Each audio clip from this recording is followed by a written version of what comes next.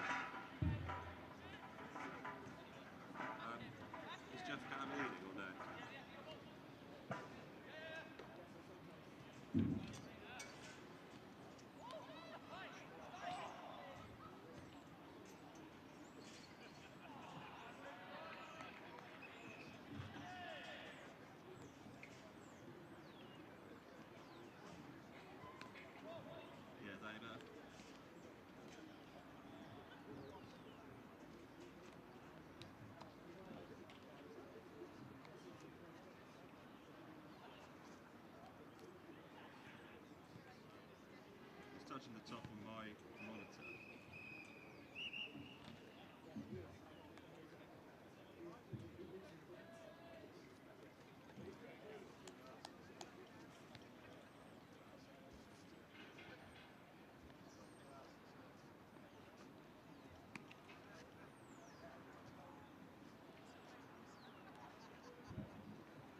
Yeah, I'm moving Jeff Cam now.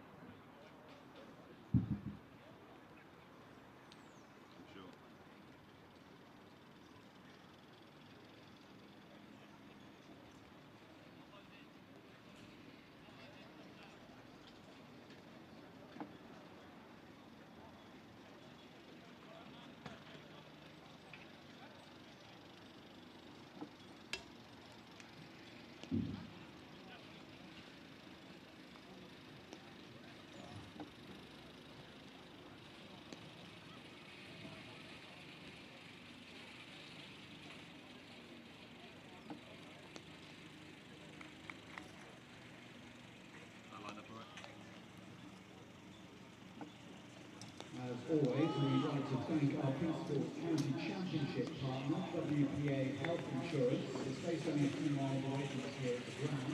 WPA looks after the healthcare of hundreds of thousands of people across the UK and families to some of the UK's most well-known companies. Thank you to WPA Health Insurance.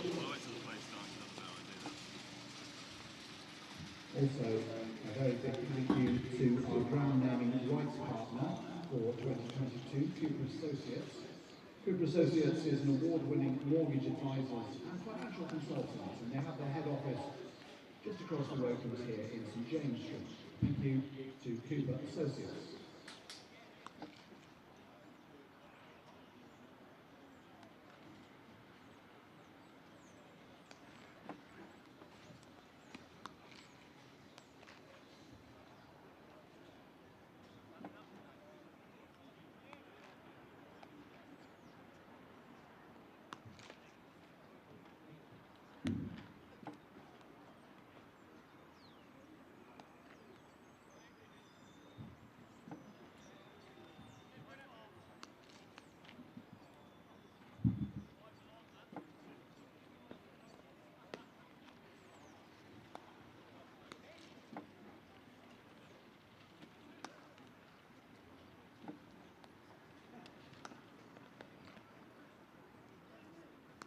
Membership for 2023 is now on sale.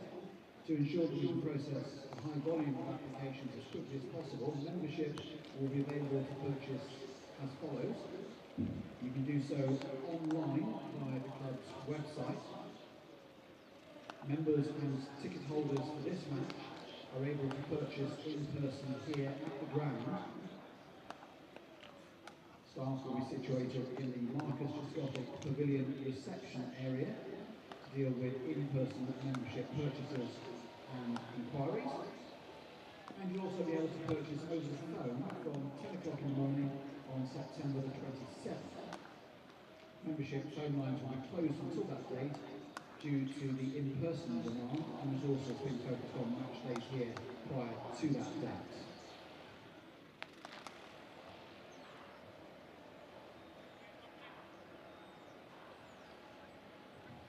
You may also be wondering what the strange-looking vehicle is parked up in the St James Street car park just outside Stragglers.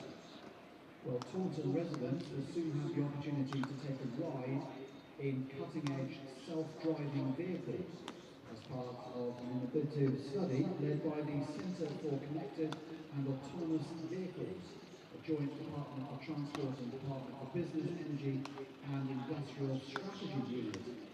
That's a bit of a mouthful. An example of these vehicles can be seen outside Stragglers today. So during the break in the play or play starts, I'll wander around and have a look. It is the future, apparently.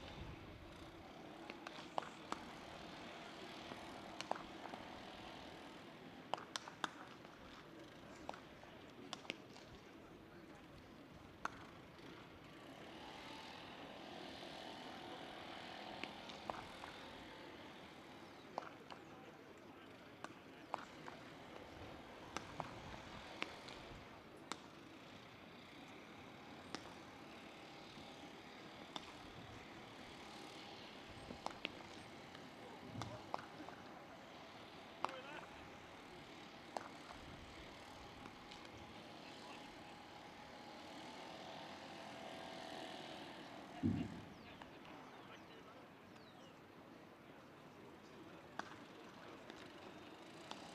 have a couple of dates for your diary. First of all, our 2022 end of season dinner and player awards. You're invited to spend the evening with us here alongside our players and staff as we reflect on the season. This is a black tie event and it's going to be staged on Friday, September the 30th.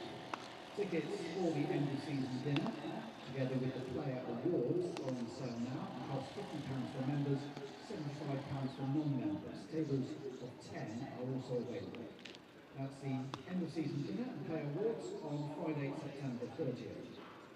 And the other date for your diary is Saturday, October 22nd, when you can be part of the unique Faulty Towers dining experience. Basil, Sybil and Manuel bring one of British television's most iconic sitcoms to life here at the ground. It includes a 3-course meal and 2 hours of non-stop laughter. Expect nothing short of outstanding fun, brilliant night out as you climb inside the BBC's iconic TV show and experience it from the inside. Tickets for this event are available at £60 and can be purchased now on our website or from reception in the Marcus Christopher's Pavilion.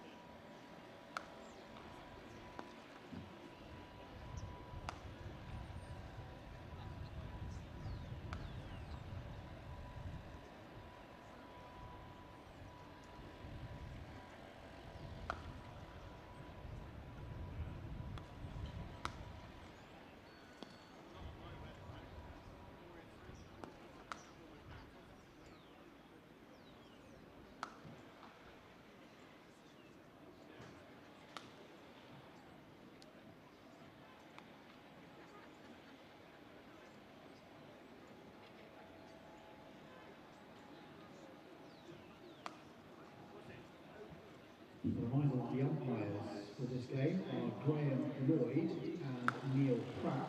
Our match referee is Dean Coscott, and our scorers for Somerset, Polly Rhodes, and for Northamptonshire, Quentin Jones. The Somerset team for this game: Tom Lammonby, Imam Ul-Haq, Tom Abel, George Bartlett, Lewis Goldsworthy, James Rue, Lewis Gregory, Craig Overton, Josh Davey, Sajid Khan and Casey Aldridge, and from Northamptonshire, led by Captain Will Young, Emilio Gay, Luke Proctor, Josh Cobb, Rob Keogh, Ricardo Vasconcelos, Saif Zaid, Tom Taylor, Azard Williams, Ben Sanderson, and Jack White. Once again, a reminder, if you would like an updated scorecard, they're available from our usual outlets, including the Somerset shop.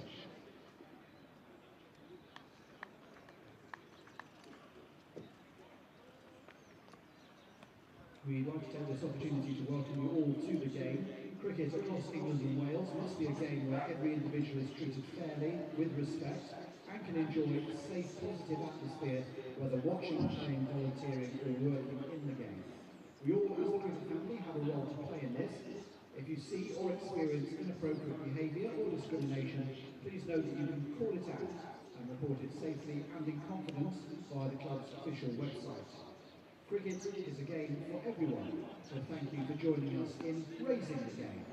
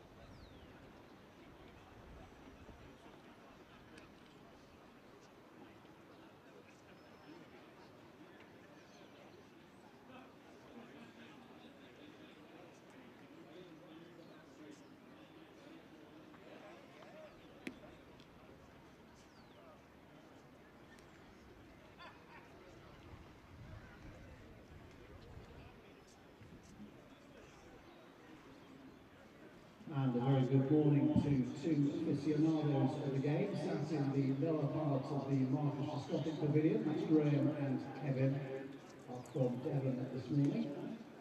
And we hope you have a fantastic day with us here at the cricket, Kevin and Graham.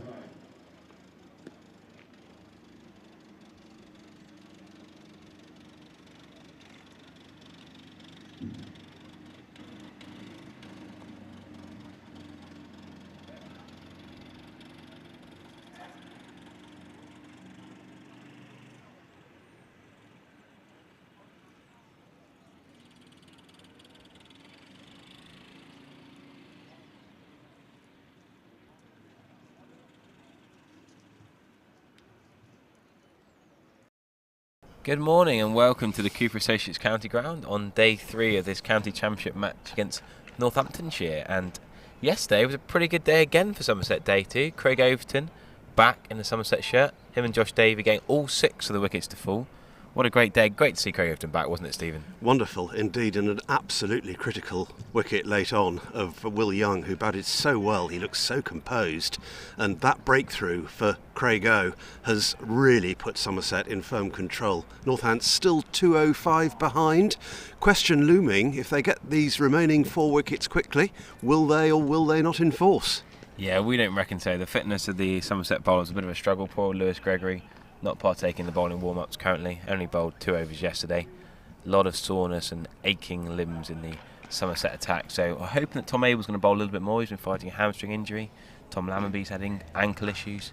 Josh Davey, we just seen he's had muscular issues. All the bowlers, they're grateful to have Craig Overton back and fit, but even he's coming back and being managed by the ECB, only really bowling 5 over spells. So they've got to be tactical. Can they still win the game? They still, what sort of lead if they do bat certainly. again? What lead do they need? Certainly they can, because we're only halfway through. But if they do, then it's going to give them a huge boost going into the game at Canterbury next week. And we'll be keeping a close eye, Harry, on events in Bristol and Southampton as the day progresses. Yeah, it's going to be another cracking day of county championship cricket. Do join us on the YouTube live stream at about 10:25 a.m. this morning. Well, a.m. and this morning, Stephen. Thanks to WPA for supporting us as always. Good morning and welcome to the WPA Health Insurance live stream, broadcast here from the Cooper Associates County Ground, Taunton. I'm Pete Trigo, and this morning I'm joined by Harry Everett. Looking forward to what I would perceive as quite a pivotal day 3 here in the penultimate game of the county championship. Somerset fighting for their lives, and they've started days 1 and 2 extremely well. They have Northants 184 for 6 at the moment in reply to Somerset's 389. Ably led by the captain, Very Thomas. able, very good. Yeah, done very well Somerset the first couple of days. Very impressed. One of their best batting performances, and of course the bowling's going to be helped by having Overton and Davey back. The spearhead, the 2 seamers who got all those wickets in the Bob Willis Trophy campaign. They've got all 6 wickets between them. 2 for 4, 2 for Josh Davey. But yeah, the highlight, Craig Overton's 4 wickets, and he just bowled superbly, didn't he? Yeah, there's certainly a little bit of intermittent sort of high and low bounce on the pitch. A couple of people wrapped on the pads with balls keeping low, and Josh Cobb got an absolute rip snorter from Craig Overton just back of a length, rose to around the throat area, and he fended it off with his gloves to George Bartlett at short leg. So lots to be happening. I think there is a little bit of spin out there, although I do feel that Somerset's overseas spinner Sajid Khan hasn't quite got the right pace for the wicket yet. Hopefully today is the day where he finds it. The umpires are on their way out to the middle, followed by the 13 cricketers. Yeah, 13. I always seemed weird thinking of that, but very good math. 11 plus 2 this early in the morning. That actually, there was a little bit of a pause, but 11 plus 2, I got it out in the end. You have me. So it's 15 blokes walking out. Looks like Craig Overton grabbing the marker to start proceedings today. The slightly worrying sign was in the warm-ups. Lewis Gregory, having bowled 2 overs, is pretty crocked. Josh Davies had injury issues. He's going to be right to bowl, but there's so few fit bowlers. Craig Overton said in the interview yesterday he can only bowl 5 over spells maximum. Yeah, I Able saw to the put lads bowling last night on the way in to grab some dinner, and Josh Davey was actually like a scene from Saving Private Ryan, watching them walk through the car park. There were all sorts of different kind of John Cleese-esque Ministry of Funny Walk limps going on. Josh Davies got a sore toe, Lewis has got a sore everything, and during the football, Craig Overton took a football into the middle region of his body and left him on the floor for about 5 minutes. So hopefully they can get through the next few games. These next 14 wickets, I think, could prove very pivotal in terms of Somerset's Division 1 status for next year. Josh Davey in from the River End to start us off this morning. And he's nicked him to second slip. Craig Overton, first ball of the day, and Somerset are off. The perfect start, even with half a toe. Josh Davey just gets one to nip away from Zaid, and well caught by Craig Overton. The ailing Craig Overton from the football warm-up, low to his right-hand side. Great catch and a great start. What? Wow, just incredible, isn't it? The Somerset love giving entertainment. The wicket so early. You don't expect that, do you? To get there a we breakthrough go. first ball On screen there, half of the injured Bravo company. Purple hearts on their chest, but they're still running in. Josh Davey getting a beautiful ball. Just that's what Josh Davey does so well, isn't it? He's just a good line bowler, and if there's any nip out there, he tends to find it. Half 10 starts, let's not forget, in September, where there's just a little bit of moisture, a little bit of dew on the ground. That's a beautiful area. Good low catch as well, Craig Overton. We know he can catch pigeons. He's got good hands. Brooksy was actually reckoning that James Overton's a slightly better slipper, but Craig, superbly talented catcher. Well, maybe he put that out there just to inspire Craig, just to step up his game. But no, great athlete, big long arms, massive hands, and a great catch to start the day. 7 down for 184. I did actually have a chat with James Bryce in the club shop earlier, saying that I did think that this game kind of hinged on this first hour, how quickly Somerset can mop up these last few wickets just to get the game moving forward. Yeah, and Craig Overton and Josh Davey combining again. That was the golden duck for Luke Proctor, was that combination. So all of the wickets involving Davey and Craig Overton, and Craig Overton also taking 2 catches off Josh Davey. So it's Roy of the Rovers stuff, isn't it? It is.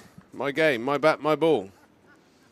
Yeah, these two, great to see them back together, and what a start. Saif Saeed would have been thinking all night, what is he going to do? First ball, how's he going to play it this morning? And yeah, you wouldn't be quite ready. Number 9. Williams comes out to bat. Lizard Williams, the South African overseas, and you probably wouldn't be expecting to be batting a second ball of the morning. Another brilliant line and well left outside off stump. That is the modern way now, straight to round the wicket to the left-handers, a la Broad Warner. I think it's just the angles. I think left-handers are so accustomed over generations of facing right arm over, trying to swing it back into the pads. That's how they set their game up. The modern way is to go around the wicket, that illusion of the ball angling in towards the stumps, and if you can get any movement away towards the slip cordon, it's very, very dangerous and hard to play for the lefties, as he does again, a play and miss through to James Rue. Yeah, if there's any movement away towards the slips on that angle, very tough for the left-handers to play. Do you think Stuart Broad to Warner was a big making of that being a modern phenomenon? Yeah, I think it's. I'm not saying it's a new thing. It's always happened, but it's normally a reaction to not having success going the conventional way. Whereas I think with the stats, the analytics in cricket, I think it's just shown up how many dismissals there are from around the wicket. So the bowlers just cut out the middleman and go straight for it. James Rue doing a smart bit of work down the leg side there. He looks very cheery. A brief chat with James Rue this morning. Always smiling, always buzzing. Just he's like that young teenager, just delighted to be there, isn't he? Well, why wouldn't you be? Exactly, 17? yeah. Is he 17 still? Might be 17, 18. 17, just turned 18, playing in Somerset's first team, doing well. England recognition already. I mean, life's good, isn't it? Oh yeah, yep. Can't get Apart much from, better. I did tweet a picture of a bit of footage from the football warm-up not sure he's as comfortable in front of goal. His finishing wasn't too hot this morning. Brooksy was talking us through some of the worst players in the history of Somerset's five-a-side warm-ups. Didn't actually mention James Rue, but Well, actually, I'm not. I think I might have composed it and then and didn't pull the trigger. But how have you not? if anyone's watching, I'm gonna do it. Go for it. Don't like calling out. I don't like calling out the young man, but you know what? This bit of footage needs to go live. Push the button. Don't want to be too. Day 3 can only get better. James Rue. And I think it was #conversion how high he hit it. There we go. Tweet sent. Sorry, Rui. I don't think he's particularly active on Twitter, but hopefully by the end of the day, with all the replies, he will be.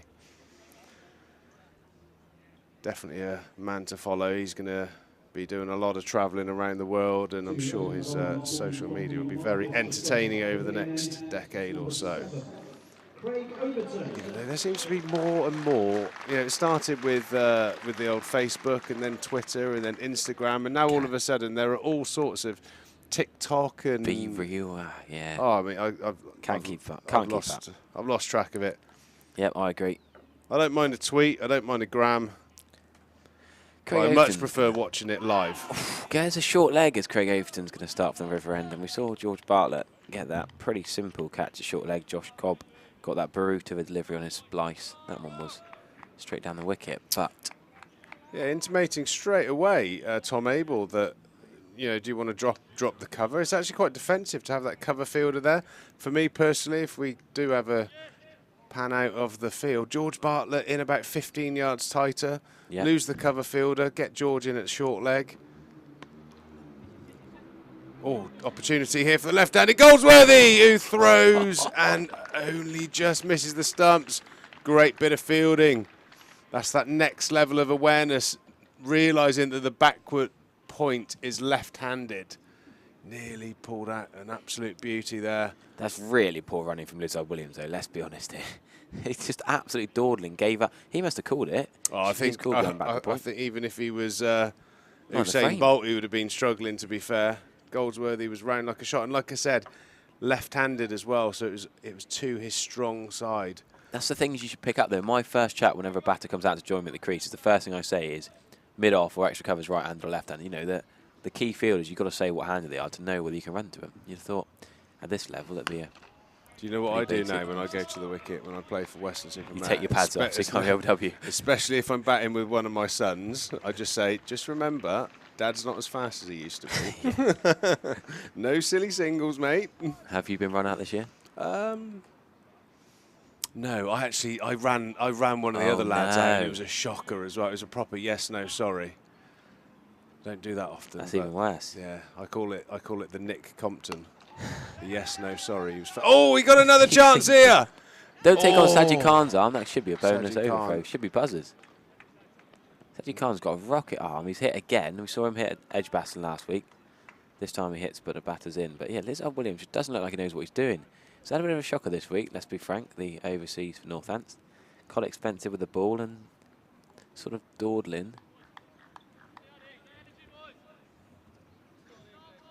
Left hand at Lizard Williams, right arm seamer, but left-handed bat. Looks like he's got a jumper on, and I think the old rib protector underneath. Well, you'd have to say that there's a lot going on at the moment, isn't there? There's the beans are going, as the cricketers like to say. The old nerves are rattling. There was a very, very elaborate leave of the ball there. There's a lot going on. He does not look happy, does he? He's got his forearm guard. He looks very nervous. He's in a short ball from Craig Overton that was pretty wide outside off stump. Not particularly threatening. You always think if someone's wearing all that protection, they're not enjoying the quick bowling. I remember playing against Keith Barker early in his career. And actually now he's turned himself into a really good player, but he came out with literally every piece of padding on you could possibly imagine. And I said to whoever was at mid-off, I was like, surely with that much padding he doesn't like the short ball. And even at my pace, I bowled him a bouncer, hit him on the head, and it ricocheted down onto the stumps. How did that work? It was What, off the grill? it was extraordinary. But it was just, I don't know. I think you just get a sense if someone's wearing all that padding, they're prone to getting hit, which normally gives the bowler a bit of a suggestion to bowl a few little leather sniffers, as you call them. Be honest, was he putting all that padding on for you, or was it someone a bit definitely quick at the wasn't. other end? Definitely wasn't for me. Surely Caddick or someone was quick at the other end, was it? Definitely wasn't for me. But that was always my line. They're not fast, but they're always straight. That's what I used to say. Steve Cotton tuning in by the sounds of it this morning. Who was the best footballer you ever played with in warm-up? Yeah, Hildy was tidy. I'd put sort of there are a couple of players. You've got a Joss Butler, incredible athlete, brilliant rugby player, reasonably decent with his feet, but such a good athlete. He was kind of like your Park Ji-sung sort of player, just around everywhere. Hildy was more of your Iniesta, bit of a lazy runner, but very creative.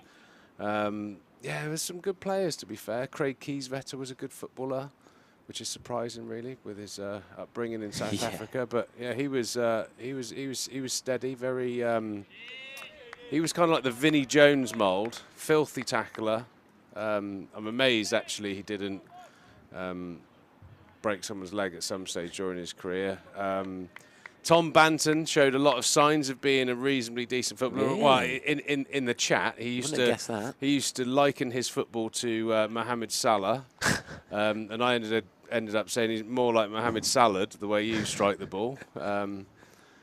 Yeah, we had some decent footballers. Jack Brooks reckon the best he's played with Peter Hanscom was a bit of a surprise. He played a bit of A-League stuff in his youth growing up in Australia. Okay. I don't the chap I did mention, Keith Barker. He was on the Rochdale, was it? Brentford or somewhere like that. Blackburn. He had a few. I think he had a few clubs wanting his signature. Obviously, the only obviously it's famous. Ian Botham played for Scunthorpe United. I made about 400 or 500 non-league appearances at the conference level, so I'd have to put my name up there. I thought you were going to mention some Maidstone United or some Western-super-Mare warm-up. All counts, mate. All counts. Yeah, absolutely.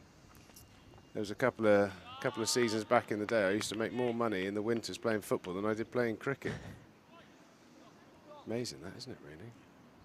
Yeah, Blackburn Rovers. Keith Barker, 17 goals and 27 appearances in the 05 academy season. The under-18 top scorer. Where did it all go wrong? He also scored 4 times in 7 Premier Reserve League games, so he's played decent level in his teenage years. And they go Rochdale in League 2. Don't know why I remember the exact clubs that Keith Barker's played for, but one of those lines that comes out every time you mention him, in fairness. James Rood moving very well this morning. So Keith Barker made a league appearance, did he? Yeah. Oh, awesome. Played League 2 for Rochdale. Yeah, so well he'd have to win, but I never played with him. I never played in a team with Barks. He also played. He played for the conference side Northwich Victoria in 2008. Who were you playing for 2008? I think by 2008, Brian Rose had said, enough of this nonsense, Peter. Concentrate on your cricket. I played probably, I think I signed for Western-super-Mare around 97, and by about 2007, the plug was pulled by Rosie. Fortunate runs there, Lizard Williams. Yeah, there's a lot going on with Williams' batting. Looks quite frenetic. It can be quite frustrating having someone batting like this. You know, they've already put on a few runs, so important that we try and get these wickets as quickly as we can, get a bit of a lead. My comment of the morning so far, Dr. Lex, YouTube comments. Jumpy, leaping lizard for sure. Leaping Lizard Williams, I like that. Leaping around to Craig Overton. Yeah, I think you're right there. He's got the old mattress on, as the bowlers call it, the old chest protector. All this chat about rain. My fault. They're not going to rain till at least 6 o'clock tonight, so we'll be fine. Rain? No more scaremongering about rain. It's beautiful sunshine here, please. Hey, we've had this conversation. It's behind. It's the direction we can't see, which is where the rain comes from here at Taunton. I forgot I got my meteorologist to my left. Yep. The cock's arse, as they say, isn't it? If it's facing the Colin Atkinson, you're struggling. The cockerel on the top of the church. For those who are not familiar with the ground, there's a cockerel wind vane up on the top of the church. If that is facing It's backside facing the old Colin Atkinson Pavilion. Oh, isn't that nice, Treeks? Best 2 on comms we're getting as well. All the compliments coming in this morning. Oh, that's very Thanks to kind, Gordon isn't it? Avery. We haven't paid him, I promise. Yeah, I did put out a little message just to try and build you up a little bit today, mate. I thought you'd be low on confidence after I heard you lost a few games of pool last night with the live stream annual dinner. Lovely evening we had. The live stream team we went down the road to the Ring of Bells. Had a fantastic meal actually. The Ring of Bells on the corner of St James Street. It looks just like a proper sort of spit and sawdust classic sort of Somerset pub, but actually was phenomenal inside in terms of like the food and the service. Thank you very much to those who looked after us yesterday evening. Had a lovely steak, didn't we? We did. Well, you didn't. You went for something rogue. No, I went for something rogue. I did, indeed. I thought I'd branch out as we see a very gently jogged 2. Lissa Williams has got no intent here whatsoever with the running. Well, Tom Taylor maybe could have helped him, but they maybe could have pushed for 3 there. Sajid Khan had a long way to run round to his left to mid-wicket, but a bit of an odd start. Northants look like they're not giving up. It's just a weird start. Off that first ball, they look a bit shell-shocked. And not really going anywhere here. They've still got bonus points up for grabs. The Somerset bowlers stick to what works for them. I've noticed in this short spell so far that Craig Overton has gone sort of in-swing bouncer, you know, lots of different deliveries. You know, what worked for Craig yesterday was just hitting an area. Hopefully he gets back to that pretty quickly. Graham Lloyd having a word with Craig Overton. Stop that nonsense throwing the balls, Craig. He's a passionate bloke, isn't he, Craig? Yeah, he still hasn't got that little bit of temper tantrum out of the system. Good though, it's part of why we love watching Craig bowl. He's a wholehearted competitor. That's the area that he works in so well.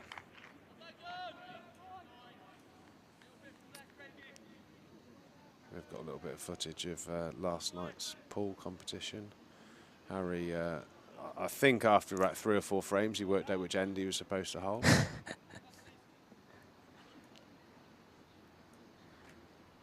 Well, we're going to see Sajid Khan come up from deep square leg now. Taylor on strike, 23 not out. Does that change the short ball tactics? Is it a bluff? Sajid Khan now at sort of forward square leg, just there to stop the single. Perfect field placement from Tom Abel. Trying to keep Williams on strike for the next Josh Davey over. Here we go. We've got a bit of got a bit of professional foot. Oh, he's got the right end. That's good. Here we go. Oh, the tongue. He's got the concentration tongue out. Absolutely. I'm not being funny. I think that's a good indication of the standard when you miss the pocket by about 3 yards and your head is in hands thinking it's close. Enough of that. Back to the cricket. Oh, I do like being stitched up here, don't I? Graham Lloyd having a bit of a chat with Craig Overton there. I think the umpire just trying to get control. Tempers maybe spilling over a little bit there. Graham Lloyd, a no-nonsense character.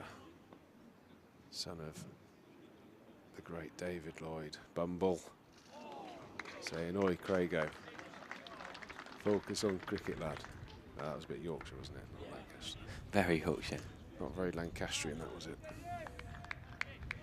I'll be in trouble with my all of my in-laws being Lancastrians. I'll be in terrible trouble. We should keep tabs on all the games going elsewhere, because up the road at Bristol, that game could be quite pivotal at the bottom of the Division 1 and the County Championship. Yeah, they're both those games are ebbing and flowing, aren't they? It looks like one's going to go the way that Somerset would want, and the other one is going to go against Somerset. It looks like Kent are going to get a victory there, which obviously would make it a very important game down at Canterbury. And it looks like Warwickshire are going to struggle against Gloucestershire, which is obviously a good thing. So it is going. I think it's inevitable. It's going to go down to the last session of the last day of the last game of the season. Well, James Vince is crucial for Hampshire. He's still there, and you never know the talent he's got. Joe Weatherly getting 50 yesterday as well. But Craig Overton was sure last night, kept saying that do their own job. Him and Tom Abel, leading figures for Somerset, will be not worrying too much on what's going on elsewhere, and ensure they do their job.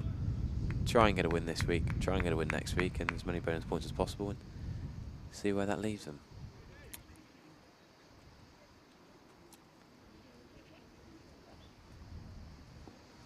Yeah, Hampshire needing 273 more runs to beat Kent at the start of play this morning. It was a bit of a filthy shot, Lissa Williams. An interesting dive from him, man. God, it's been a bit of a weird start, hasn't it? The first 20 minutes, I don't know what it is this morning. It's just run out chances. Well, I think it's just the nature of that.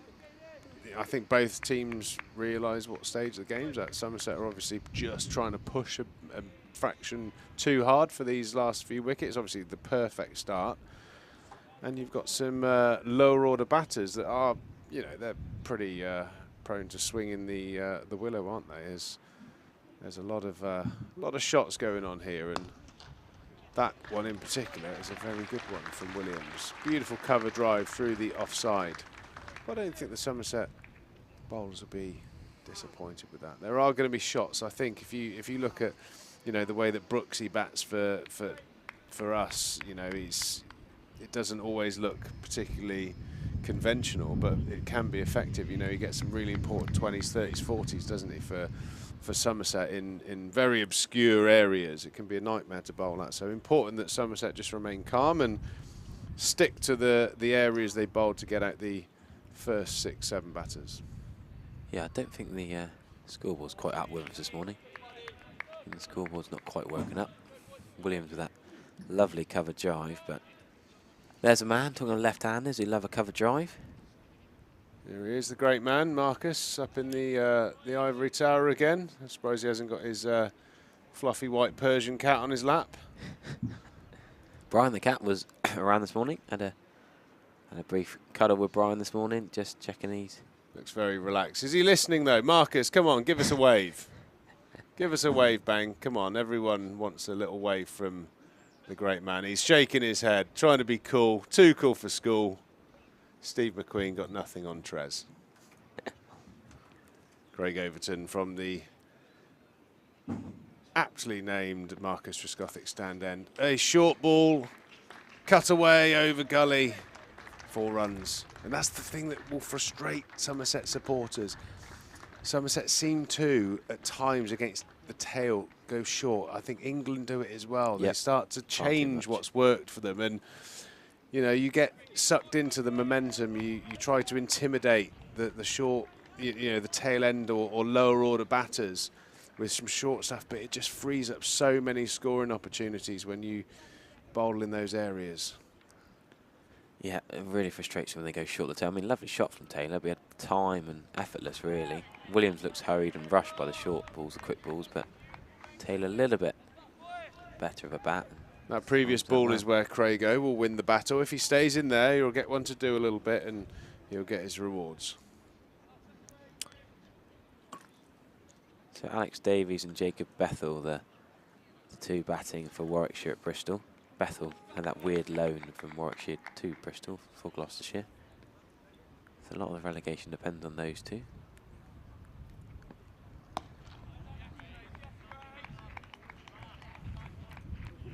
Yeah, Taylor's looking good with the bat. Came in for James Sales this match to bat number 8 for Northamptonshire. Safe save, scored 100 against Surrey, so a pretty decent number 7 bat. Northampton's got strength and depth. They got good batting lineup. You don't think of them as one of the maybe not thought of as one of the best 5 or 6 counties, but they've been good this year.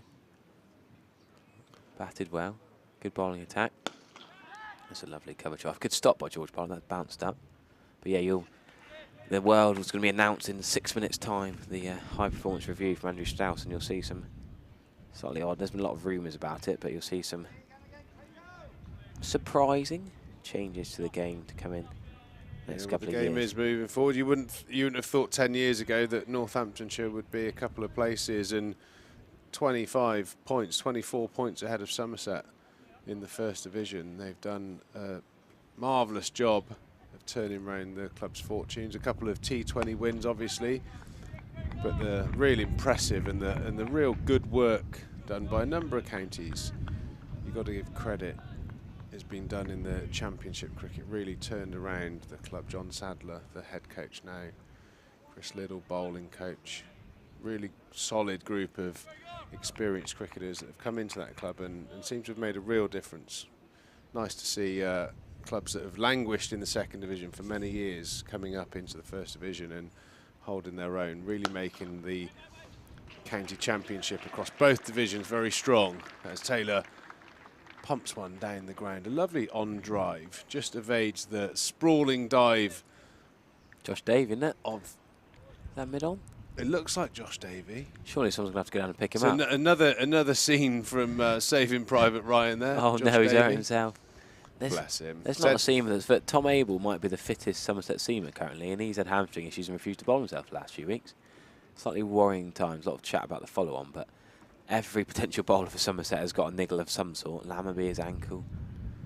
Yeah, Gregor only bowled 2 overs yesterday. Overton's only allowed 5 over spells.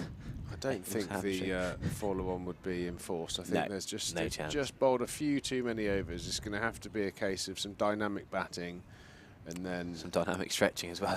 Yeah, needed.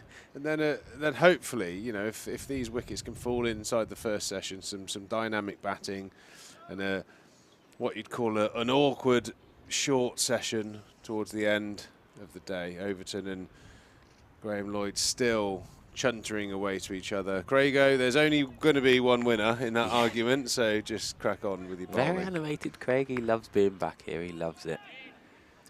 One of the biggest competitors you'll ever see in any form of cricket, Craig Oak. I think there was a bit of a discussion about the ball. Maybe because it's not doing huge amounts, they're trying to maybe get a ball change. That's done enough to hit Lizard Williams. He's in a bit of pain. Hit between chips.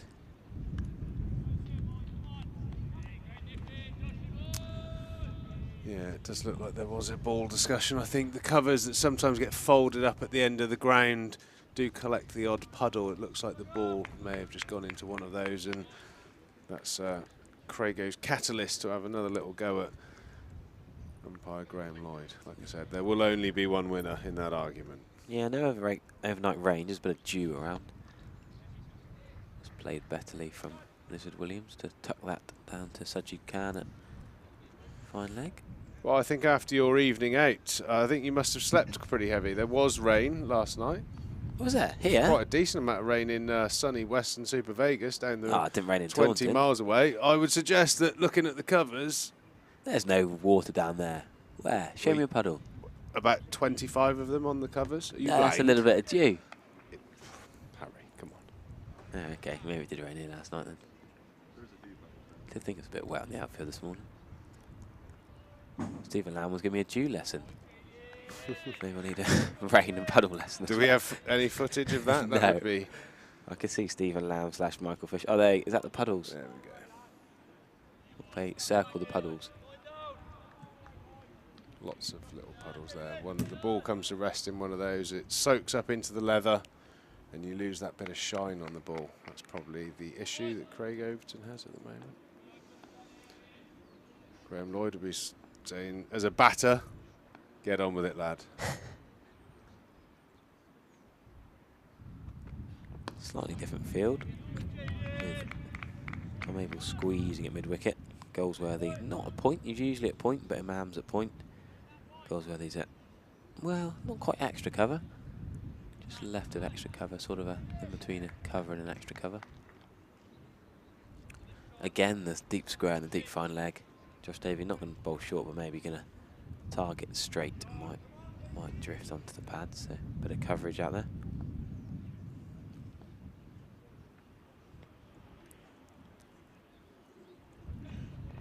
Ooh, playing a miss. Leaping Lizard, limping Lizard. Dr. Lex enjoying his plans. Lizard Williams played a lovely cover drive, but other than that, it's a bit like a cat on a hot tin roof, jumping around a bit. And I suppose for a South African, you'd find a September morning quite chilly, hence the big jumper.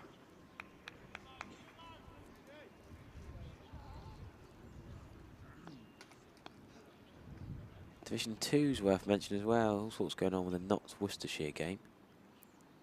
Worcestershire doing pretty well on that one. That's a lovely shot straight down the ground. Taylor, tell you what, Not Jerome Taylor, not the West Indian. This is Tom Taylor, the Northants seamer. And that is a smash down the ground off Josh Davey for 4. And now we're just ticking over to 11 o'clock, and the cricketing world will be reacting to Strauss's high performance review. So we'll have to go through that gradually throughout the day with a fine comb at 37 pages and plenty of chat about it. It'll be interesting to see the reaction. But Gordon Hollands have a statement on the Somerset website as well. It's going to be good to see the Royal London Cup, the 50 over comp, potentially FA Cup knockout style. Good to see that being played in April. To potentially get the best players playing in it.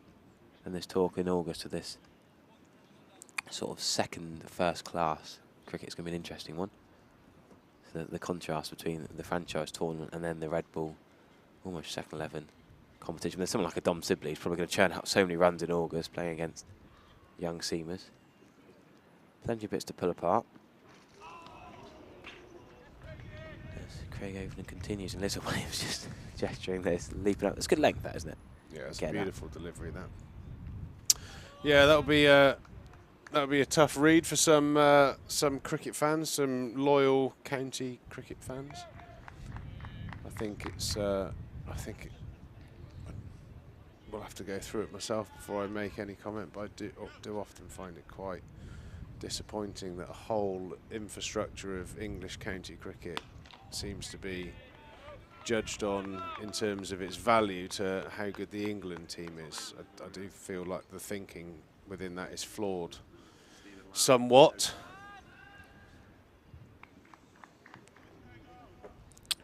Is that a good sign or is that a worrying sign? Well, Tom Abe's a great bowler, an underused bowler, I think. Abe's having a little warm-up there. Much better bowler than he credits himself, perhaps. Quicker, gone a couple of yards the last couple of years. What about his hamstring the last few weeks? But we'll get it to wobble. Bit of overcast, bit of cloud cover here.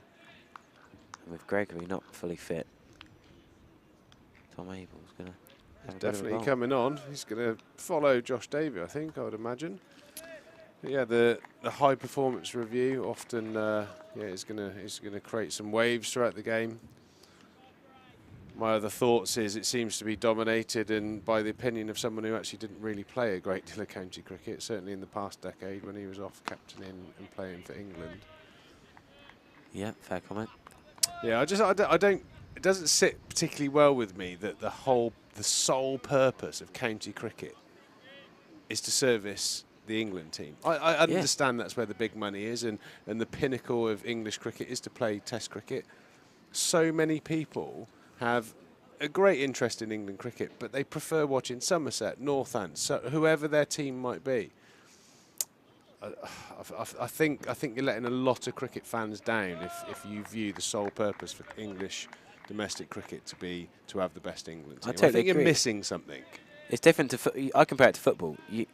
If you support a Premier League football team, you don't think, you don't just think of them benefiting England. You follow your team, you support the Premier League. Some people support club football more than support international football. I know it's slightly different cricket, perhaps, but I know a lot of people who are Somerset fans who wouldn't be bothered about watching England. I suppose there's that feeling probably comes from when they look at the balance sheets of the finance in the game. Obviously, a lot of the money does feed down through the television deals through England to the county. So in a way, yes, the ECB obviously fund county cricket to a certain level, but like I said, I just feel like there's a point being missed there. There's so much good about the county game. There's so many people that get entertainment and enjoyment, and so much for their lives come into county grounds watching county cricket. This has nothing to do with English, Team England or whatever you want to call it. So I'd be disappointed if I perceive that, like I said, the sole purpose of the performance review is to create, I suppose, viewing every 18 teams as an academy for the England team. I think county cricket's got a lot more to offer. Yeah, I think it's very sad for people to think that it is just a breeding ground for England, because there's so many hundreds of people come here and want to watch good cricket. But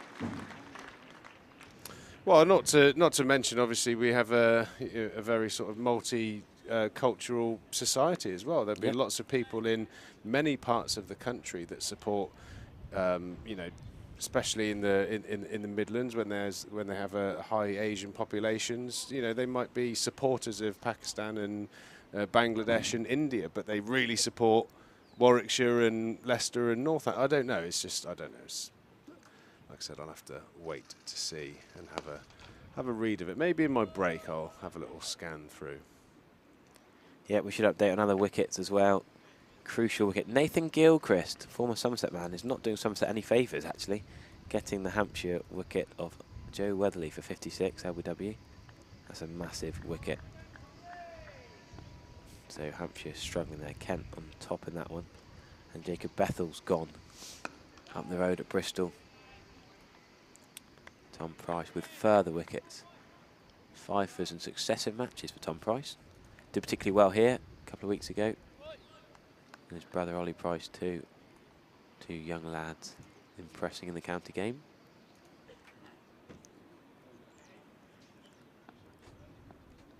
And Gilchrist has got another one. Ben Brown, 6-ball duck. Gilchrist having him caught mid-wicket. I caught that swung a bit. Tom Abel does get swing. We know Tom Lammerby swings it a lot. We know Tom Abel swings it a lot. So 2 sort of what backup seamers, batters who bowl a bit. Watch this replay. Watch the ball hoop here. After its bounce, it's gone even more. James Rew taking that in front of Lewis Gregory at first slip. Yeah, if Lewis Gregory's not fully fit, are you okay with him being at first slip still?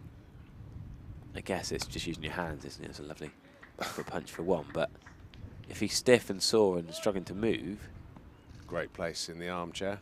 yeah. For well, it's where I suppose in previous years the senior players used to commandeer the slip cordon, but now it's obviously about the best catches. Lewis has a brilliant pair of hands, as does Craig Overton. I mean, it's unusual to have so many bowlers in the slips. You've got Casey Aldridge there as the 3rd slipper. Very unusual to have 3 frontline bowlers and no batters in there. That is very interesting. But again, you look at sort of physical attributes for the job, especially second slip, which is a huge role to play. A lot of high volume of nicks go to second slip, and you've got a guy who's 6'6", long arms, good mobility, big hands. You know, that's he's almost the perfect. But the best slipper I've ever seen in any form of cricket was Ricky Clark. You know, again, 6'4", long arms, big hands. Never saw the bloke drop a catch, and Still doing club cricket now, isn't he? took some stunning catches. Tom Abel again just probing around the off-stump line, getting the ball to move away from the left-hander. Very, very high quality over there from Abes. Right, I'm going to leave you to it, Pete. Get Stephen Lamb come into the hot seat and watch Tom Abel swing it around corners. Thanks, Harry. Hopefully Stephen's had a good scan through this performance review and can trigger me even more with some little snippets of information. I don't know. Hot topic, but hotter topic if you're a Somerset fan is what's happening today here at the Cooper Associates County Ground. Northants 212 for 7 off of 61 overs. 3 wickets remaining in this first innings. Somerset defending, if you like, 389 in the first innings. Tom Abel scoring a magnificent 111. We're here with beautiful sunshine in the WPA Insurance supported commentary room. Stephen Lamb's about to join me. He's trying to plug in his laptop, all sorts of technical devices and various things that he's got to put on to join the commentary. Good morning, Stephen. How are you? I'm putting you under pressure. Morning, Treeks. There you go. My eyes have been entirely focused on what's going on out there. And rightly so. I did actually at the dinner put in a big push for some financial funding for LambCam to follow you round. It sounds a the cracking whole idea. time, because I know you like in your time away from actually being in the booth, you like to have a little wander and soak up the scene of what it is to be here at Taunton. A little graze. A little graze, yeah, it's nice, isn't it? Yeah, I can report from different parts of the ground on the LambCam. I think that's definitely a thing for the future. We could have a roaming reporter. You can have a little sit down with Brian the Cat in the Colin Atkinson Pavilion. Quick chat with Tractor. That would absolutely be a daily highlight. As Tom Taylor swats another loose delivery from Casey Aldridge through the covers. Yet to find his line and length in this match so far. He's got so much talent, so much ability.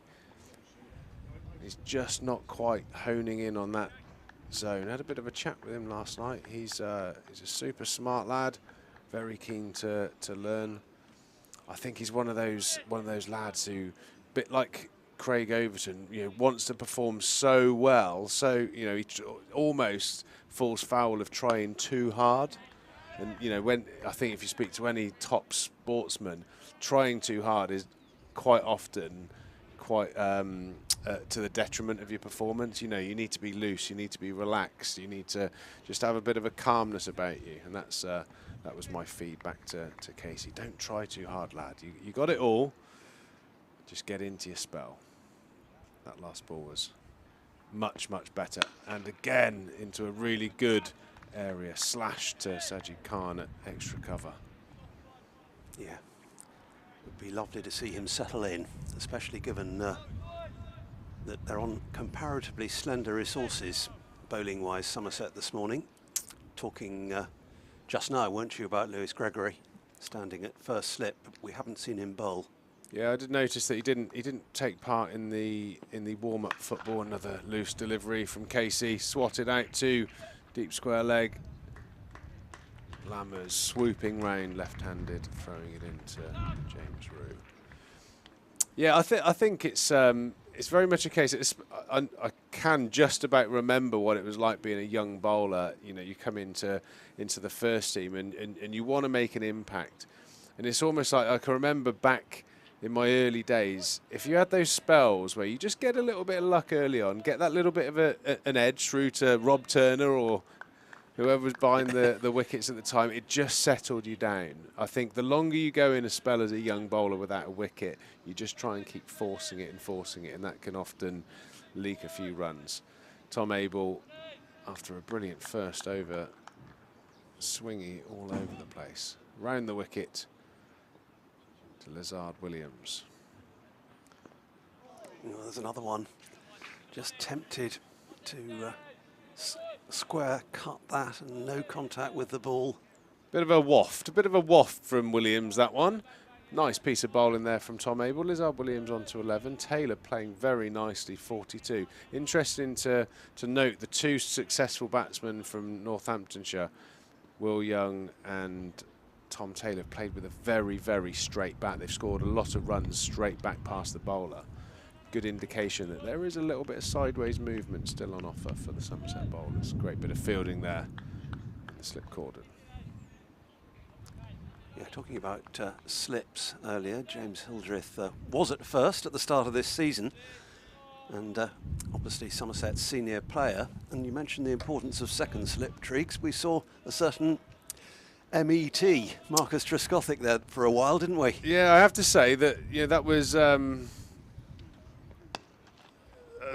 high volume of PDT wickets would have been caught MET. It was I think it was always a nice feeling as a bowler when you knew that if you got a nick and it was going anywhere towards Trez, he was just going to swallow it up. It was, do you know what I mean? It was almost like you could almost start celebrating as the ball was in flight.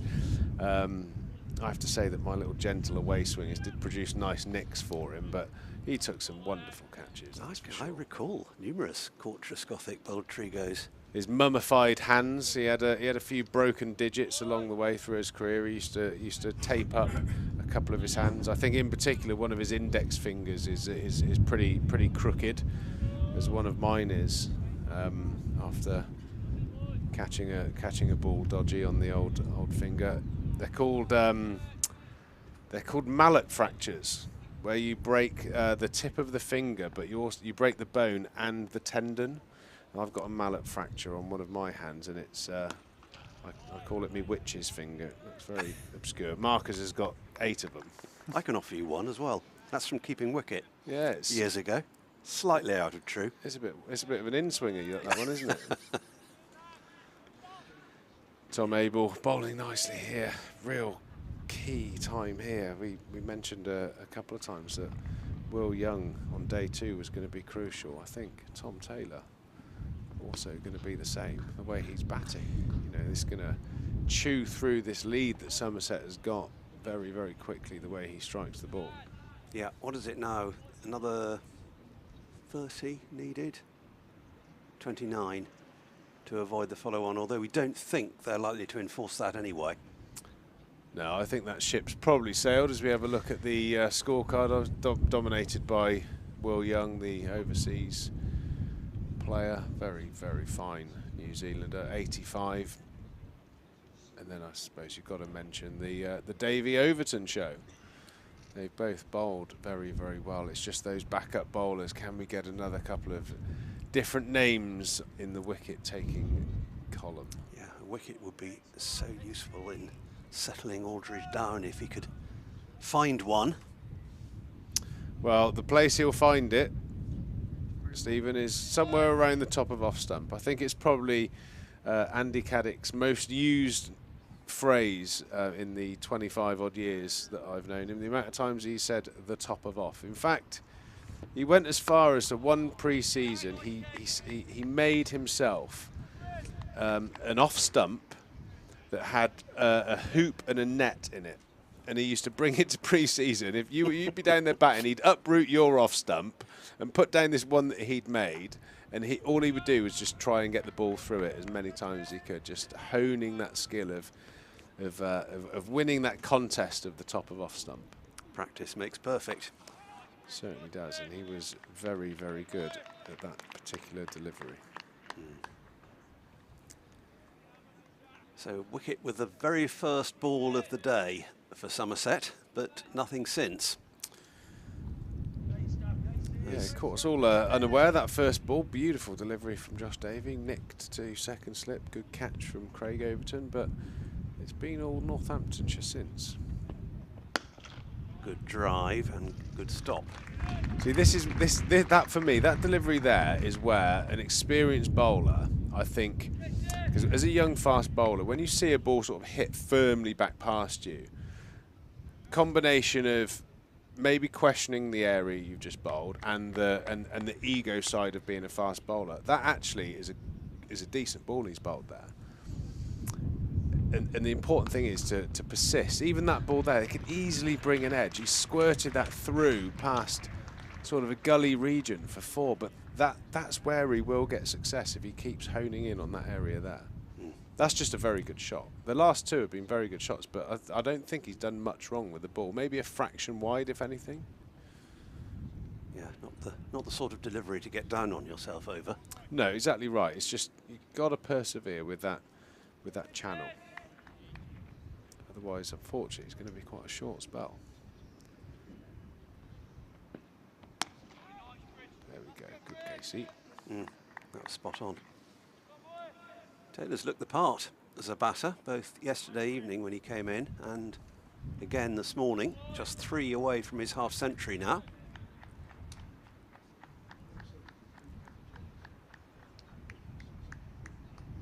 Got fitful sunshine over Taunton at the moment.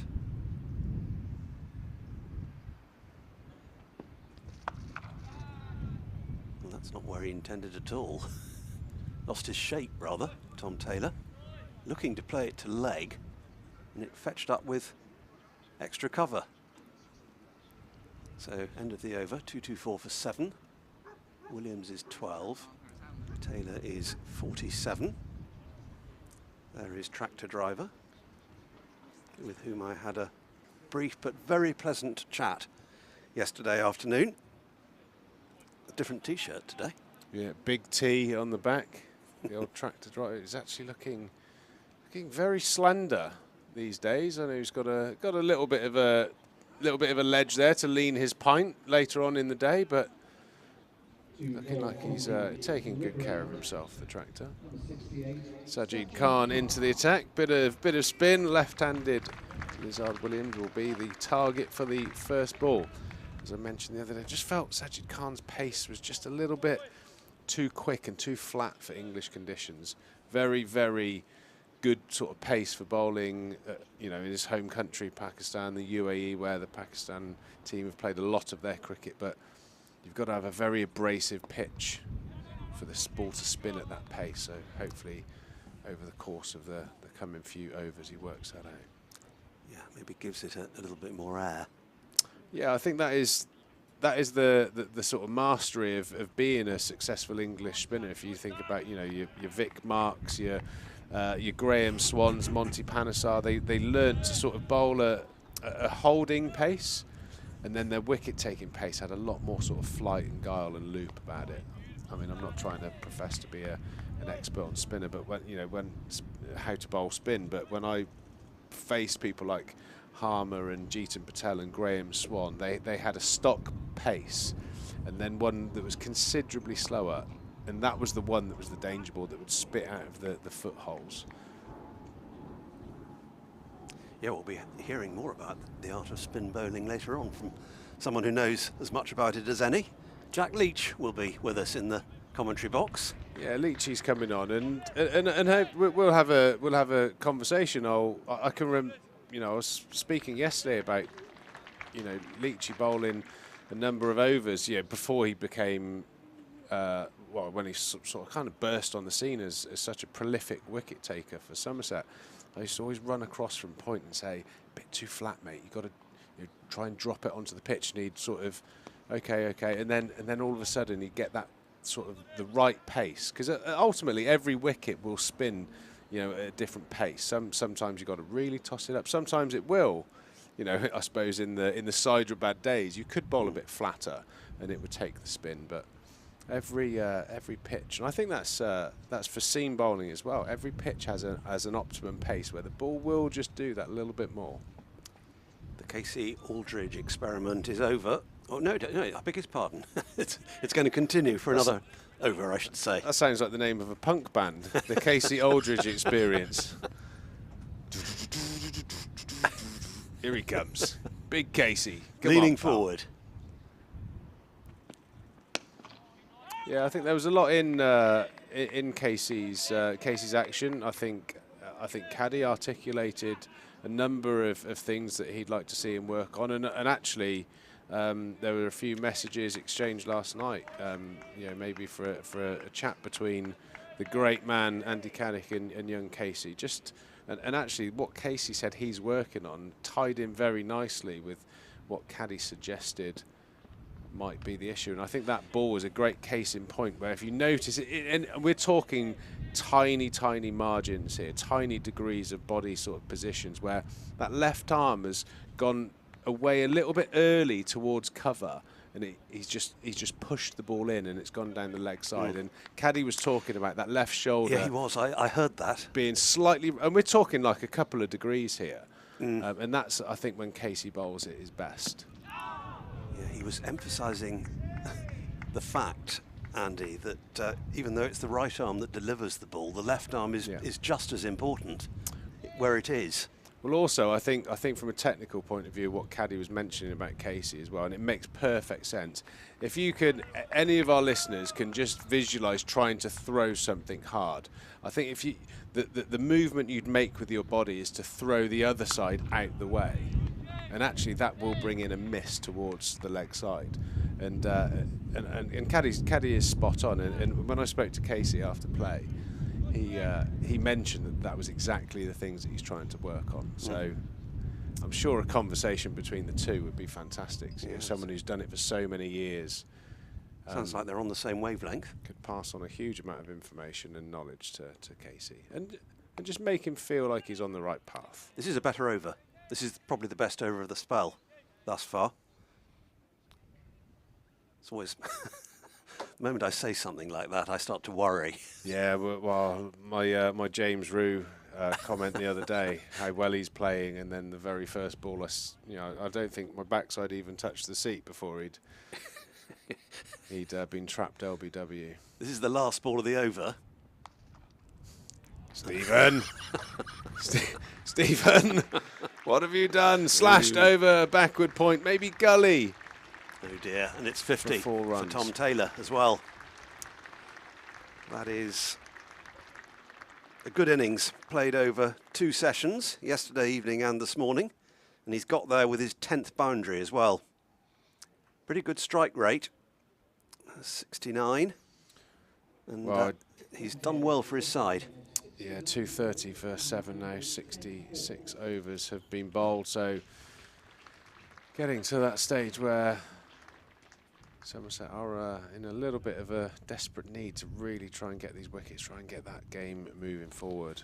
As we say, we're going to run out of time. You know, I think the minimum you'd want is 2.5, ideally 3 whole sessions to bowl Northants out tomorrow to try and effect a win here. But to do that, we've got to get some runs on the board. It's going to take either one or two things: these 3 wickets very quickly, or some very dynamic batting in the second innings to try and push that total along. Maybe a promotion for someone like Casey Aldridge up the order, or Craig Overton, to give it a bit of long handle, as Lizard Williams tries the very same, trying to swat Sajid Khan back over his head. Yeah, that was up in the air for a long, long time. Yeah, lucky to get away with that, to be fair. Yeah, swirling above the head of Craig Overton. It was always going to fall safe, really. Be interesting in my break to have a little read of this performance review. I've noticed the editor of the Cricketer magazine, Hugh Turbeville, mentioning some bullet points from the performance review: 10 rounds of county championship, which 50 fewer, over games, short.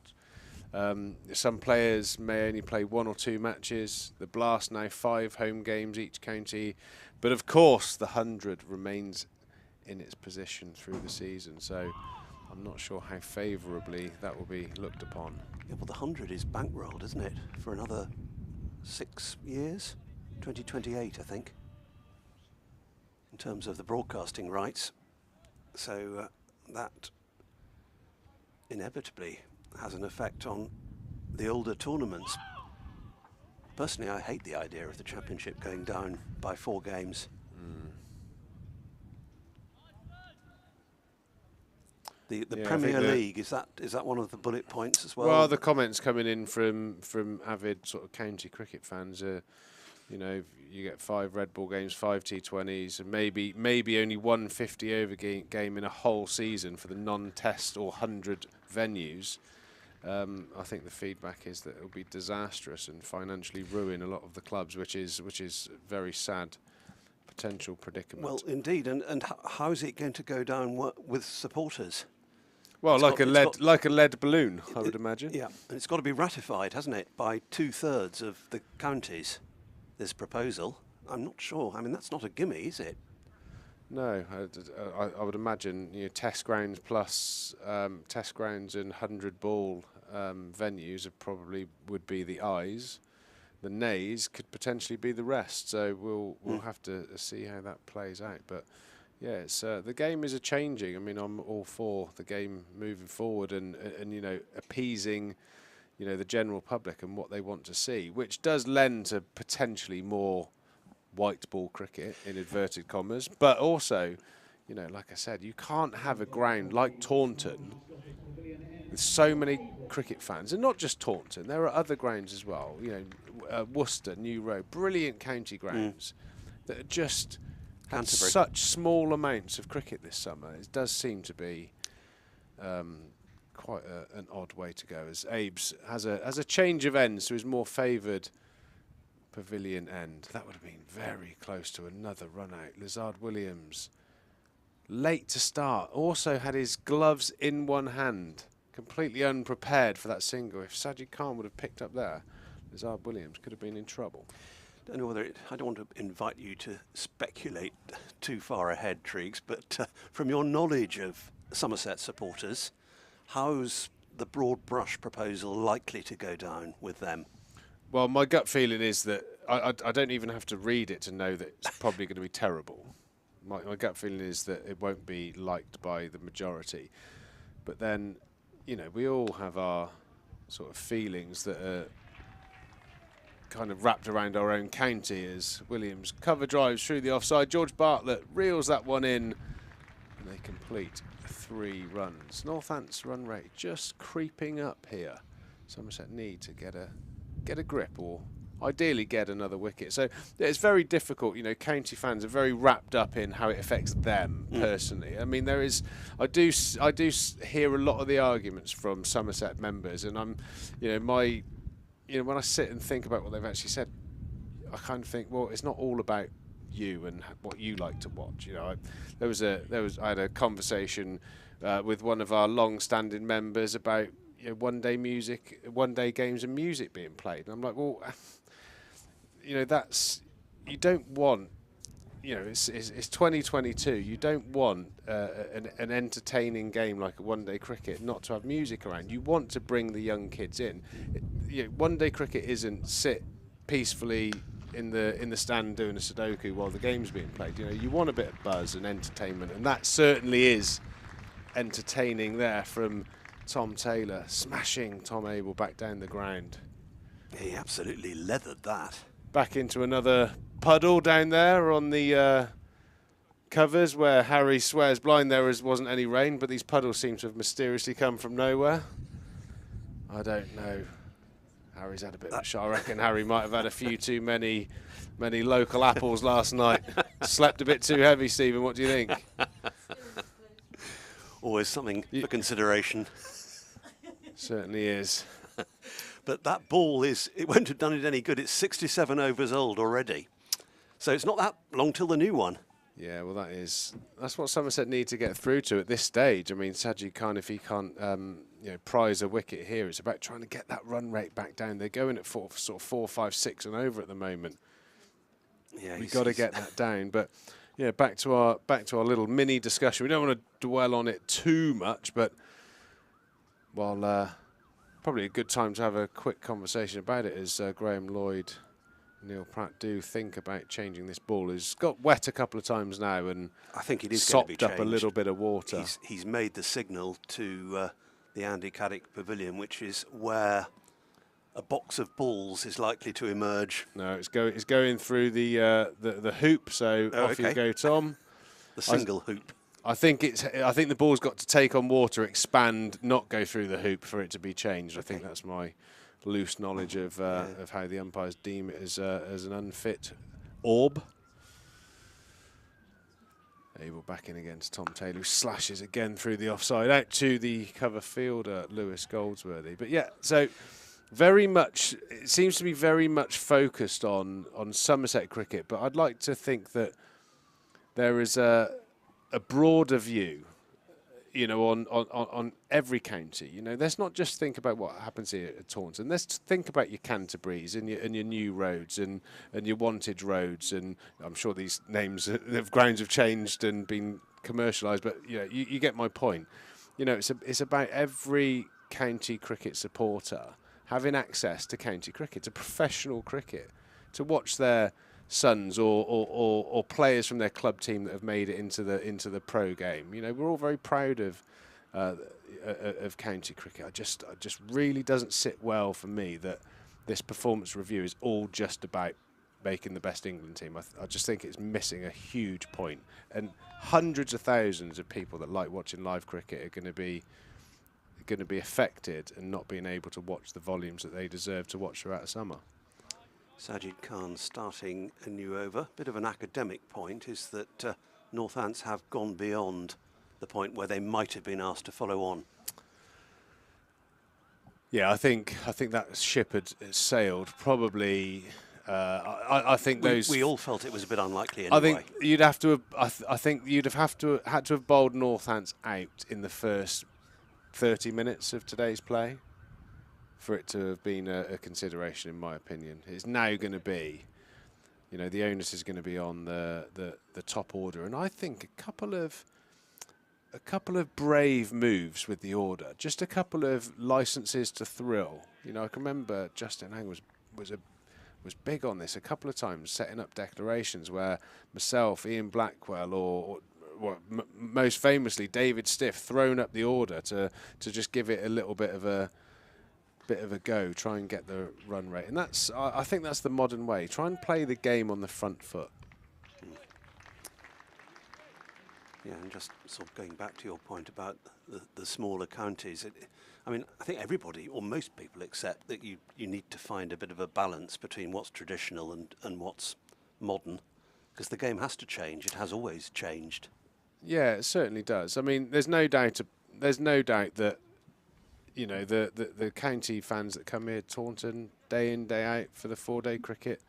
You know, in a generation's time, you have to find a way of getting people to love the game. And let's face it, you know, I've got young adult children myself. They love coming to the 1-day games where there's a bit of music about. But when they have a great experience there, they're then happy to come and watch a 4-day game because they remember Taunton as being a fun place to be. And I think that's a big part of it as well, being a county cricket fan. The 1-day cricket, the T20, is a massive opportunity to make it a bit of a carnival of cricket. And that makes people want to come and watch the 4-day stuff as well. Yeah, I remember in my early days there was no 1-day cricket at all. It was just the Championship. Yeah, you had to dodge T-Rexes and pterodactyls on your way in as well, wasn't it? It was quite a way back, that, wasn't it, Stephen? Gillette Cup was my first 1-day Gillette Cup competition. The kits, I mean, it's amazing. Those pictures of like Pete Robertson, Dennis Breakwell, Vic Marks in those brilliant cotton white shirts with the wyvern and the Dry Blackthorn logo, or was it some wool company? Who probably made the most of the Woolly. Most of the sponsorship, it was either shaving or cigarettes in these days. Well, but most of the players back in the day didn't shave, but definitely smoked. Yeah. Peel going down leg side is my initial assessment. We'll have another look at it. But yeah, Gillette Cup, that was 65 overs a side when that came in the mid-60s. Then we had the John Player League, 40 overs, off an 8-yard run. Oh, Yeah, well done. Probably just sliding down the leg side. Closer than you think, though. I think that's another tech move on we can have one day. Just imagine having the ball tracker here at Taunton. How good would that be? Yeah. How many times a season would we be found out to be wrong up here in the commentary box? Indeed.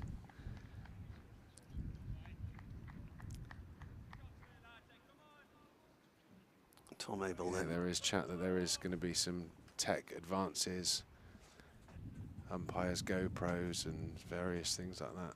It'd be awesome to have Hawkeye at every county game. Oh, didn't that look like an edge? A waft. It certainly was a waft. And the way the ball moved after it had gone past the bat made it look like a deflection. It can happen.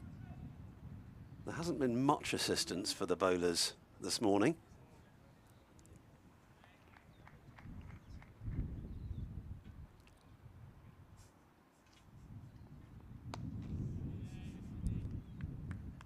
Tom Abel has been pretty economical.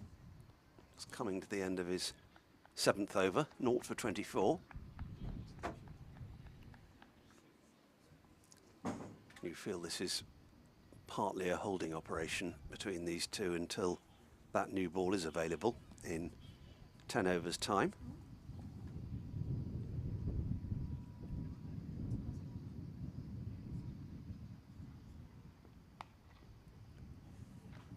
This is going to be another boundary going down to the edge of the Colin Atkinson Pavilion. 2:47 then. 7 Northants. I think, Stephen, it's time for a fresh set of eyes. Hopefully, a Somerset biased commentator's curse. Harry's going to come back in. He's going to curse. My role for him is to come in and talk up how good Tom Taylor and Lizard Williams are, because that will obviously bring a couple of wickets our way. That is a spiffing notion. And I will see you later on. Excellent. Cheers, Triggs. And Sajid Khan's going to carry on from the river end. And that was starting off as a hit down the ground and ended up just dropping down on the offside in front of Tom Taylor.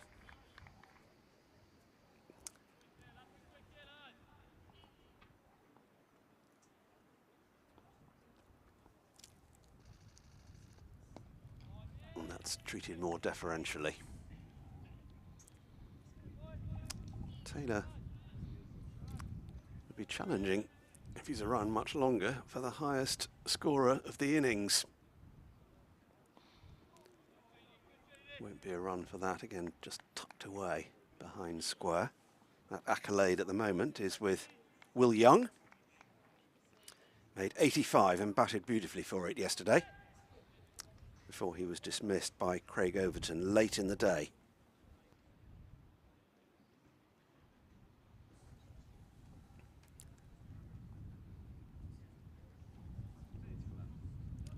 Just over an hour's play completed here at the Cooper Associates County Ground, mainly in sunshine. Looks like we've got a bit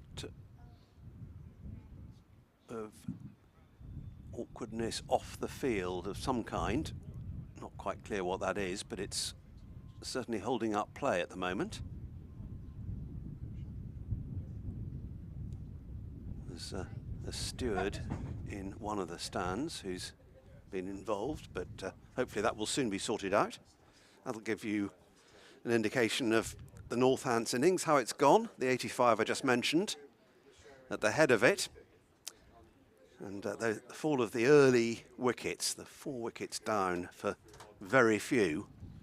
And they'll feel they've come back quite nicely, Northants, especially in the guise of Tom Taylor down there, and still the opportunity to add to that 59 not out. Came together with the total on 184, these two. So the partnership beyond the half-century mark. And that wicket falling was the only one of the day, pushing Josh Davies' figures up to that 3 for 54, you can see, from his 16. Lewis Gregory hasn't bowled today. He's clearly not fully fit.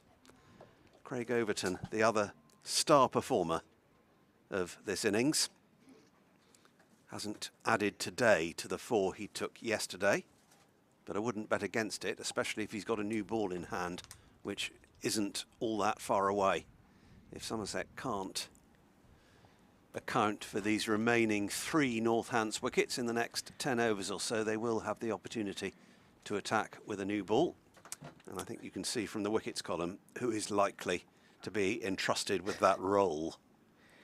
Yeah, that's going to be absolutely crucial, isn't it, Stephen? I think this worried me, this last 45 minutes, this last hour really for Somerset, meandering towards a draw potentially. Tom Taylor's batted well. Somerset were on top. That first wicket was massive. Lizard Williams looked awful at the start, but fair play to him. He's dug in for 52 balls. He's still there. He's found a way to stay in there, and Somerset needed these last few wickets quickly to have a chance to push for a win, with not many overs left in the game. Yes, they could still do it, but it would have been a lot easier if they'd got these wickets quickly, and Tom Taylor would have to be the saviour of the match if he keeps hanging on in there. Looked, is he given a chance? I can't remember. No, not that I recall anyway. No. Will Young, the hero for Northants yesterday, but that's expected of a New Zealand Test opener. But the lad who's come in for this game, not picked in the last game, James Sales playing ahead of him, and coming in at number 8 to bat this well is very, very impressive. Yep, the 2 umpires have just gone to check all is okay beyond the boundary and returning. What do you say, So hopefully play will be able to get underway quite soon. Deficit for Northants is still substantial, 142.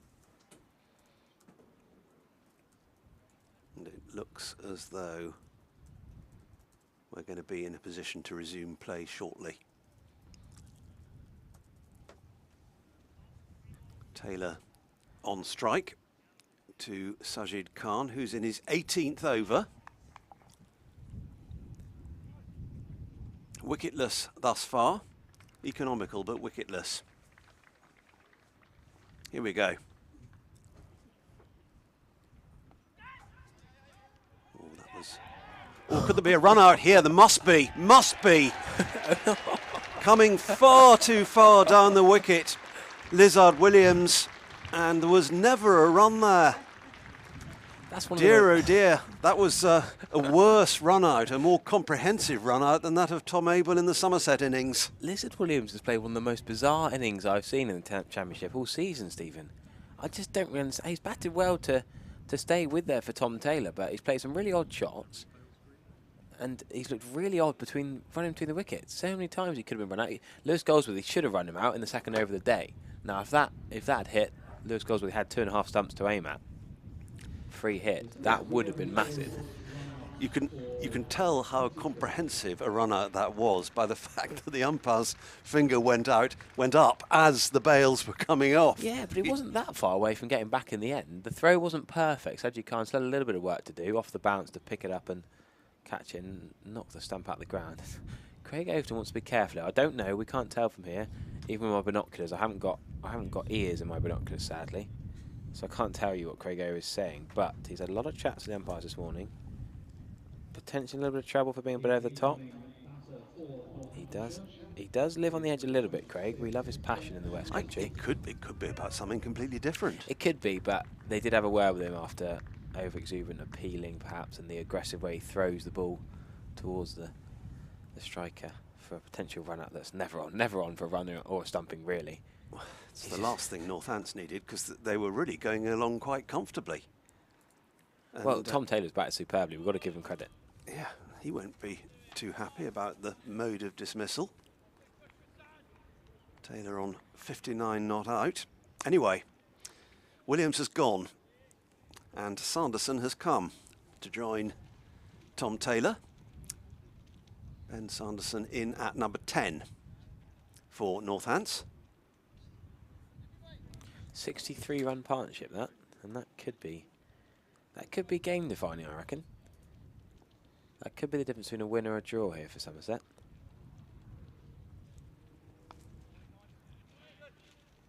It's been a long over for Sajid Khan, with the interruption followed by the run out. Must have taken about 10 minutes. How's that over 8 figure? Over 8 figure still 4, Stephen. That's impressive that it's still some positive terms. Finally, it's done. Sajid Khan's 18th over. Has he ever bowled a longer one? Tidy figures. But the wicket did not come from... It won't go down as a credit to the bowler. It'll be a debit to the batter, one feels. And Tom Abel's now going to bowl. Yeah, bowl for switched ends. Started off from the river end, and we initially saw Craig Overton from the Marcus Trescothick Pavilion end.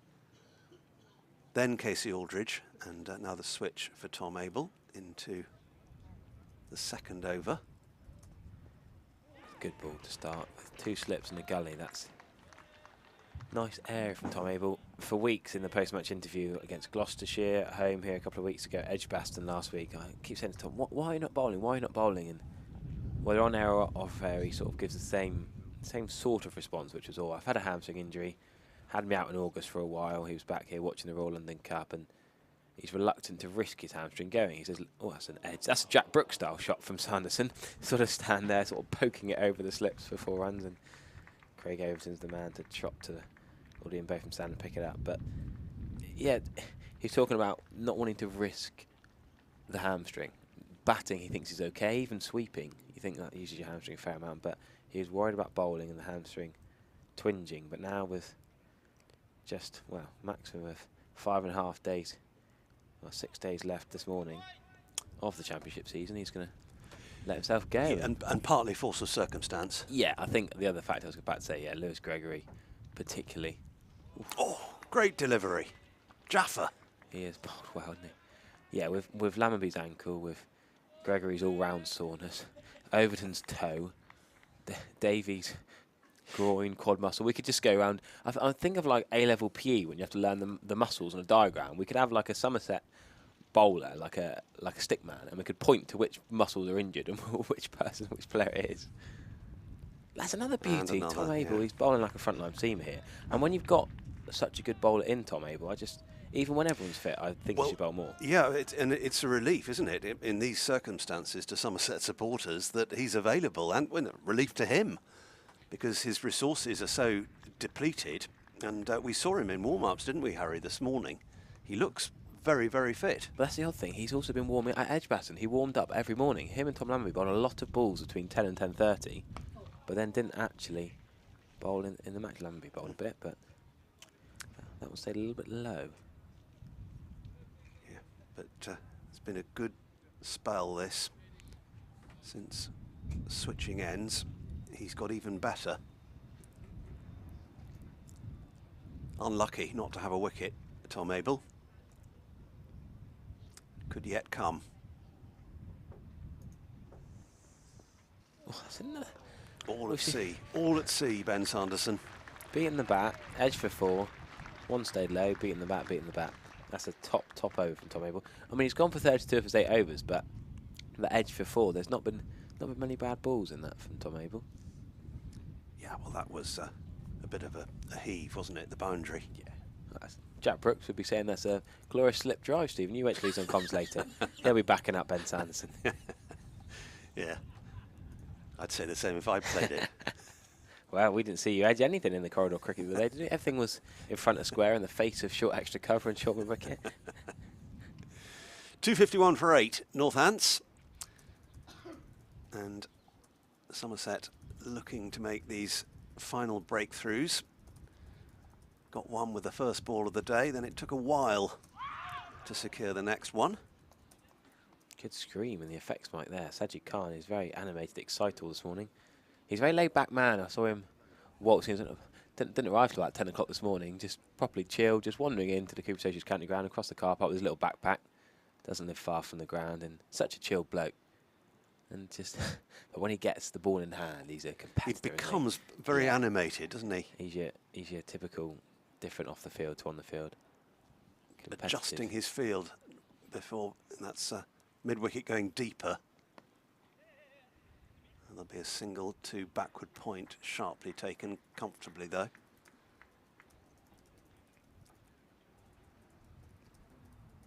It's another good day for enjoying the cricket. The weather's pretty settled. A bit cloudier than yesterday.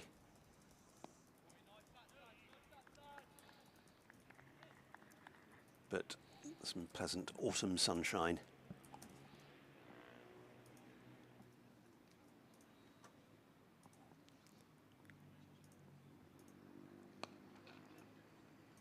Well done, getting across sharply to prevent a single.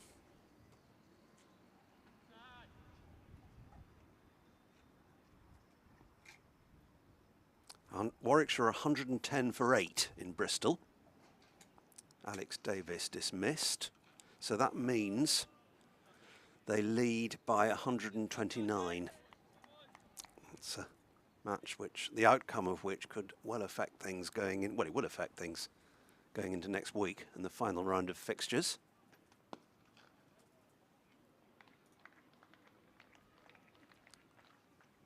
Somerset, well, a Gloucestershire win basically would suit Somerset. Yep, Gloucestershire down and out. So it's that case where you actually want the bottom team to win to take points away from the rivals Warwickshire and Kent. At the moment, that looks a pretty reasonable target. They would need 130 to win at the moment. Yeah, at the top end though. Surrey 6 wickets away from the title, so there's all this talk about who's going to be on Sky next week. Sky looking to televise County Championships they'd like to do in the final round. They didn't last year, but probably going to be Surrey again on Sky Sports as the potential champions-elect. Oh, that's a big swish. Sanson with no foot movement, stuck in lead.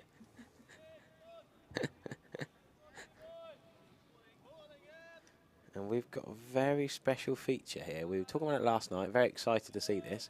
We're going to be able to go, our friends up the road at Bristol, we're going to be able to go up there and show you a bit of footage from Bristol at the end of this over from Tom Abel, potentially, and then we can talk you through what's going on up there with Zafar Gahar was superb. Great to have him back. Marcus Harris not playing, but Zafar Gahar back. Massive overseas change for Gloucestershire. Yes, he's another overseas player to have impressed here in recent times. Marcus Harris. Yes. Big 100 a couple of weeks ago. Yeah, and Zafar Gahar with the 5 first innings wickets. It's good for a spinner to get 5 first innings wickets is particularly impressive. Normally it's when the pitch is wearing down, but Ben Sanderson. You can't lay a bat on Tom Abel. Well, his feet has not moved outside of off stump. Every ball, what's that? If at first you don't succeed, try again, or is it the theory of insanity where you do the same thing again and again, expecting different results? Well, he's just swished with his feet nowhere near the ball. It's hidden hope, really, isn't it? Well, if he moved his feet and head towards the ball, he might have a chance. But he's just stood there swinging. Look how open his stance is. Moves a tiny bit across that time, but still not far enough, and he still misses it. And yeah, talking of edging, Adam Live went to that Surrey Yorkshire game. I'm just trying to. It all really. They could win it. If Sanderson can't lay a bat on him at all in this over, if every delivery is a play and a miss, it should go down as a double maiden. Okay, Stephen, you write to the MCC. We'll change. We're going to change the laws. Well, there you go. That's a good delivery from Abel. Speared into leg stump, but it's a leading edge. They're going to get at least 2. Well, I'll keep my powder dry now. Tom's fairly fuming, but you can't really set fields for that. Like Jack Brooks was saying, when he gets going and he hits the ball in funny areas, they can't put enough fields in the weird places where you can leading edge it.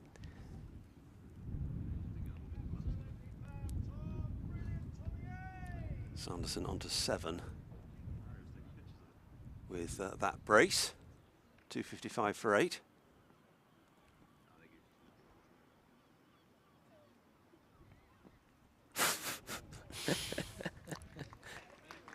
And here we go. Up to Neville Road, the Seat Unique Stadium in Bristol. How about this for technology on the Somerset live stream? Friends up the road at Gloucester. Ollie Hannon Dolby, the wall, the tail ender for Warwickshire, who just sees that. And Price got that 5 for here. Ollie and Tom Price, the brothers. Good young players, good siblings. They got the Charlesworth brothers. They got the Price brothers up at Gloucestershire, and the Price have come really good this year. Yeah, bags of potential there. Yeah. Henry Brooks, another young quick. Brooks is on 32. Hannon Dalby is on 4. And now we're back at Taunton. Might be able to nip up the M5 every now and again, just to see how things are developing. It's a game that could well finish today between Gloucestershire and Warwickshire. Back here, Sajid Khan. And in fact, I'm just hearing, just after leaving them, another wicket has fallen at Bristol as Taylor picks up a single. I'll keep the Gloucester stream on the other screen, Stephen, so we can keep tabs. And it's Brooks that's gone as well. Yeah, so important this stage of the season, all the other results. Caught behind, I'm hearing, as Taylor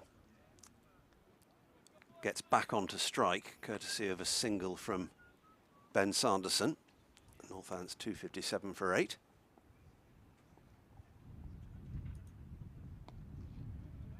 Tucked away, but no chance of a run. Tom Abel is stationed at mid-wicket.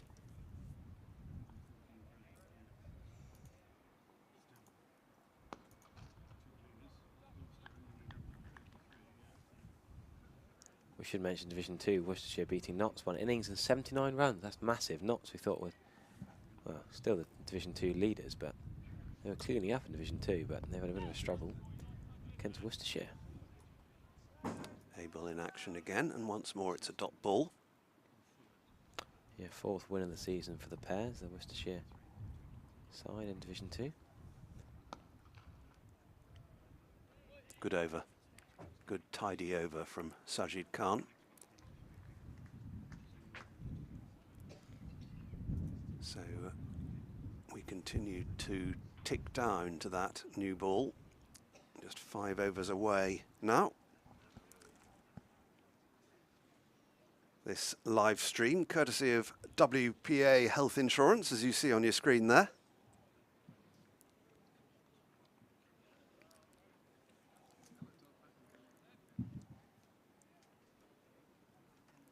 Who's coming that? up to Sonny Baker's on the field, Stephen. Great to see Sonny Baker in action. He's going out to a square leg, I believe. Is that Lewis Gregory off the field? Yeah, we've got Casey at first slip, Casey Aldridge, Craig Overton at second, Tom Lammonby at third, Goldsworthy at point, Sajid Khan at extra cover, Davey mid-off, Bartlett mid-on, Imam at fine leg, and Sonny Baker mid-wicket. That's the 11 fielders, plus Abel bowling and Roo keeping. God, that's quick. And- got through that quickly, didn't I? and Sanderson getting a bat onto a delivery Yes. from Tom Abel. Well, I never. The middle of You the sound bat. shocked. I think that's the first time in his innings he's managed to do that. Got a good healthy edge. Third man a couple of times, but yes. Tom Abel. 28 on his back. Oh, that's full. How has he not got him out? It's another one of those deliveries that it looks like an outside edge because the deflection is so huge. He's made it talk as much as anyone, Tom Abel, this morning.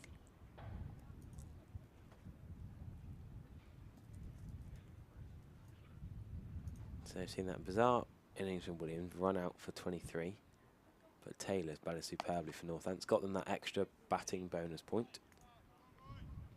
Not that it matters too much, we say Northants mid-table.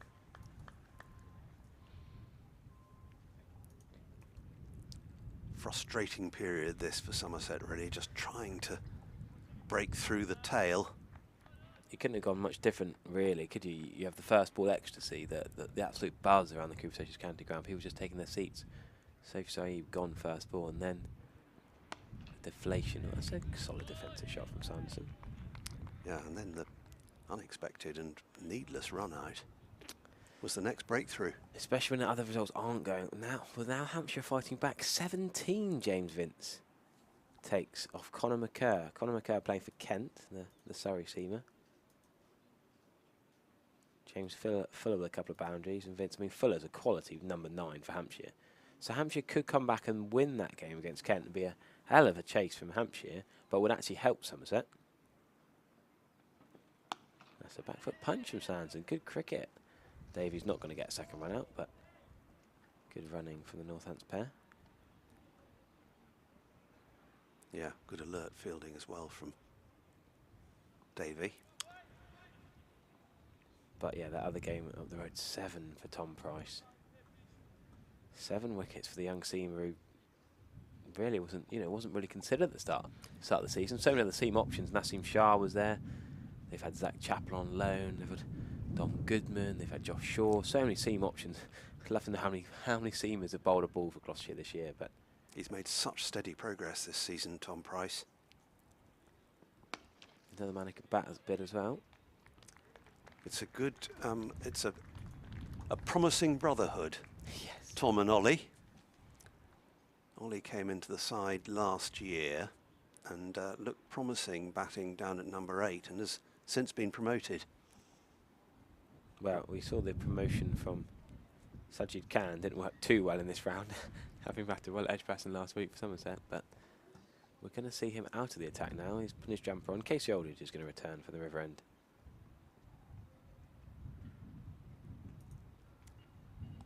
Yeah, so 76 overs gone now in the innings. It's going to be Ben Sanderson on strike initially, which is what Somerset want. As many deliveries as possible at the number 10, who's somehow found his way to 9 not out.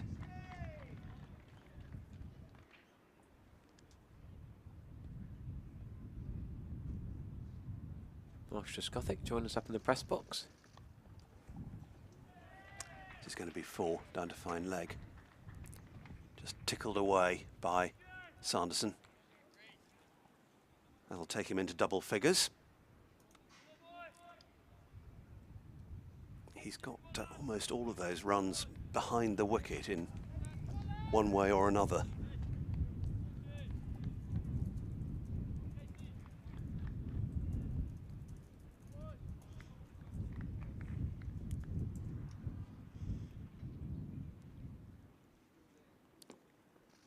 Oh, that's a full-length delivery. That's a polite way of putting it. It's almost a full bunger Full bunger, yeah, I'd have said. going down the leg side, wayward.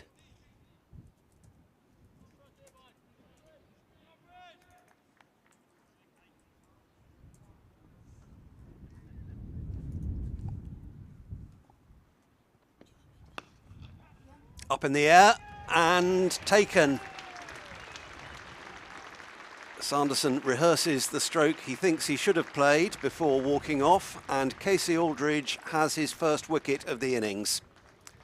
Wasn't the greatest of strokes, and as you see, Sanderson, who never really suggested permanence, in the end falling to Sonny Baker catch. a bit of a heave. Yeah, nice to see the sub involved. You think it's a bit of pressure for a subfielder coming on, not been in the rhythms of the game, but young fit athlete, Sonny Baker from Torquay, young seamer, and Casey Aldridge gets a lot of 2 and 3 footers, doesn't he? Oh, and talking another sub, Ben Green's out there carrying the drinks. He's been away with the seconds a bit. Ronald van der Merwe has been carrying the drinks. Tom Banter's been carrying the drinks, but penultimate game of the season, last home game of the season. Great to see so many in the Somerset squad here in and around helping out. So 26249 now. Somerset look set to have a lead in excess of 3 figures.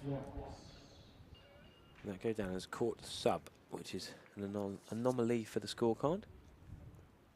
And it's the other opening bowler coming in at number 11, Jack White, to keep Tom Taylor company for as long as he can.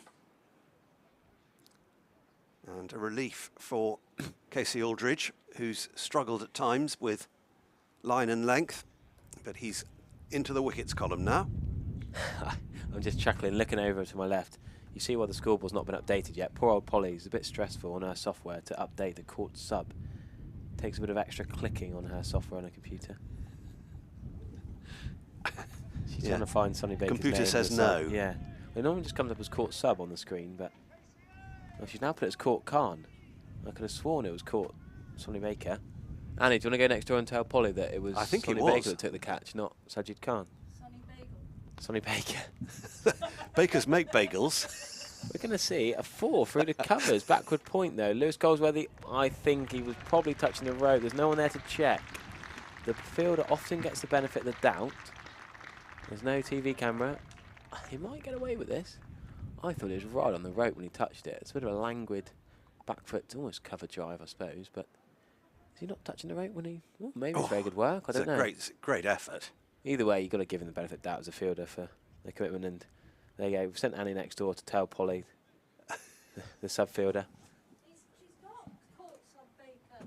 Sub-Baker, good. On her screen, she clicked sub-Khan when I looked 30 seconds ago. It's come up now on the screen. We have it right. There you go. Wouldn't want Sonny Baker deprived of a catch. So, Tom Taylor is on strike. False start from Casey Aldridge. White off the mark with that 3. And firm off drive sounded like it was off the toe end, and indeed Tom Taylor has a look at the toe end.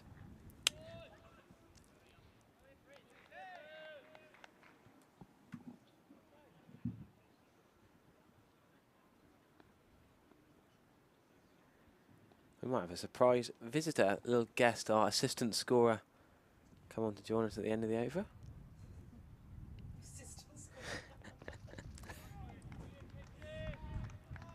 He was never going to reach that.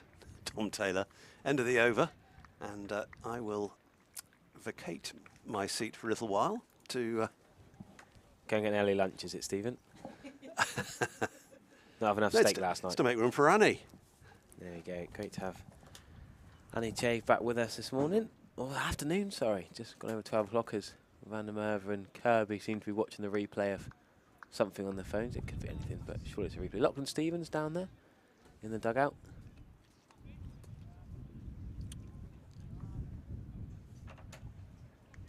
Annie Jave, welcome back. Hello, Harry.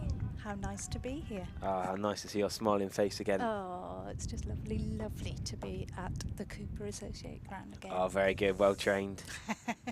We've dragged you away from your idol, though. I know. I've I just saw been you having a having chat with Trez, him. Yeah. and I thought I knew you wanted to come on at some point, and I thought, as I said, "Oh, come on," and I suddenly realised you were chatting to the person in the world you most want to speak to. That's not Yeah. me. Well, to be fair, I mean, he did say, "Hello, Annie. How are you?" So There you go. I feel that was enough for me, really, almost. But Does he still remember that picture against Essex in the rain a couple of Septembers ago? the one where I had to stand on a box. We need to talk about the high performance review at some point. We do. I Yeah. know, it's a scary subject. Well, we're going to see White jumping around a bit, the left-hander to Craig Overton. I'm not quite sure how long he's going to last here. Look at that. I mean, he's not going to last very long. There you go. And he comes on, the wicket. He's gone leg side of it. Horrible swish. You come on and you got a wicket. Yeah. And now I come on and I get a wicket. So White did not fancy that whatsoever. And Annie, we're probably going to have to have a 9-minute podcast on the review now. You come on just for that wicket with the 10-minute delay. Northants 265 all out, and Craig Overton. We should celebrate his fifer. definitely, it's so good to have him back, isn't it? He's bowled such a small amount of overs this last bit of the season. It's been crazy times. Yeah, beautifully yesterday to get 4 wickets. Oh, yeah.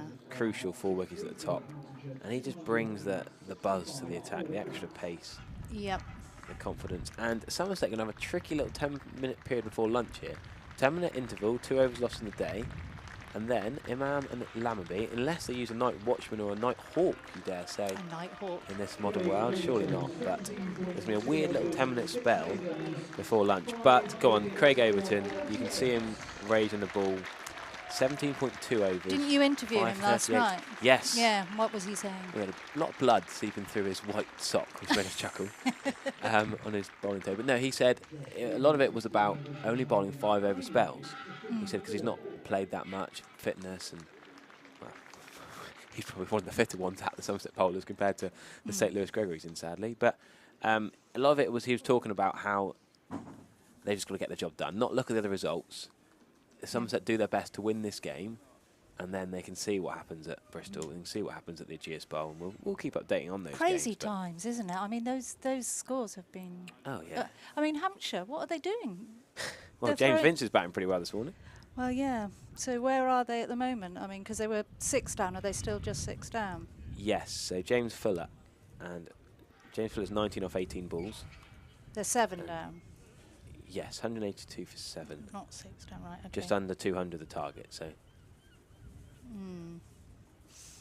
Yeah, I mean they're throwing it away at the moment. but they've done well to rebuild from the position they were in, to be 57 all out, to then have a chance. But come on then, let's start. We've got probably 8 minutes now. Let's have off our long run. Let's have a brief chat about this stressful, very stressful Yeah. 37-page document that's not very nice, easy reading. I mean, the thing about these sort of documents is there's so much rubbish to Waffly ECP to- charge. Yeah. I've got so many tabs open, I can't find the thing now. So, but yeah, the way they've laid it out, I was just having a look at. Okay, so the county championship scheduled to begin in May and run through until September, and I'm guessing that is their way of trying to get the counties to be on board with it. But it still doesn't take away the fact that what they're suggesting is 10 championship games, which is not acceptable to a lot of counties and a lot of county members. So The big point on that is also that not everyone will play. I mean, it's been a bit weird Yeah. this year. It's unfair. Almost like Surrey are playing Lancs next week. In the Surrey last and game of the Hampshire season. haven't played each Yeah. other twice, for example. But Surrey Lancs played each other for the first time the last week of the season. It's just weird to not. You think of most leagues in any sport in the world. Yeah. On my experiences of various different sports, is you play each other twice to make it fair home and away. I mean, it's been a bit weird this season, not being quite the same, but even more so next year. Yeah, yeah, no, absolutely, and it kind of moves the 18 first class counties become a two-tier setup, don't they? Really, and there'll Yeah. be 6 to 8 elite teams. I don't like that word. Elite, No. a best of best. It's like pushing the others to the side, to the back. Who wants to be called, oh, we're not elite? Yeah. It's really It patronising. is. It's absolutely patronising, and you know that those 6 to 8 teams are likely to be hosting the 100 as well, Yeah, and over the Test Nations. and the Test. And yet Northants, maybe, I don't know whether they'd be one of them, but they've done really well this year. They're Yeah. going to finish in the top 6 of Division 1. Yeah, and think of the Division 2 teams that have done really well as well. I mean, you know, there's been some fantastic games. So what happens is the remaining 10, the remaining 10 to 12 teams become feeder clubs, don't they? That's what they become. Yeah, which is, you know, we've got minor counties or national counties, whatever Yeah. you call them. They're the feeder clubs. Yeah. Do we need more proper big nation feeder clubs? Yeah, exactly. Slight segue, we'll just say that Warwickshire are all out, 128 all out, so lead by 147 in that one. But go on, carry on. We'll keep coming back to that price with 8 for 27. Yeah, and so, you know, there's just so much to consider. You're not just talking about counties playing 10 games. You're talking about counties playing at the least 5 home games. That's if the weather's good. Yep. Yeah. And then, of course, if we have a knockout Royal London One Day Cup, which they're also mooting, what happens, for example, if Somerset play, they're out in the first round of the Royal London One Day Cup. Well, then they're saying warm-up first-class games, they're saying. But they have warm-up games anyway. Yeah. And what do they really mean, warm-up games? Do people really care about warm-up games? But also, of course, if you're out the Royal London One Day Cup early, which I quite like a knockout game. You know, the FA Cup's really fun, for example. It's a good thing, but we had that alongside the Benson and the Hedges Cup, didn't we? Yeah. So it wasn't exclusive, and it didn't mean that there wouldn't be much play at the ground. What happens if you only have 5 county championship games and you don't host the 100? You're going to have so little cricket. Well, like Mike Unwin's just tweeted me saying it's going to kill Shire-based counties. Yeah. Which we've talked about. It's really depressing in that sense. I mean, I quite like the idea of an FA Cup style 50 over comp, but I feel like they've prioritised the shortest and the longest forms. They've almost pied the 50 over comp since we won it. Imagine, say we win the Football World Cup, 1966. We win the 90. You know, yeah. Say we say just after that we win the 1966 World Cup, 90 minutes of football. After that we decide, we're not going to play that anymore. We're not going to play that. We're going to start playing 70 minutes of football in a completely different format against different teams. I feel like that's kind of what we've done. We won that incredible final against New Zealand, 50 World Cup, and we sidelined it ever since. And then we've gone, all right, done that. Yeah. This was just... I mean, I remember people sort of chatting to me who didn't like cricket afterwards, saying how amazing that game was and how exciting it was. And then suddenly we're going, it doesn't really matter. I watched it with my dad, who's got no interest in cricket, and he got excited about that. Yeah, I've seen him not interested in cricket because he didn't really come and watch you play, did he? Well, you're dead right there. So it is. It's absolutely crazy, and it's a similar thing we did with the 2005 Ashes. Yeah. Fantastic Ashes series, and then we take it off free to It air makes TV. you almost want to cry, doesn't it? Really. Yeah. And I mean, I would love to see Devon go and play at the Oval against Surrey. I don't know. It'd be brilliant. You know, or the mates you play against in club cricket. It's great to see the chances. You know, a Berkshire could go and upset and beat a Lancashire. I don't know. That would be great. But equally, that's cool and great to watch. But is that going to help us then beat New Zealand or Australia in a World Cup final in a couple of years? I don't. Well, also the irony is, isn't it, that you know, we had this high performance review on the back of the England Test team not doing well, and then since that, the England Test team have done really well, and nothing's changed in the county game. Yeah. It's all the changes have been in the coaching and the captain and the staffing team. So it's almost like, should we just scrap that review? Yeah, it's bizarre. And having a look at the high performance review and how it's laid out, How much money did that cost? That's it. It's a very good PowerPoint slide. Whatever technology it's on, I think it's Microsoft Office. I think it's above Microsoft Office level, dear above my me. Year 10 ICT skills. But Yeah. I'm just learning all of these things. well, anyway, that's about the quickest 8-minute chat I've ever had. The player's already out. I know. What happened? Jack White's nearly crashed into Graham Lloyd. He's trying to warm up on one of the side wickets. And he's trying to use Stephen Lamb's computer and her computer at the same time. But didn't have much time to talk about the high performance review. Plenty of comments, and we've both been tweeted a fair amount with thoughts, and we will keep coming back to that. And here we are. So Northamptonshire trail by 124. yeah, so I've got all 3 relegation potential streams on at the same time. Just keeping an eye. 195 for 7. James Vince 50 not out off 81 balls. And what does the Warwickshire being all out for 128 mean then? Well, Gloucestershire are down and out. Mm-hmm.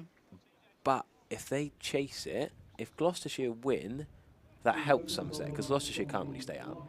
No. Nigh on impossible. So Warwickshire losing would actually condemn them down a little bit, but I still think Kent are more likely to go down with Gloucestershire. But then if Kent beat Hampshire, which could happen, but I still think Vince and Fuller's a quality bat. Well, and Vince. Yeah, well, we all know what Vince can do, but yeah. I feel like if Vince gets 150 and Fuller gets an 80 not out, that's not a massive ask. You think, oh, they're 7 down, they're not going to chase it, but they only need 1 and over. I don't think weather's going to come into it. There's so many possibilities. We could talk about this again and again and again, but we'll just keep updating you on the Hampshire and the Gloucestershire. Well, there's weather in Sussex, isn't there? I saw, yeah. Well, there's weather here, Annie. Just Just sunny nice weather. Nice That's weather. all. Anyway, we have cricket here with Tom Lammerby taking strike 2. Not Graham White, but Jack White, the Northants seamer, not the second 11 coach and T20 spinner. Going to keep clarifying that for you. Lammerby, good. What a lovely defensive stroke. Doesn't that give confidence? First ball of the innings to defend so stoutly. He is a very, very beautiful player to watch. Yeah, beautiful in all senses. I knew that was Lammerby. coming. Yeah, sorry. He is. Hey, I've known him since he was about 5, and well, he's always been a lovely lad. I spent about 4 hours last night with his mum. Oh, Jill, yeah. Great time. Yeah, she's great. They had a couple of friends from Manly. Tom's going out to Manly again. Hopefully, if his ankle injury is going to be all right, he's going out to Manly and play in Sydney again this winter. And a couple of his friends from Manly were over watching. Yes, I bumped into Glenn Lammerby as I was coming round over here, and he said that he'd seen you in the pub last night. Yeah, he was. Yeah.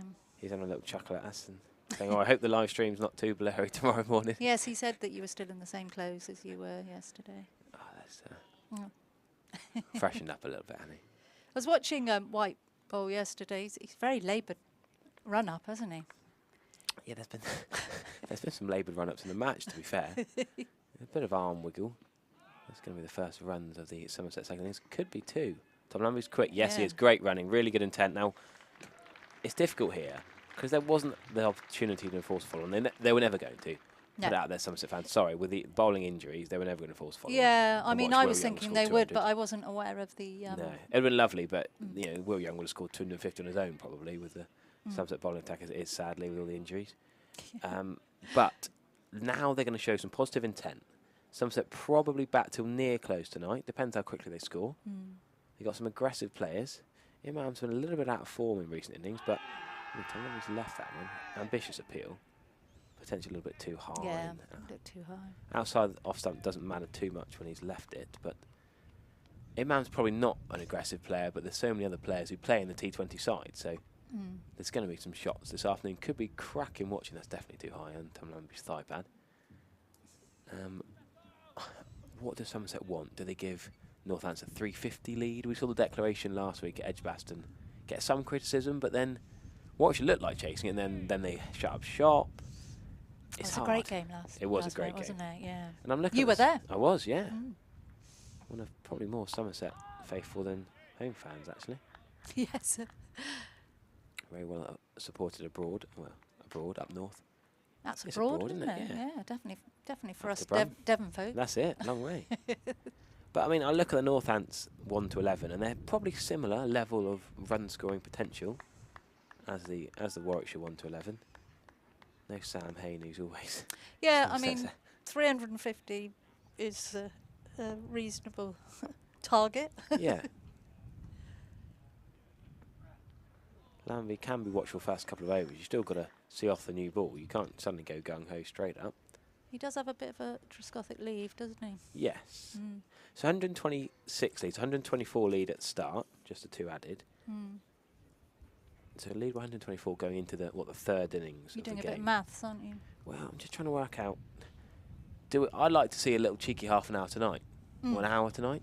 Does Somerset try and bat quickly enough so that by 5 o'clock, there's a chance of rain at 6. By 5 o'clock, they've got a 300 lead. That's feasible, isn't it? Bit of maths I'm doing here. 350 lead you probably want to be safe. Yeah. Then have half an hour, a minimum half an hour, maybe an We hour just tonight don't want to bowling. lose. We do not want to No. lose. So Then we have to be really. I hate it when weather comes into it. Yeah, I know. People all week is it's going to rain on Friday, but that makes Is it going to rain on Friday? Well, it's not on my Met Office forecast, but it is on some other ones. No, Sands is going to bowl at the other end. A nice tickle off the hip. Imam, bit of intemperate running. I like that. He's not as fast between the wickets as Lemmonby, is No. he? But Ben Sanderson is a quality bowler. Again, you say laboured run up. He's Yeah, no, Sanderson bowled really well. Jack Brooks was saying he's bowling nowhere near as quick or full run up as he can do. But it's been a long season. Maybe that is the one potential benefit, inverted commas.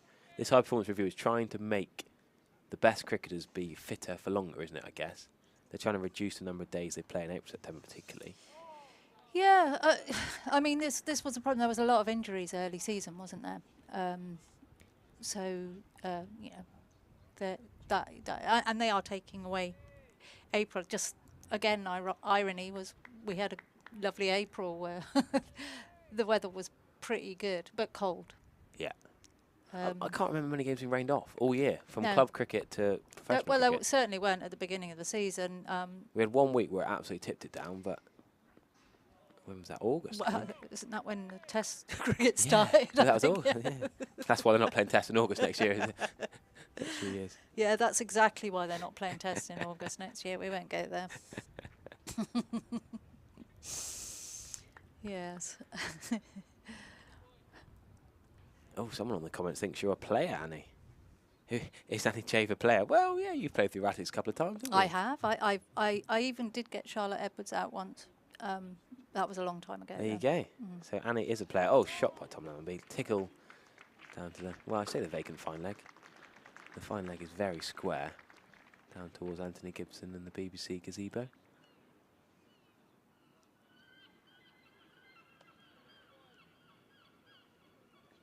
So yeah, what, 3 more minutes until lunch? We're going to get probably Do you know 3 what, overs. what we're having for lunch? No, we had a lovely pasta bake yesterday. I really enjoyed. Oh, really? And then How many did you have? It's oh, pie. It's come up already. We didn't get it. Wow. It was so late yesterday. They're making up for it by bringing it extra early today. The food came out at 1:10 and we were trying to eat 1:10. when we were just going back on air. So we were trying to eat between. And you have to have about 7 of them. So Well, yeah. But then we had our commentary meal last night and I thought, and then I was invited for scones and cake and the Colin Atkinson with Jill Goodness. Lemmonby. We were tucking over there. So I couldn't eat everything. Well, I tried. Goodness, I've not been have invited for breakfast. tea and cake in the Colin Atkinson. Oh, I'll get you over there this afternoon. Yeah. I'll look after you. We'll save some for cricket teas at the weekend show. The Erratics cricket teas can be sourced by the Colin Atkinson leftovers. Harry's playing for my team Saturday and Sunday, so. Yeah, not many other teams left to play for in September, Annie. No, we've got our final game's the 2nd of October, which is quite early for us actually. So we're spending a lot of time together. So Yeah, we on do, comms yeah, today, yeah. Saturday, Sunday together, and then Saturday morning. We're doing a podcast. There you go, County Cricket Matters. Myself, Yeah. Annie, Chris Rushworth. Yeah, and Dan Whiting. Oh yeah, he's From up, Gloucester. he's up at Gloucestershire currently. I was on comms with him a couple of weeks ago for the Royal London Cup game up there. Yeah, he's really enjoyed being at Gloucestershire actually. Dent and Charlesworth open batting. Ollie Hannon, but Dolby's first over has gone for 4 runs. What a player Hannon Dolby is, by the way. Yeah. What do you think to our new signing, by the way? Yes, Sean Dixon, Durham opener. Good, exciting, but gosh, we're going to have some good players left out when everyone's fit. Yes. We've got about 9 players to fit into our top 6. What a shot by him, man. Cover drive. Should be 4, but there's apparently it rained overnight. It didn't rain an extra. Yeah, it's going to go for 4. Yeah, Trigo was saying that there were I didn't know it rained, no. puddles over there. I certainly didn't see any rain in Exeter, but then I wasn't awake all night. No, I don't know. Trigo was having a restless night, nervous for day 3. Yeah. He left our meal about 9 o'clock. Maybe went So to what was driving this range. meal then? This was it was end of year commentary live stream meal, but Charlie Taylor's on holiday. Sophie Laff was playing golf for the Western Storm lot. Oh, that's a beauty from. Yes, because she only did the first day of this. Yes, Yeah. no, she's great. Great addition to the team this year, Sophie. Yeah, she's been great, hasn't she? Although she hasn't had a net with us yet. She missed corridor cricket. Promised that we're going to have a net with Triggs and Luff for an indoor game. We'll back those two at 5 and 6. You do a bit of coaching as well, will you, Yeah. Harry? There's six members of the commentary team, and you need 6 for an indoor team. So, of course, the 2 professional cricketers will have to bat 5 and 6. I can do the Only scoring. Indoor scoring is really tricky, actually. Yes, you've got to keep my up with all God. sorts. Well, good run from him, man. I mean, potentially should have been a little bit quicker on that. Should Northants fielder Rob Keogh at extra cover, but good drop and run from him, Amelhack.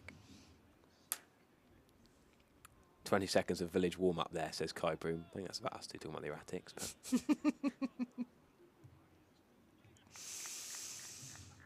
still chatting about the old high-performance review. I think we'll have to have...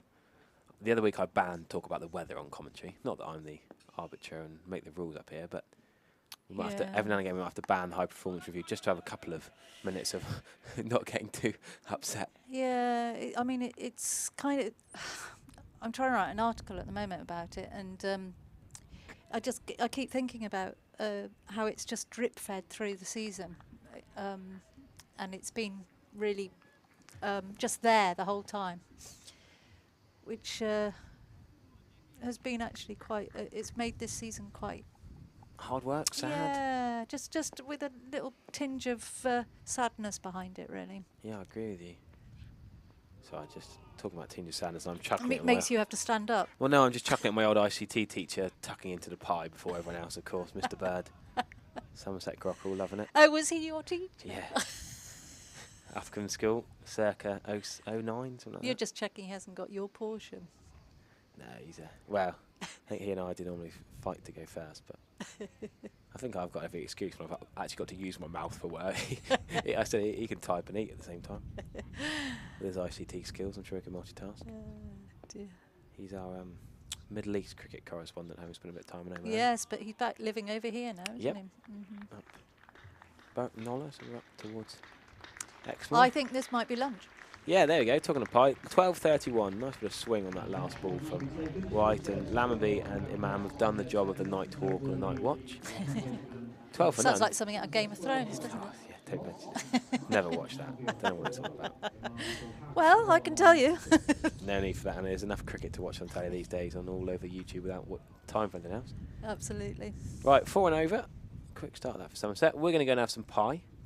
We might have Annie back on later. See how much chat she has with Trez first and get priorities Well, sorted. I think he's going home to cut his hedge, apparently. Oh, very nice. Well, do join us in about 38 minutes' time.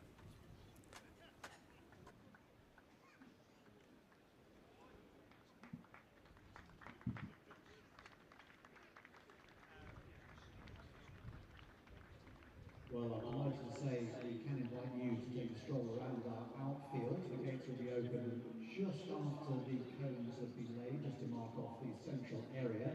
And we can offer you access today via the Brian Rose gates, the James Hildreth stand gates, and the Colin Atkinson Pavilion gates. So we'll just wait for the cones to be laid, and then our stewards will open the gates and allow you through for a pleasant lunchtime stroll around the outfield.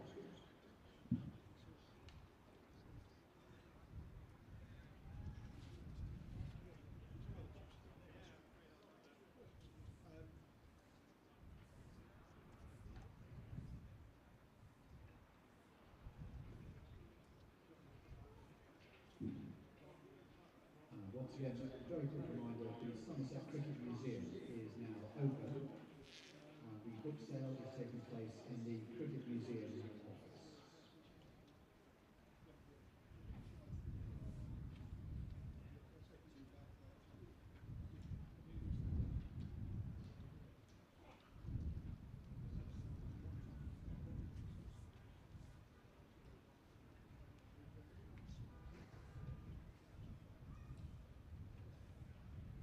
During this lunch interval, you may like to pop over to reception in the Markham Scotland Pavilion talk about membership for 2023. It is available to purchase online via the club website, but members and ticket holders for this match can do that in person here at the ground. Staff situated in the Northamptonshire Scottish Pavilion reception to deal with in-person and membership purchases and inquiries.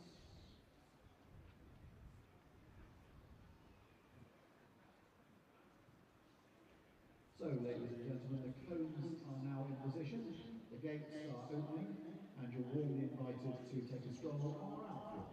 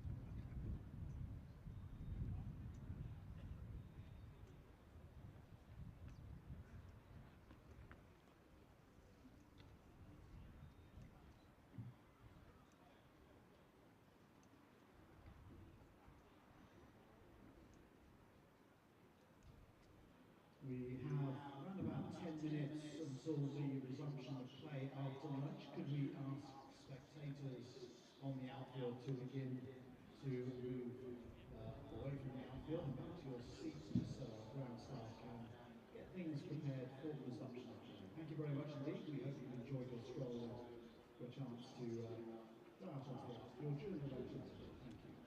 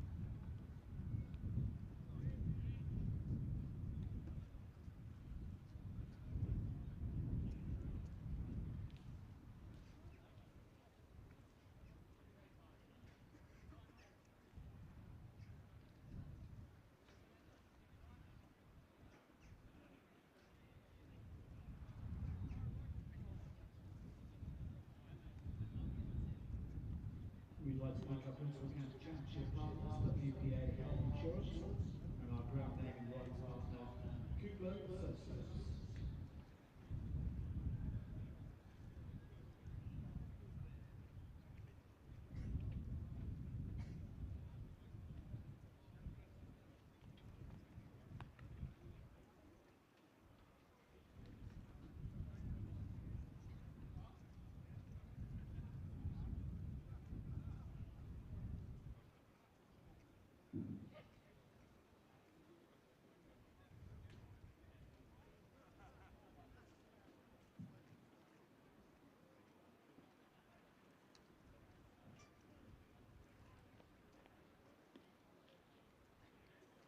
Let me bring you the lunch scores from the other games, starting with Division 1.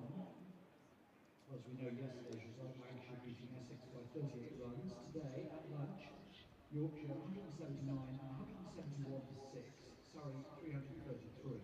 So Yorkshire lead by 17 with 4 second innings wickets remaining.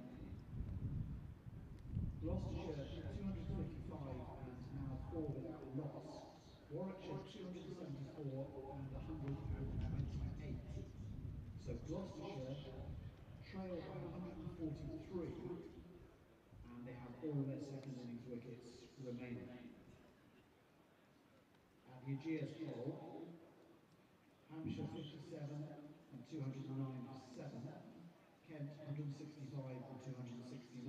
So Hampshire trailed there by 168 runs at lunch.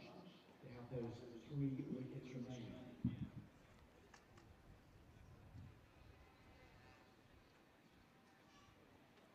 In Division 2, Leicestershire 294, Middlesex 297 and now 108 for 3.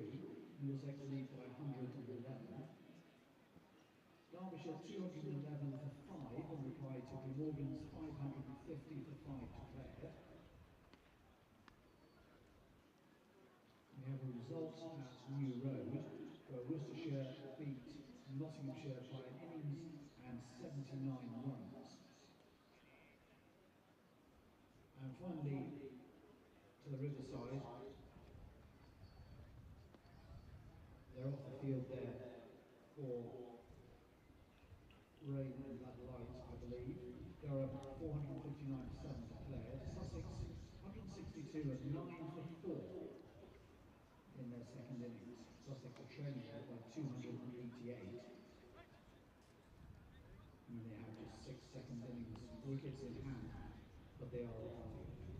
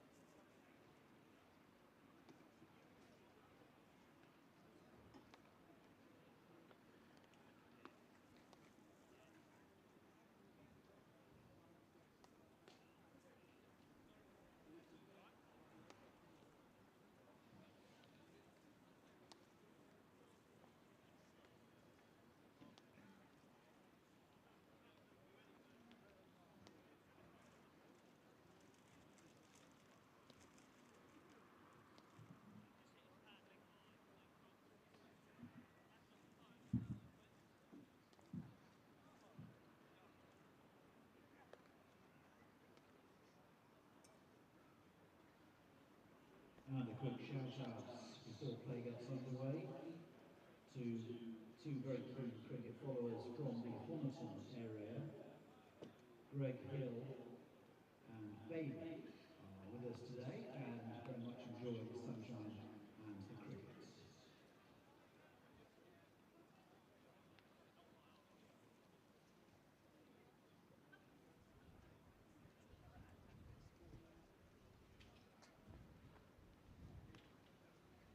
Please welcome back our match umpires, Graham Lloyd and Neil Platt.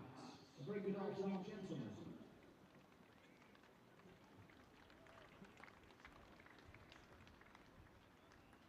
The Northamptonshire team are led out by Captain Will Young.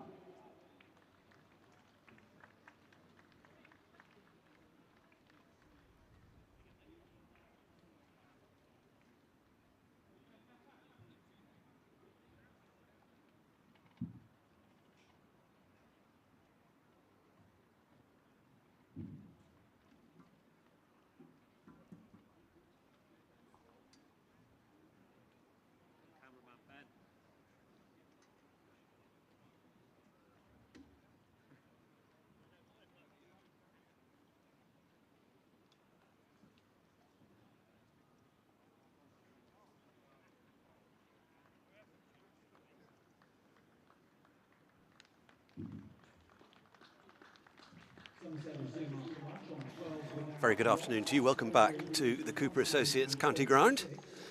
day 3 of this final county championship match of the season at Taunton. Not the final overall, because it's Kent against Somerset at Canterbury next week. But the match situation, Somerset bowling Northants out for 265 to give them a lead on first innings of 124, and they've now extended that, as you see on your screen, the overall lead to 136, courtesy of getting through to lunch just 3 overs before the lunch interval, and Imam Ul Haq and Tom Lammonby safely negotiating those. Imam with a splendid extra cover drive to the boundary. So just 3 overs into their innings, Somerset are healthily placed on effectively 136 for no wicket. It's going to be Ben Sanderson to take up proceedings from the river end with a ball that's still virtually new, although it's been over the outfield a couple of times and slammed into a fence on one occasion, which Somerset won't have minded in the slightest. There's a good delivery to start, slanting across the left-handed Imam Ul Haq. I'm Stephen Lamb, and joined on commentary on the live stream, sponsored by WPA Health Insurance, by Peter Trigo, Harry Everett, and also this afternoon by Somerset and England's Jack Leach.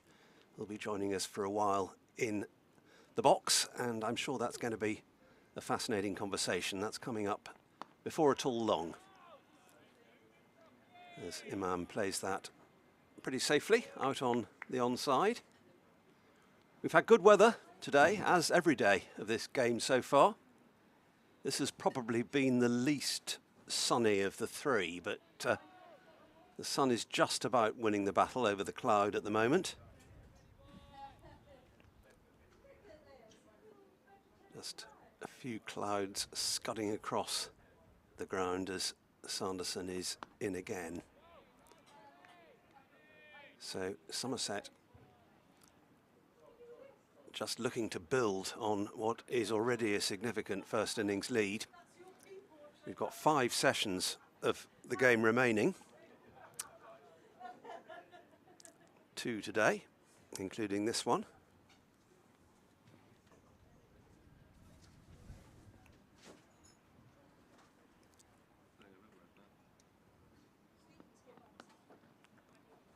Clipped away nicely. That's going to be more runs for Imam. Just 2, I fancy. Fielded down there at deep backward square. Comfortable couple for Imam. He goes along to 8.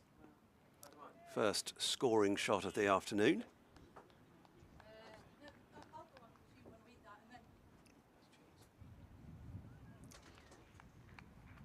So Sanderson finding a leading edge there off Imam, and ball going out to backward point. Safe Zabe, the fielder.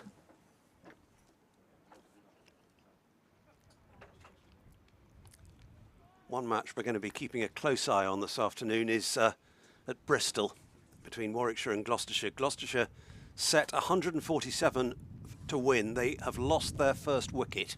They're 9 for 1 at Bristol. So that could be a bit of a challenge on a pitch that's apparently giving the bowlers a bit of help. Has been all the way through. Somerset very much hoping for a Gloucestershire win, but that is not a foregone conclusion by any means. And delighted to be joined in the commentary box by Annie Chave. Hello, Stephen. Yes, I've just been out on the ground. It's just lovely to be out there again, because we haven't been able to be going out there. It is, isn't it? So it's lovely, yeah. Yeah, I had a potter around yesterday. It's nice to smell the grass, isn't it? And get close to the wicket, and you just feel a bit more of the atmosphere. Yeah, it's been it was quite lively out there and lots of chat, and it was lovely to be out there. So Was it an upbeat mood generally? yeah, people are quite positive, and of course it's the last championship game of the season here, isn't it? That's slanting in to the left-handed Tom Lammonby, but he played it pretty well in the end.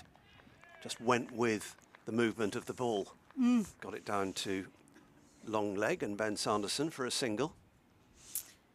Yes, much cause for being upbeat about Somerset's performance in this game so far. Yeah, and the last game too. It's been because last season was such a. It was the other way around last year, wasn't it? Yeah, absolutely. It felt so. Yeah. They went into these last 4 games in a great position last year. Oh no! And then Tom Abel was just didn't come back to the party, did he at all last? Oh, was that an edge? I don't think so, but it was not taken cleanly by Vasconcelos behind the stumps. Thankfully, it doesn't have to be called into question. There are a few oohs and ahs. We can have another look. I don't think so.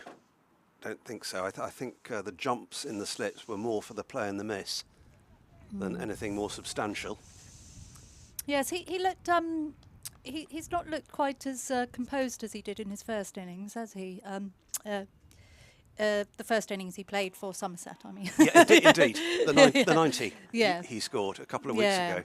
Yeah, although he did hang on in there in the first innings here when batting was probably at its most challenging. Which was really, really important. Yeah. Didn't go on to make a big one, but he did blunt the attack to a degree for the ensuing batters.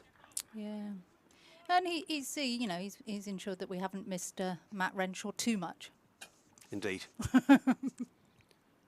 One international left-hander replaces another. Absolutely. And I'm just having a look at what the scores are. Yeah, we've got a repair worker. Would I do that job? No, is the answer to my director, Todd. Not a great man for heights. Are you not a man for heights? I'm not a woman for heights either. But I'm sure he's doing a splendid job up there with possibly the air conditioning unit. Got a good view. On the roof. Yeah, he needs to turn around and watch the cricket. Lovely drive. I don't know whether it's got the legs to go all the way. No. Yeah, just it is. pulled in by Luke Proctor below us, just in front of Marcus Trescothick Pavilion. So a couple more for Imam. He's in double figures. Hampshire need 160 runs to win. Still 7 down. Yes, that's James Vince and James Fuller, who have embarked on a substantial partnership. They've Well, got they a lot needed more to one, do. let's face it, didn't they? Yeah, by no means, they're not halfway there yet, that partnership. But it's not impossible. It'll be really, really interesting, won't it, if they come back from that. Yeah. I mean, that's and even more. Hampshire have been pursuing the championship from the word go this Well, summer. I put them down to win the championship before it started. I think their bowling lineup is so good, isn't it? That I just couldn't see people getting. There's past the that. Somerset scorecard thus far. Imam, the freer scoring of the two, but that doesn't matter. Very, very early days. Just 5 overs bowled, but the lead for Somerset now 140. Well, Harry and I were talking about what they want to set, and Harry was thinking 350. What do you reckon, Steve? I reckon it depends on the tempo of their batting over the rest of today, the pace at which they go. Yeah. It sounds about right. 300, 350. Yeah, like I thereabouts. said, Harry, just we mustn't lose. So Yeah, exactly. A draw is the least that's required. And if they can fashion a win, so much the better. I see Yorkshire ahead of Surrey by 17 runs. Yeah, games going on all over the country. this week and next. Yeah, still a rain delay in the Durham-Sussex game. And Trescothick informed me earlier that the rain is coming in about 6. Here. Yeah. Okay.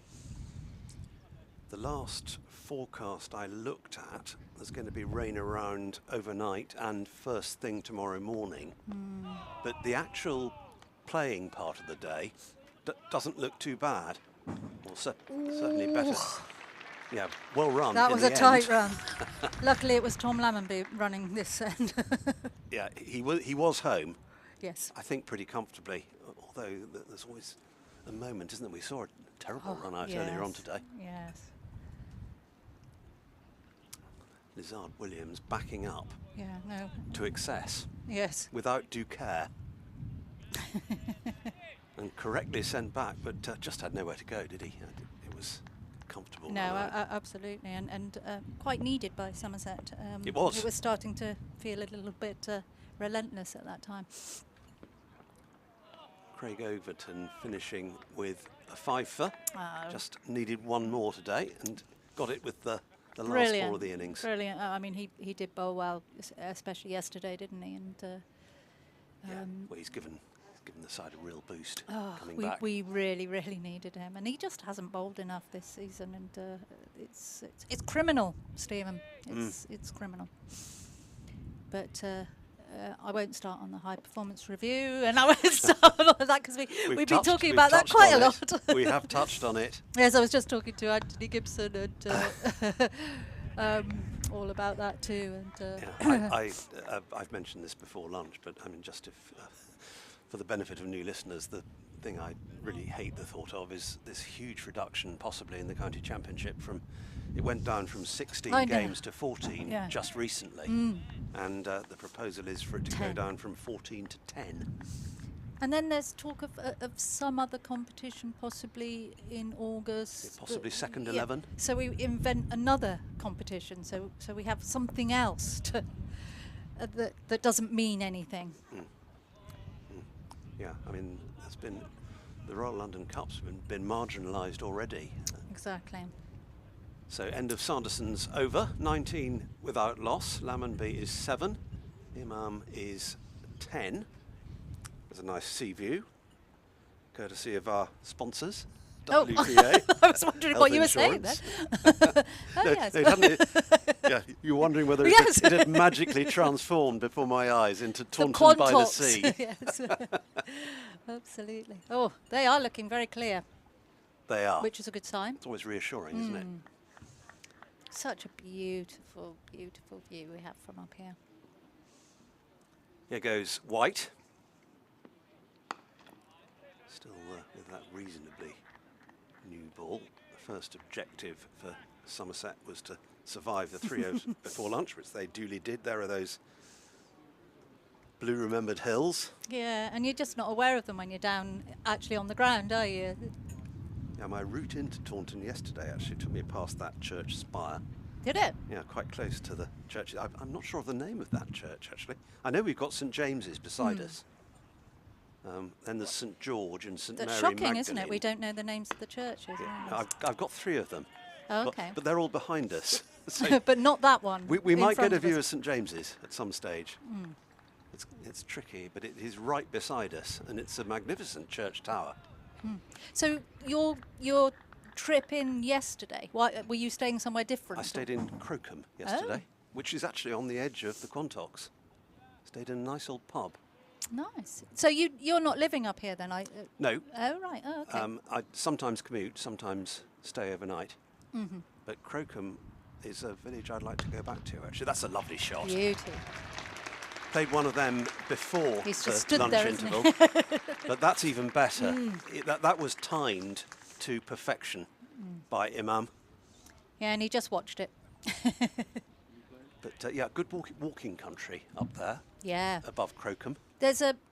I'm just trying to think. I have walked a bit on the Quantocks. I remember trying to avoid Dead Woman's Ditch. There's a dead Yes. woman. Yes, it's quite Yeah. scary Well, sounding that place. was the focus of a horrible news story Was it? a few years ago. Yeah, Did it always- involve a dead woman? it did. Yeah, it's a long time ago now, and I forget the name. This is back in the late 1980s, but it was notorious for a while. But on the whole, the Quantocks I'm quite glad I did avoid the dead women's teacher. have no such sinister aspect. On the whole, they're a beautiful place to go hiking or picnicking or whatever. Mainly farmland. Outside the off stump again.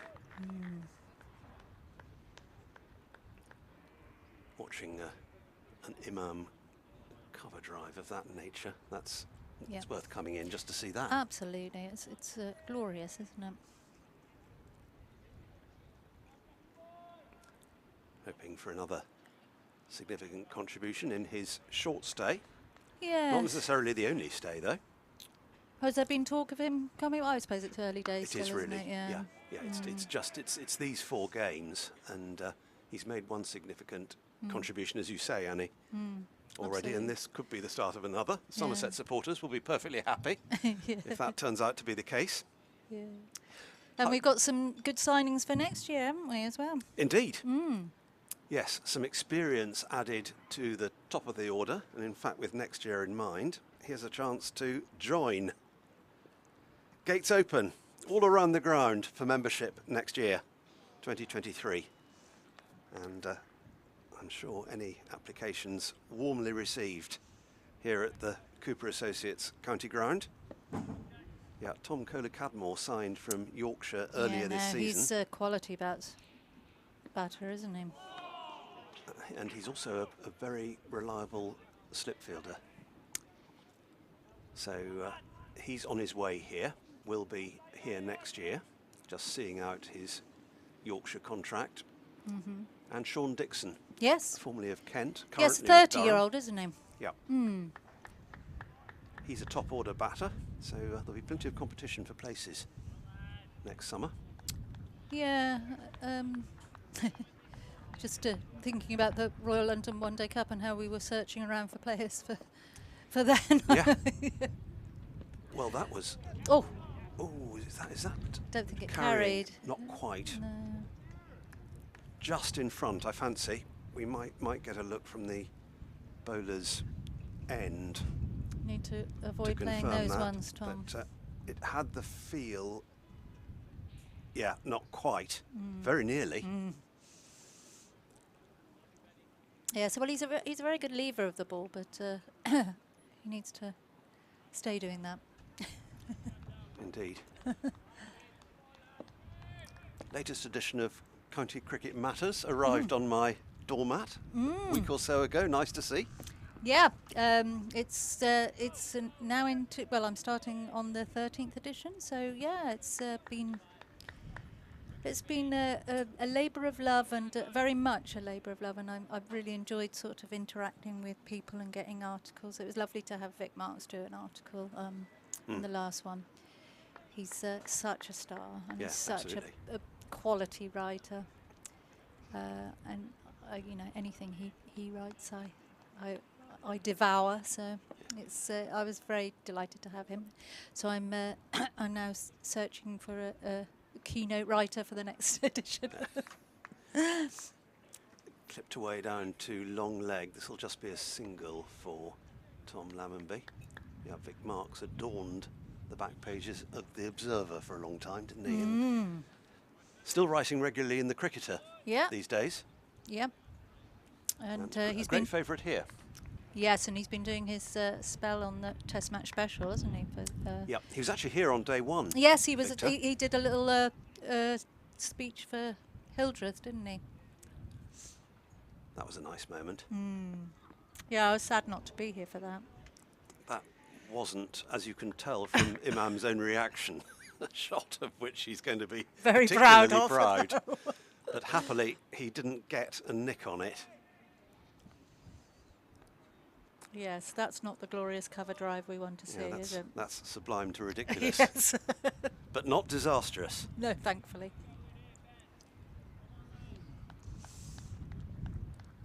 Just lost the sun for the moment as Sanderson tries again. Oh, there's hitting him on the pad, but I think he's just outside the line of the off stump. There was an appeal from the bowler, not much interest in the slips. I think it was more bowler than anything else, wasn't it? Yeah. Oh yeah, no. Pad outside the line. You needed Definitely. another stump for that. Another 2, I'd say. So 24 without loss. That makes the lead 148. It's one of these numbers that's quite easy to work out. I prefer even numbers to odd ones when you have to add them together. Never having been a mathematician of Oh, you're not a mathematician. any No. ability. Useless with numbers. I mean, I do a lot of scoring, and I'm useless with numbers, so I'm sure Polly isn't useless with numbers at all. Here's Jack White. His numbers. Talking of them in the first innings, 32 overs, 9 maidens, 3 for 84. He was probably the pick of the attack, actually. Rob Keogh picked up 4 wickets to White's 3. But I think White, especially early on, bowled particularly threateningly. Yeah, he certainly seemed to.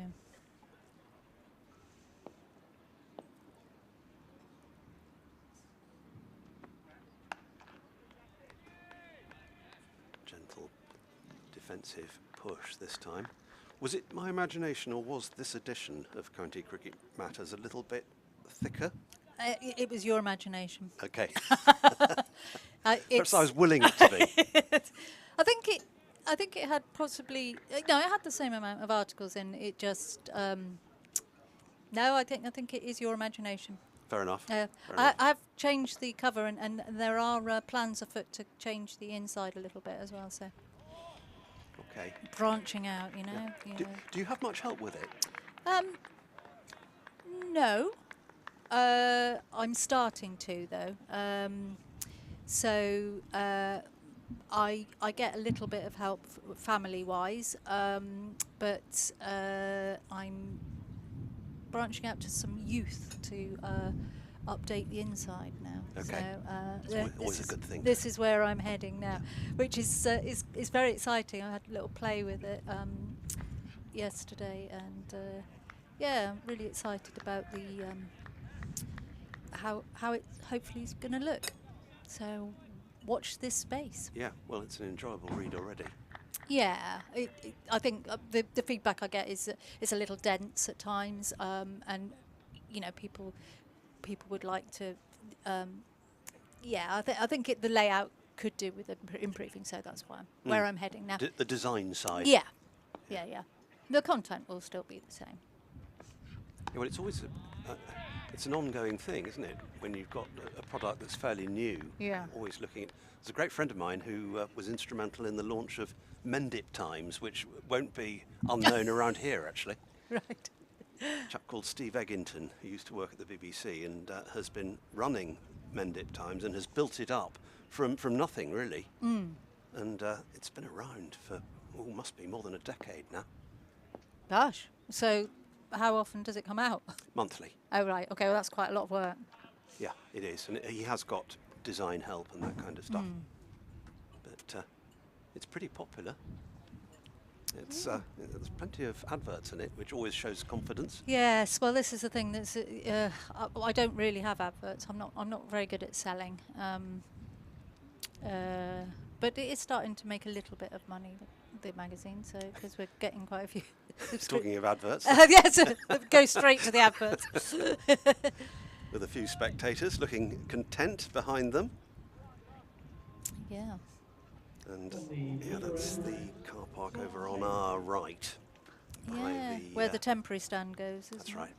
Yeah, between the Colin Atkinson and Andy Caddick pavilions. And those benches, I presume, were put out when Gimlet Hill. I presume that was where Gimlet Hill, when Gimlet Hill was being done up, they put benches over there, didn't they? Yeah, indeed. New bowler at the river end, Tom Taylor. It was Tom Taylor, the batter, yeah, who frustrated Somerset this morning. He played some lovely shots, didn't he? He was looking quite confident at one point. Was thinking we need to get this fella out. and finished not out, in fact. Tom Yeah. Taylor with the second highest individual score of the Northants innings. Yeah. Oh. James Vince has been dismissed at Southampton. Oh, that's your fault. That is a significant point in Hampshire's march to defeat. Yeah, now Abbott is in.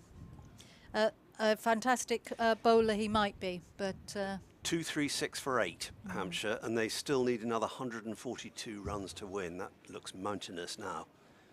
While Vince was there, you wouldn't write it off, would no, you? no, But absolutely. Out for 73.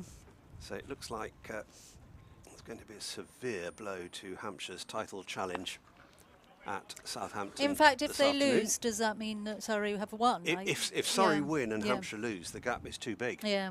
to be made up next week.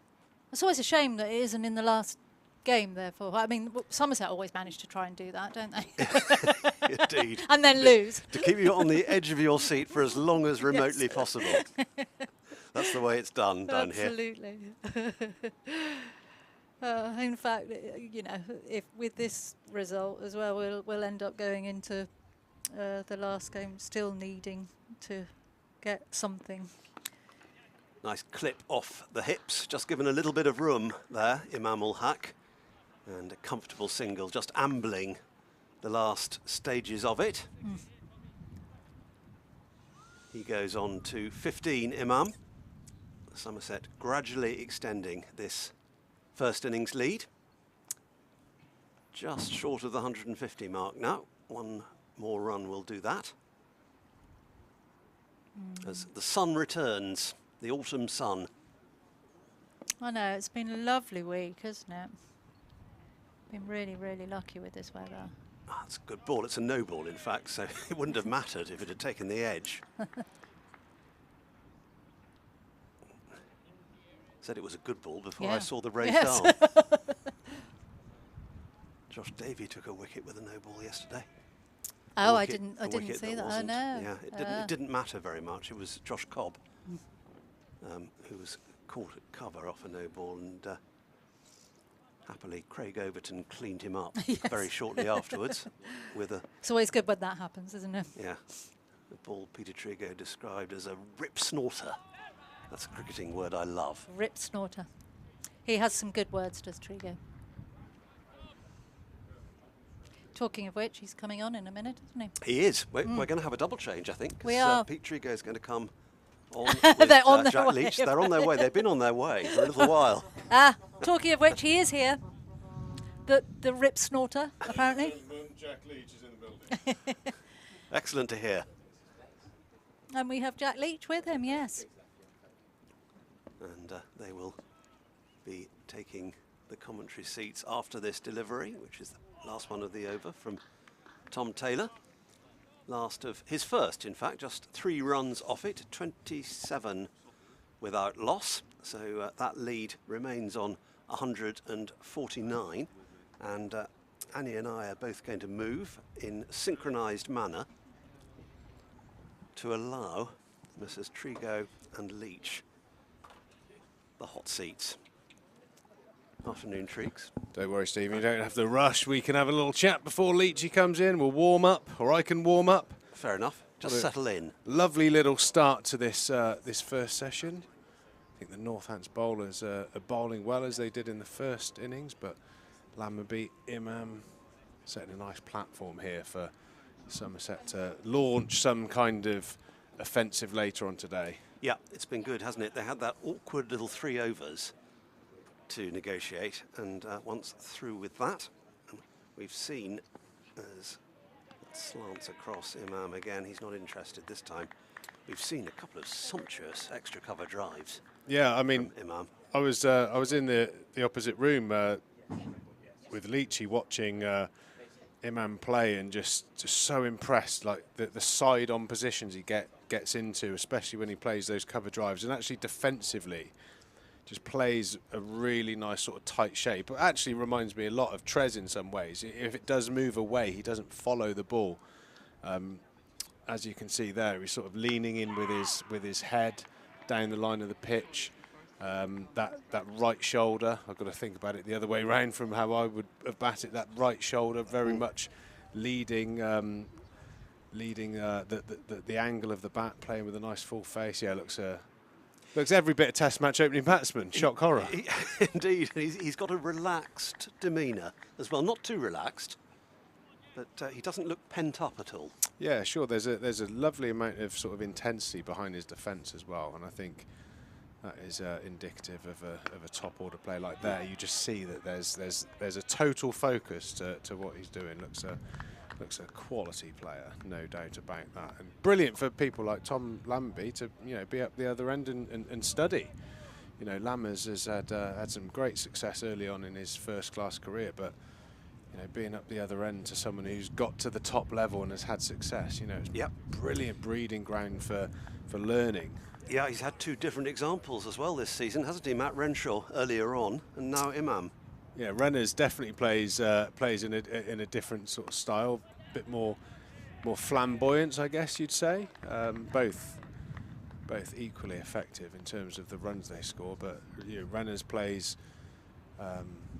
some quite flamboyant shots. His backlift is I suppose is a bit more flamboyant. I don't want to use that word too many times, but yeah, flamboyant does spring to mind when you think of in this context. A Renshaw innings. I remember his first ball he faced here at Somerset, or first runs he scored for Somerset was a flamingo type shot off of one leg, flicked over square leg for a one bounce four, and you think, wow, this boy can play.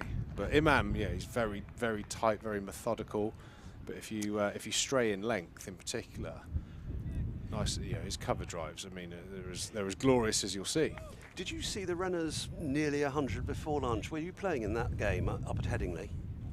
No, I didn't play a huge amount of games. His first time round, I think I did. I may have done. I'm not. I didn't cover that game, but it's one of those innings. From what I read about it and heard about it, I wish I had.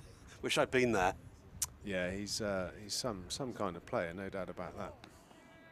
Slanting back in, but after it had gone past the off stump. End of the over. Maiden, still 27 without loss, and high time for me to make way for Jack Leach, from whom. Well, it's been a pleasure. We've done a couple of short stints as well as our long one today, but some more before it finishes. Yeah, we'll catch up later, no doubt. See you later. Stephen Lamb.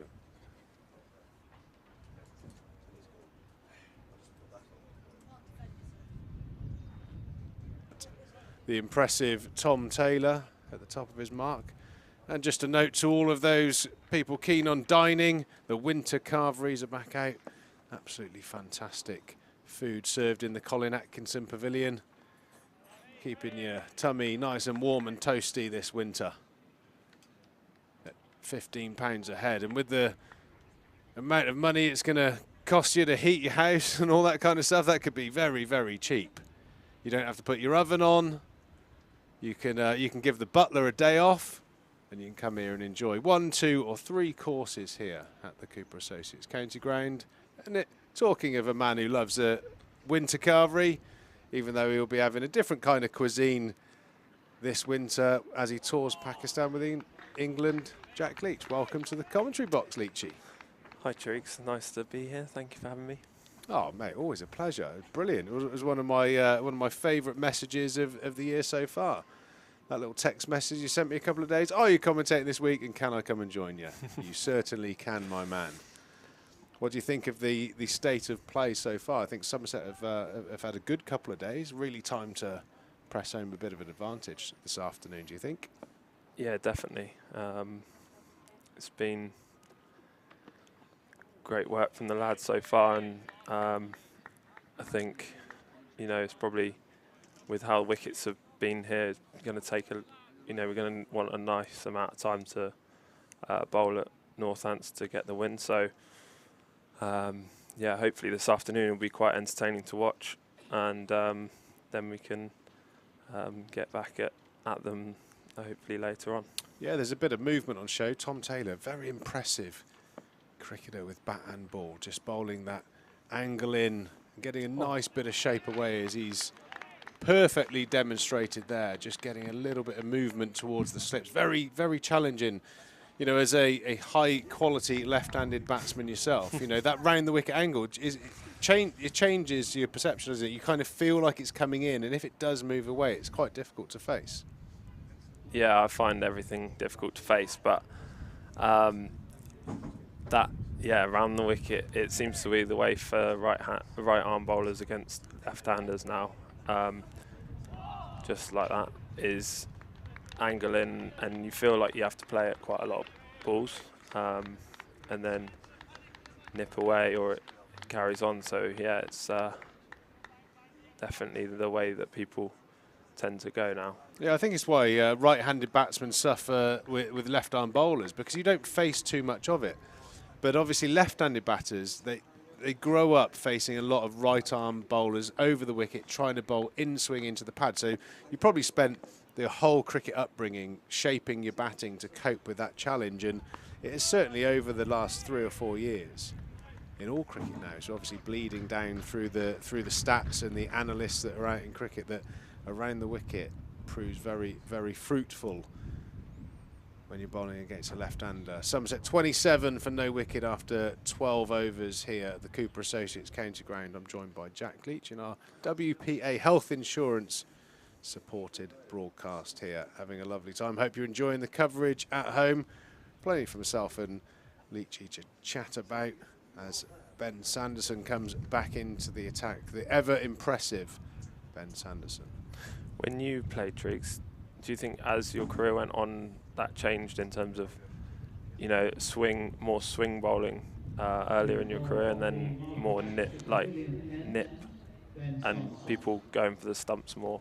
Yeah, I have to admit, like my sort of wicket ratios and average sort of crept down when, you know, I think the first half of my career I used to bowl, obviously my stock ball was an away swinger to a right-hander, and then if I wanted to bowl a change-up ball, it would be an in-swinger.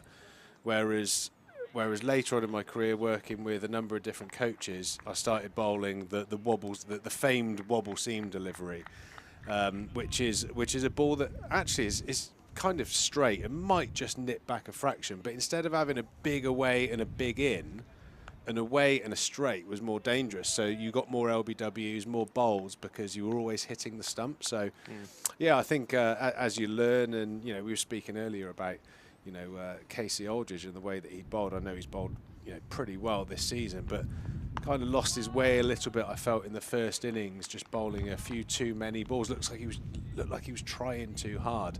And I think the better bowlers, the more mature you become, and I'm sure that's the same as a spin bowler. Your stock ball is your currency in the game, isn't it? But once you find your natural length and your natural bit of movement, and you execute that as many times as possible throughout a 5-10 over spell, whatever it may be, that's what brings you success in cricket. And I'm assuming it's the same in spin bowling. You know, every wicket's slightly different. You want to find your length. You know, I've been bigging up my impact in the early part of your career when I used to stand at point, and we used to talk about trajectory onto the pitch, didn't we? Yeah. You know, about, you know, certainly in England, I felt that Sajid Khan on this pitch has been a bit too flat and a bit too quick. And often if I saw you bowling a bit too quick, I'd just encourage you to drop the ball onto the, that's what I used to say to you, come on, drop the ball onto the pitch, and that's when you extracted the most spin out of the wicket and looked your most dangerous. Yeah, and I think it's great when you've got someone in the field like that who understands your bowling, and when you may be feeling certain emotions and you know, the different parts of the play and how that might make you think, and then how that affects how you bowl. You might bowl a little bit safer and a little bit flatter. And I think something that I've experienced in the last few years is obviously going to different parts of the world, and you're almost learning how to bowl in that place, and it's about how quickly you can adapt to the new sort of conditions. The ball might be different. So I think you watch Sajid Khan. I love watching other spinners, and you know, I imagine in Pakistan, you know, he's trying to hit the stumps, make sure that nothing's going, you know, he doesn't want to get like big bounce and be missing the stumps. You know, he'll get a lot of LBWs, the ball reacting differently in Pakistan, and he's bowled. He looks hard to get after, and yeah, it just looks like he could bowl long periods of time, and that kind of patience of how he goes about things will bring him success. So it's been good to watch him bowl, and yeah, I think he's been really good for the boys. I think the combination, I think that we're touching on here is the type of bowling that's not going to go for too many runs, but still poses a threat in terms of getting wickets. And I think for a spin bowler in particular, finding your pace on every wicket. Because I just think, because I've played in those parts of the world, I think the pace he's bowling now is very sort of UAE subcontinent, where you will get that extra little bit of grip at a higher pace. I think in England, when I look back at facing people like Simon Harmer in particular and Jeetan Patel, they bowled with a bit more loop that dropped onto the pitch, and that's when they extracted a bit of spin. But it's and I think it's, people say that the guys will come up to you and go, "Oh, I think a little bit slower," and you're like, "Oh," that's not an easy thing to just do. You're getting into a rhythm, and you feel like, okay, this pace I'm bowling now, I've got it on a spot, I can hit on a string, and I can keep hitting it. And then you're asked to sort of change your pace, and that can affect your length and line. And so it's something that we always practice, is trying to vary our pace but keep our line and length really good. But it's not just that easy. So I think it's you've got to get the balance right in terms of, you want to stay on and not go for too many runs, but actually if you're thinking wickets and that positive mindset, I think you'll it will stand you in good stead. And I think that's an important thing for the rest of your team and captain to understand. Is that actually, if you're looking to take wickets, that you might go for the odd run trying to do that, or runs or boundary, and then you can kind of, if you feel that backing, then actually that doesn't matter, and you find the right pace more quickly. Yeah, as we just saw there from a seam bowling perspective there, Tom Taylor just getting a little impatient with his round the wicket tactics to Imam, and straying onto his pads, clipped away 3 runs. Interestingly, he's seeing something different from the 2 techniques: straight around the wicket to Lammonby and over the wicket to Imam. So obviously the analysts have sussed something within that, and that's the reason why Taylor is round the wicket. But it's down to practice, isn't it? Had a good conversation about Casey's bowling with Andy Caddick the other day, and Andy Caddick went back to, and very rightly so, hitting the top of off and challenging that battle for off stump that we talk about in the dressing rooms so much. But the reason why Caddy was so good at it is because he would spend a whole winter or pre-season, every practice day, bowling at his homemade top of off little stump that he used to bring along with him. And very much the same for you. You bowl a lot of balls in practice to get the feel for those lengths. Yeah, I think everyone does, and I think Casey has been a real find for us. We obviously knew he had potential, but I think some of his performances this year, he sort of stepped it up this year, and that's really exciting for us. I think, with young guys, you have to have that patience and know that, guys are going to fail. Even guys my age are failing all the time. So I think it's important we're always striving for better, but it's about having patience with ourselves about how we're doing that. And I think Casey's someone who can make a real impact. I think against Surrey he might have done that, the game here, and a few others. So I think having patience, understanding his role within the team. We've got guys who hit the top of off consistently. He's got something a little bit different, bit of pace, and can make things really awkward for the batters. So that's really good. He certainly has got some X-factor abilities. We go up the road and have a look at what's going on at Gloucester. Gloucester currently 29 for 3. Spinners are on, so it's obviously doing a little bit against Warwickshire, a game that could have a big impact on Somerset season. But we're back to Taunton now. Talking about patience and knowing your role, Lammonby 48 balls, 11 runs, a beautiful cover drive to finish off that last over. So very much doing his role. Actually, I thought Lammers and Imam, even though they didn't score the big runs, did a great job opening the batting in the first innings. Obviously, Tom Abel with 111. Somerset currently 34 for no wicket after 14 overs. A watchful innings from both players. There's a lot of movement still out there. Sanderson and Tom Taylor extracting a fair bit of nip from the pitch there. Another very well judged leave there from Tom Lammonby. So that bit of cat and mouse time of the game, isn't there? That new ball is going to be doing a little bit. If these two can weather that storm, the stroke makers could come into play a bit later on. I know we did have a discussion. I'd love to see a promotion up the order for a Lewis Gregory, Casey Aldridge, Craig Overton, just to go out there, you know, maybe in 10, 15 overs time, be the next 3 batters in, just to try and get real impetus into this innings. Because, as you mentioned quite rightly, you kind of need at least 3 sessions to bowl Northamptonshire out on this pretty good and true pitch, even though there is plenty there to work with for good quality bowling.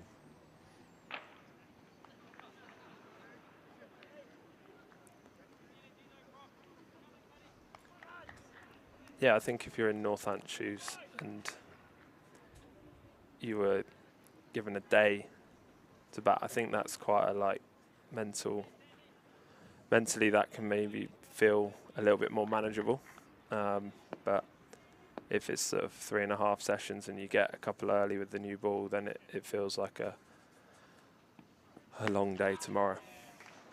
Yeah, certainly do, as Lammonby leans on to one through extra cover. He's probably going to pick up at least 2 runs. Another quality shot there from Tom Lammonby, coming into a nice bit of form towards the back end of the season. George Bartlett as well yesterday, day 1, scoring another quality 62.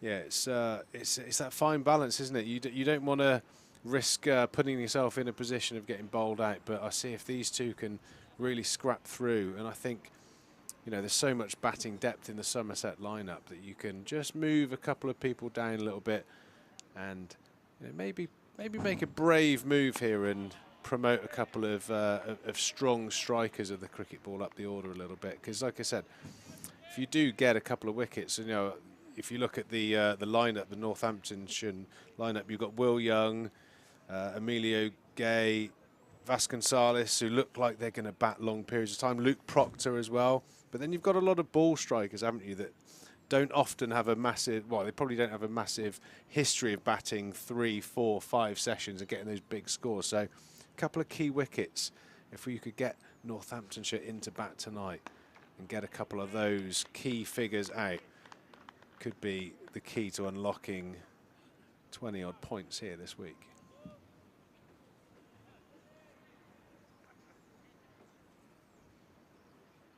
Ben Sanderson doing a great job, very workmanlike performance from him. Never goes for many runs, always picks up wickets, so the challenge is certainly on at the moment.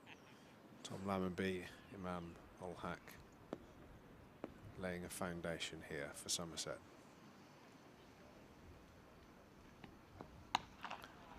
Nicely pulled away into the leg side by Tom Lammonby onto that very early. Never much in it for halfway down here at Taunton.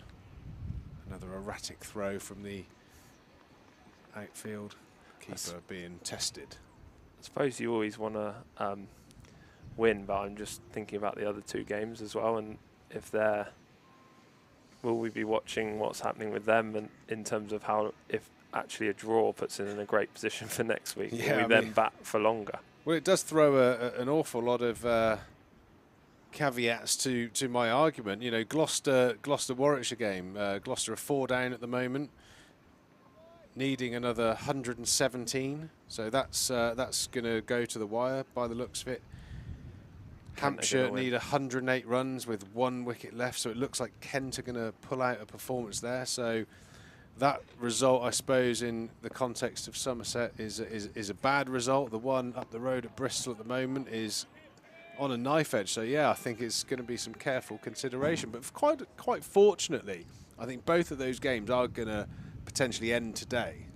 So I think towards the last session, I think we're going to get a real clear plan of how valuable a win or a draw will be. So I think that actually plays into Somerset's hands from a tactical point of view. Yeah.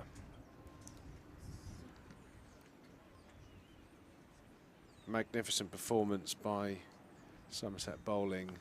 Northamptonshire on what you'd say is a true pitch for 265. I think Somerset were 30 or 40 light of where they'd have liked to have been after day one, but I think they've recovered that position well to have a nice solid lead at the moment. Craig Overton doing the damage, picking up that final wicket, getting his fifer. Brilliant to see from Craig Overton, which leads me towards the elephant in the room with Leachy, and I know something that you wanted to maybe clarify and clear up your situation. Obviously, having a break at the moment. If you'd like to, let all our listeners and cricket fans, and more importantly, Jack Leach fans out there know the exact situation, because a lot of things get written out of context and all that kind of stuff. So here's your opportunity just to clear this up on the spot, Jack Leach.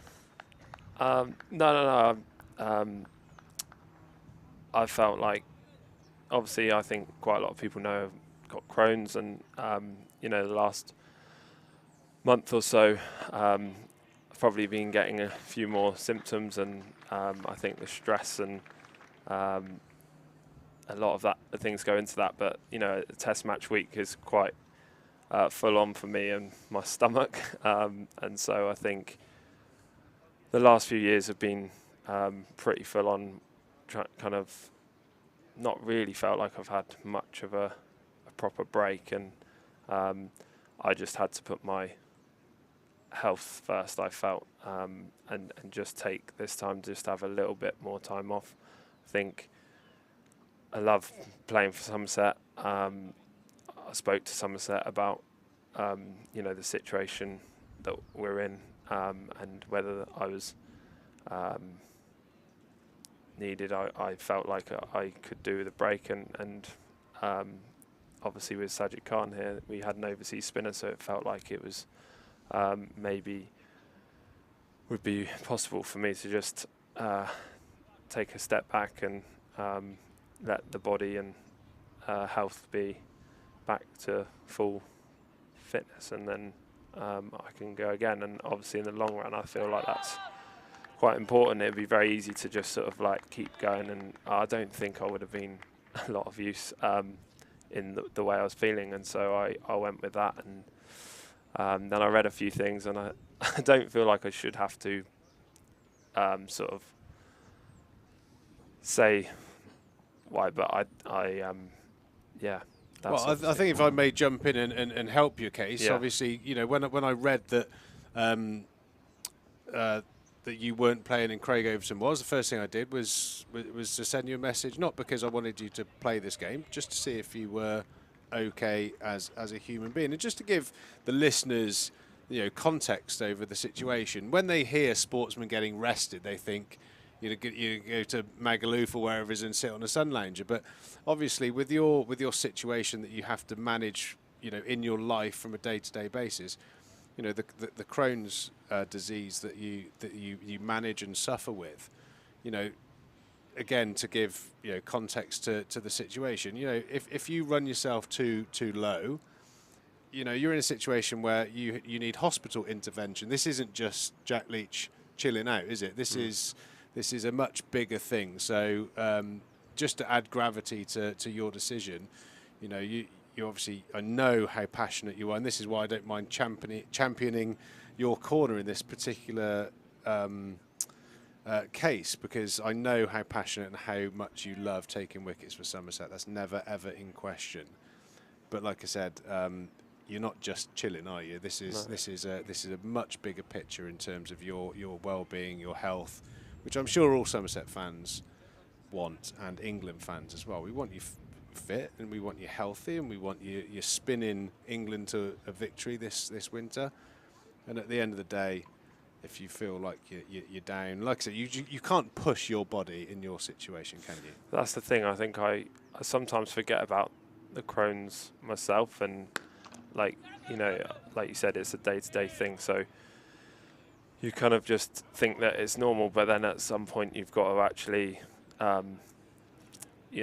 accept what you do suffer from, and actually give it the time that it needs. And this felt like a good opportunity. Obviously, it's probably going to be a busy winter, and so I felt like I just needed that. And so I think the main thing was that I didn't want England and ECB to be taking the stick for what was my decision as well. Yeah, well, also thrown on top of that, Leachy, this is not an England versus Somerset thing, because you've also pulled yourself out of test matches before, haven't you? Because you haven't been feeling up to the task, or the ECB have rested you from a series or a test match. So this is an ongoing thing. It's not just about Somerset and England and prioritising England. It's about prioritising your health.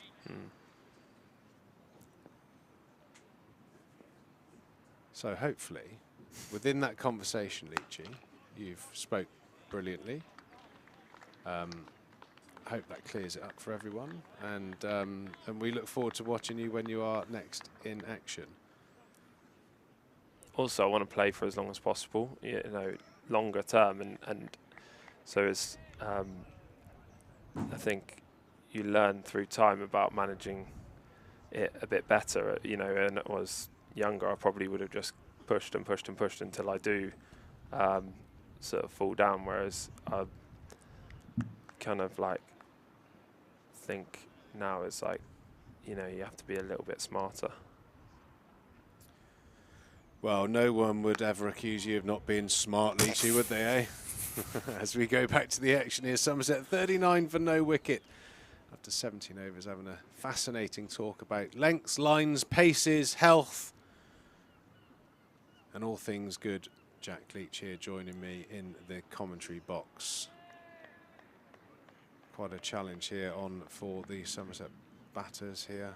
Sanderson, Tom Taylor in particular, getting quite a lot of movement from around the wicket away towards the slip cordon. So plenty of challenges out there, but real important part of the game. I know it'd be lovely, it'd be a great idea if Somerset could go out there and bish bash bosh, rack up 250, declare and bowl Northants out, but there's numerous things to consider. What's going on 50 and 100 miles away in terms of what points would be great to come out of this game, but also this is the setup period. This is the little bit of chess with men. Very important little passage of play here. Suck up a bit of pressure, and then hopefully the more explosive players can cash in later on. Trees, I've got a question. Are you missing cricket? Well, I'm here, Leachy, talking to my great mate. Are you missing mate. playing cricket? Parts of me do, but... Do you miss warm-ups? Football? I used to enjoy me football, but I think... I can't remember who told me this, but someone said cricketers are like oven doors. One day you'll shut the oven door and the hinge will snap. And I felt like my last season, just the body started to ache a little bit, and also the way that cricketers are managed these days is very much changed. As we have a change of bowling, we've got Rob Keogh coming into the attack, off spin, got a little bit of purchase. Again, I don't want to beat the same drum, but bowled a little bit of a slower pace and actually extracted quite a bit of spin off the wicket on day 2. So interesting to see how he goes. 2 left-handers to toy with as well. But yeah, I got to the stage. Well, it was interesting how people were managed. I suffered with ankle tendinitis, a chronic condition towards the back, sort of 5 or 6 years of my career, and I used to go into Ian Brewer, bruisey, ankles flared up. Need the jab. I'd go to the doctor, I'd get a cortisone injection, and I'd be fine for the rest of the season. And the last couple of times I went in to try and get an injection in the ankle, which I knew would see me through the season pain-free, they were like, "Oh, you've had 8 injections in that ankle in the last 5 years.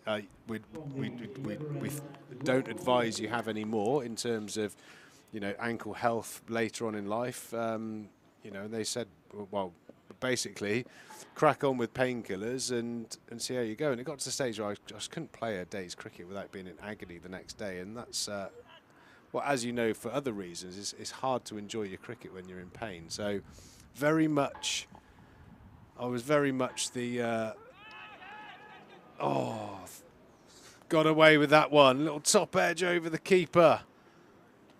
Lammers has got it a couple of times at sweeping and reverse sweeping at moments that we could do without. So hopefully that's a little bit of a lifeline there for Lammers, and he can get back to playing with a straight bat, even though we'd like to encourage a bit of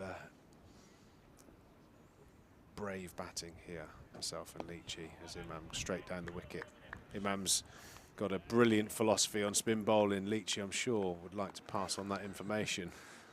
Yeah, he was talking to me about playing spin, and he was like, you have to basically take them down straight away. And I was thinking, I'm looking forward to bowling at you this winter. But no, I think he's right.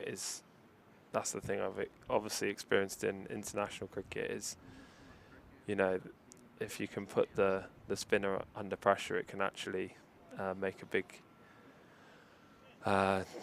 It puts the whole team under pressure really, because seamers want to rest, and if the spinner can get into the game, obviously they can kind of bowl from one end. I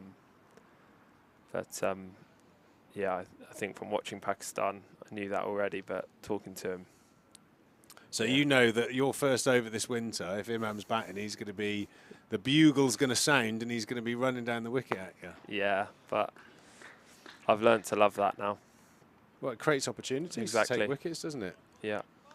Yeah, so following up from your question, half of me really misses elements of the game. I love getting in, I miss getting in the scrap. Yeah. I miss going out there with my mates. Doing battle, the dressing room banter, which is completely unique to anything you'll experience. But do I miss the mornings?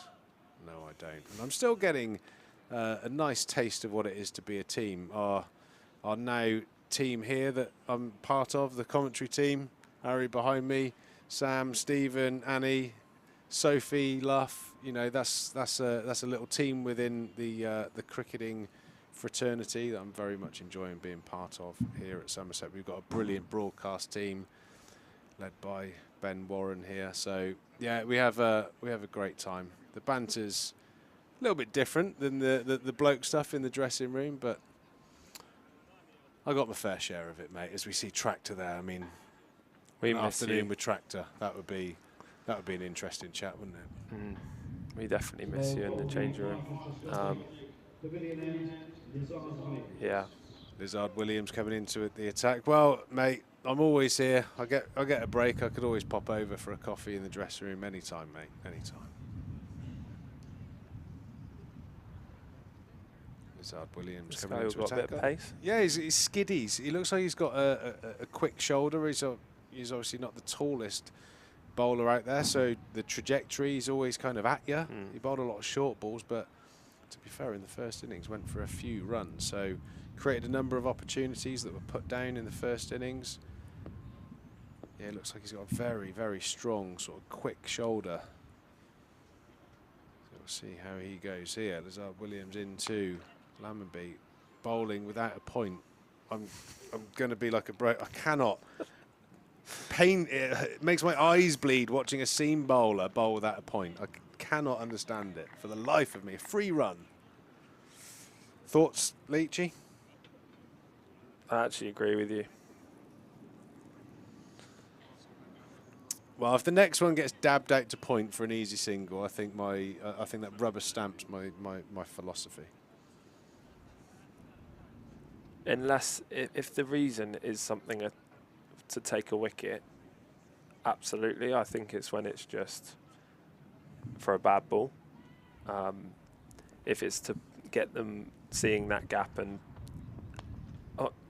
doing that. A slip for 4. Yeah, I'd have also had a third slip. then absolutely, I think it's always just having in mind how are you trying to take wickets and why are those fielding positions in place.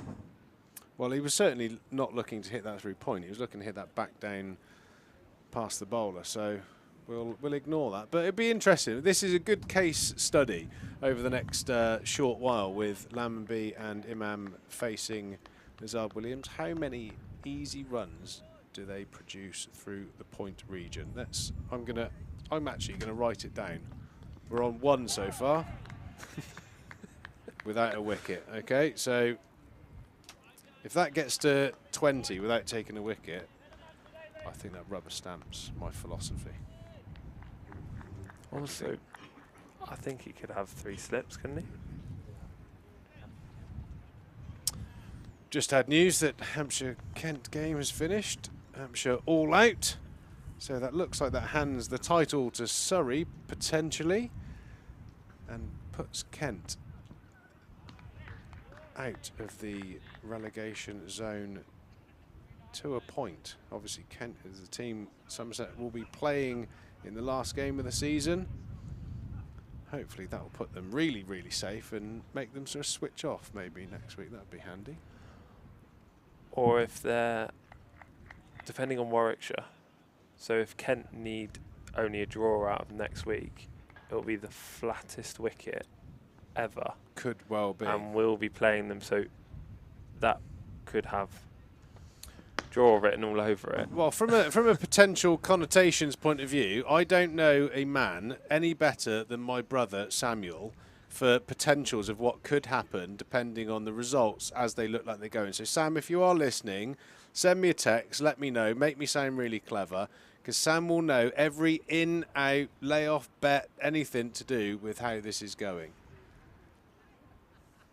We do also have a tweet. That's going to go if it's on Twitter, it must be true. Well, definitely. Everything that happens on Twitter is factual. Projected county. Here we go. The final match. Somerset draw 1. Oh, I feel like Russell Crowe in The Beautiful Mind already, with like words and shapes I don't understand coming up in front of me. I'm going to have a good study of that. Leachy, if you can take over while I just compute the potentials. End of the over. 49 for none. Projected county championship table going into the final game. 6th Somerset with a draw, 137. 7th Warwickshire, 136, so 1 point in it. 8th Yorkshire lose, 135. 9th Kent. So apart from Gloucester, who are relegated, there are 3 points between 4 teams.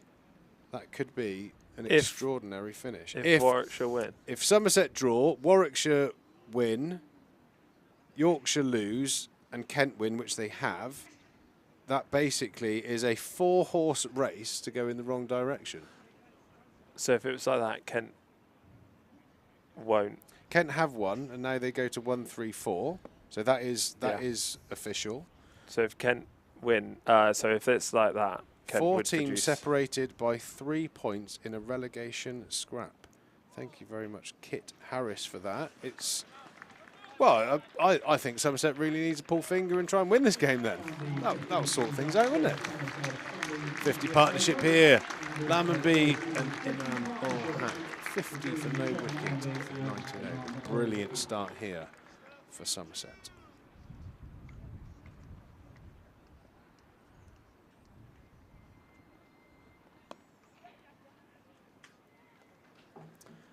Yeah, these two have done well both innings. I think the first session on that first day was really tough work, and they set a real good platform. So I think even though they probably didn't get the runs that they would have liked individually, they were a big part of us getting 389 in the first innings. Yeah, contributions by opening pairs are sometimes sort of skewed. You look at the end column, you get 30, you get 20, and you think, oh, not a great day. But actually, in the context of the game, I can remember a game we played at Warwickshire, a very low-scoring game, and Errol Sapaya batted for a whole session for 8 runs. And Justin Langer just raved about it the whole of lunch, saying how, and we won the game, very low scoring game on not a great pitch, and he basically said the reason we won that game was Arrow's 8, and actually, do you know what I mean? It was an incredible knock, batted the whole session in a bit for 8 runs, but it allowed other people just to have a little slog. We picked up, you know, little partnerships of 30-40, while Arrow was nullifying Trez the on that threat. lunch? 108? Yeah, Trez is probably, you know, playing it with ease and no worries. I remember when I was younger watching Harold and Trez opening the batting, and they were great to watch. I think that was Trez in his absolute prime, where he was like, you know, beyond 80 or 90 at lunch himself. Yeah, he was, well, building up an appetite. Is Brooksy on the on the live stream? He's defected to another broadcast network. Obviously, anyone who knows anything about cricket knows that you'll be tuning in to Somerset's live stream and not where Brooksy is sat right now. Even though he does look like he's having a lovely time out there in the sun, getting a bit of a tan on those. He needs to keep moving around, legs of his. keep moving that back. We like a bit of Brooksy here on the live stream, but very disappointed to see him defect. Will we allow him back? Answers on a postcard. Lazard Williams here to Tom Lammerby, the vacant point region. No fielder between second slip and straight cover protecting the single.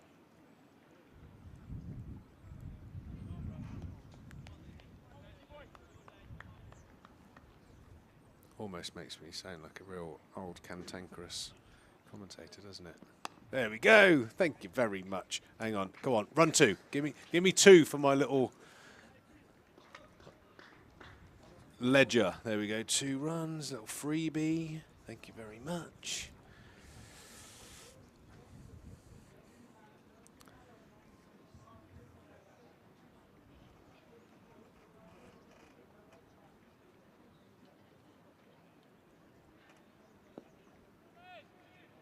Few tweets coming through now about the potentials of what can happen over the season.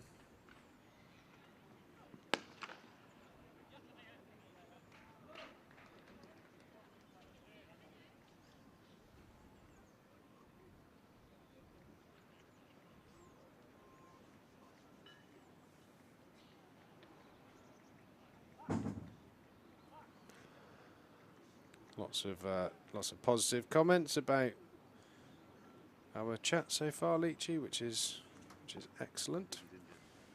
I think he's been hit on the hand. The ball got hit back. It's quite a common occurrence, cricket balls hitting hands, isn't it? Can be very uncomfortable there if you get one slightly wrong. Split webbings, broken fingers. I did mention the state of Marcus Trescothic's slip fielding hands there. He's got a couple of, they're like claws now. He's had about 3 or 4 of those mallet fractures where the tendon and the bone breaks and you end up with quite a crooked end of the finger. I've got one of them. How are you going for hands? Have you broken any fingers, digits? Or have you got away with it? I think I broke my thumb in the nets. Jason Kerr slinging at me. I was going to say that looks a bit more like a toe rather than a thumb.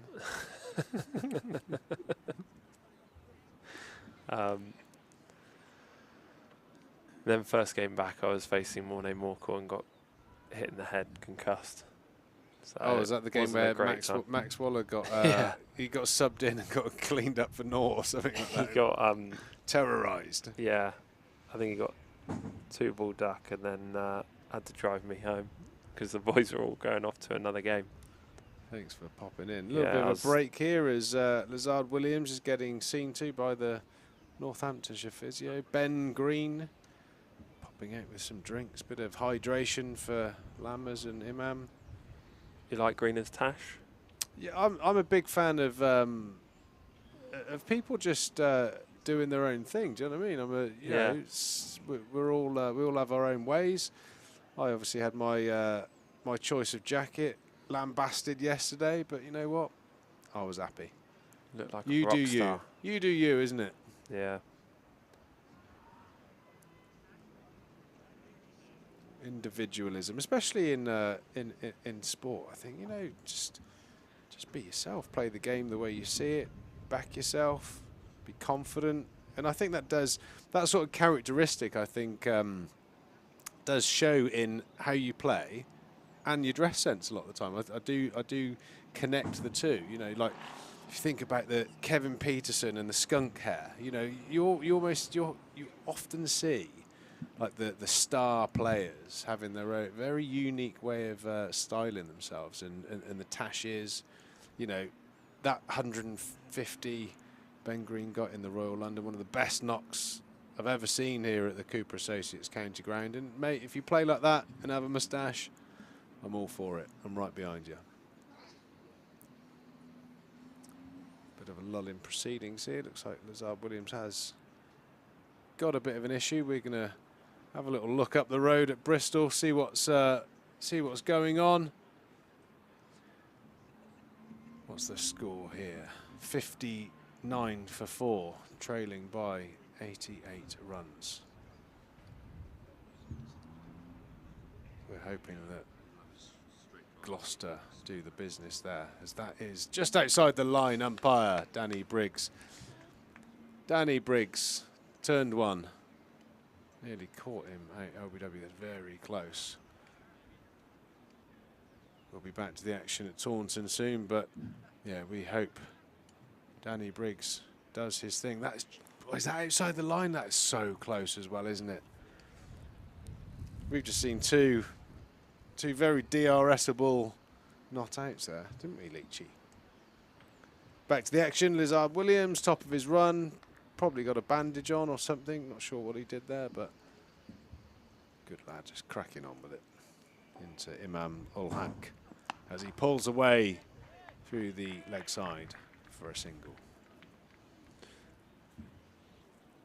What are you thinking here if you're Northants? How you get back into the game? Well, for me, Northants is about making Somerset, because let's face it, they're going to be chasing a substantial total, bar anything miraculous happen. And we've had a few collapses this season. It's not a confident Somerset batting lineup at the moment, but they're doing pretty well. There's a fair chance that there's going to be a substantial chase for Northamptonshire to have to go and chase day 4. The important thing is that Somerset don't get to whatever total they deem enough too quickly.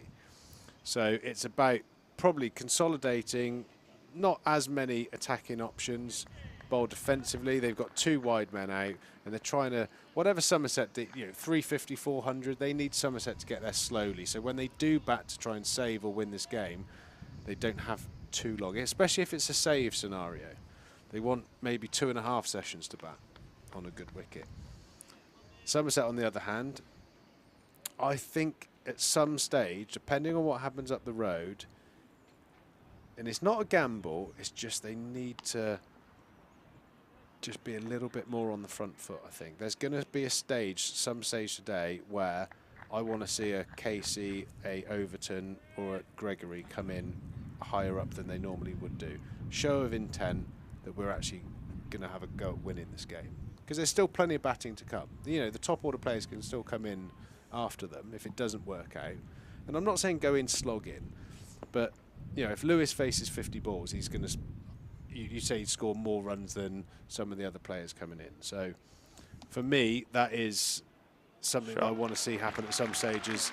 Tom Lammonby plays a beautiful shot. The ideal scenario is we don't lose any wickets. These two just keep going on some decent momentum, and they'll naturally score a bit faster.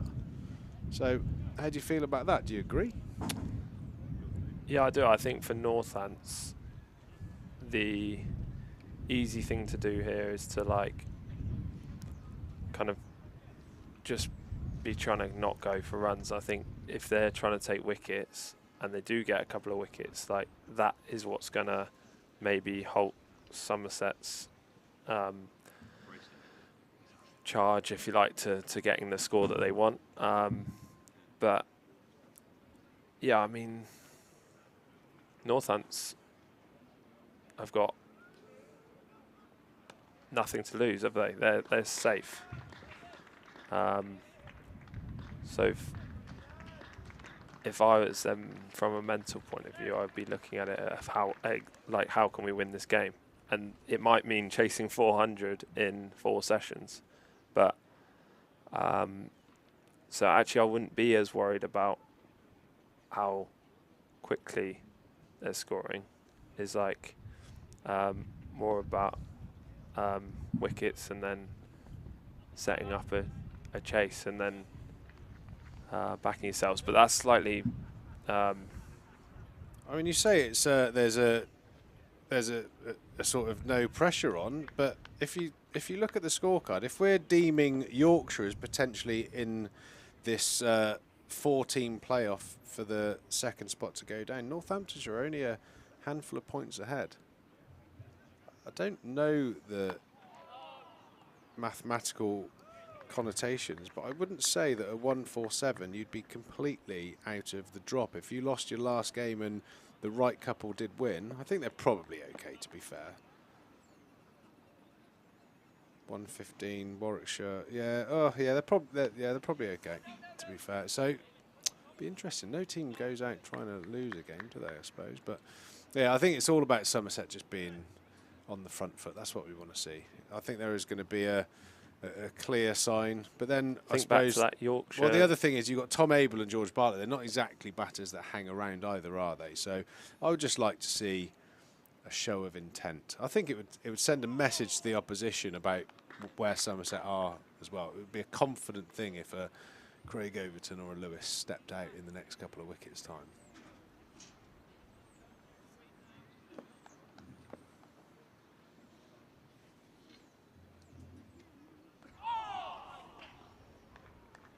Bravely.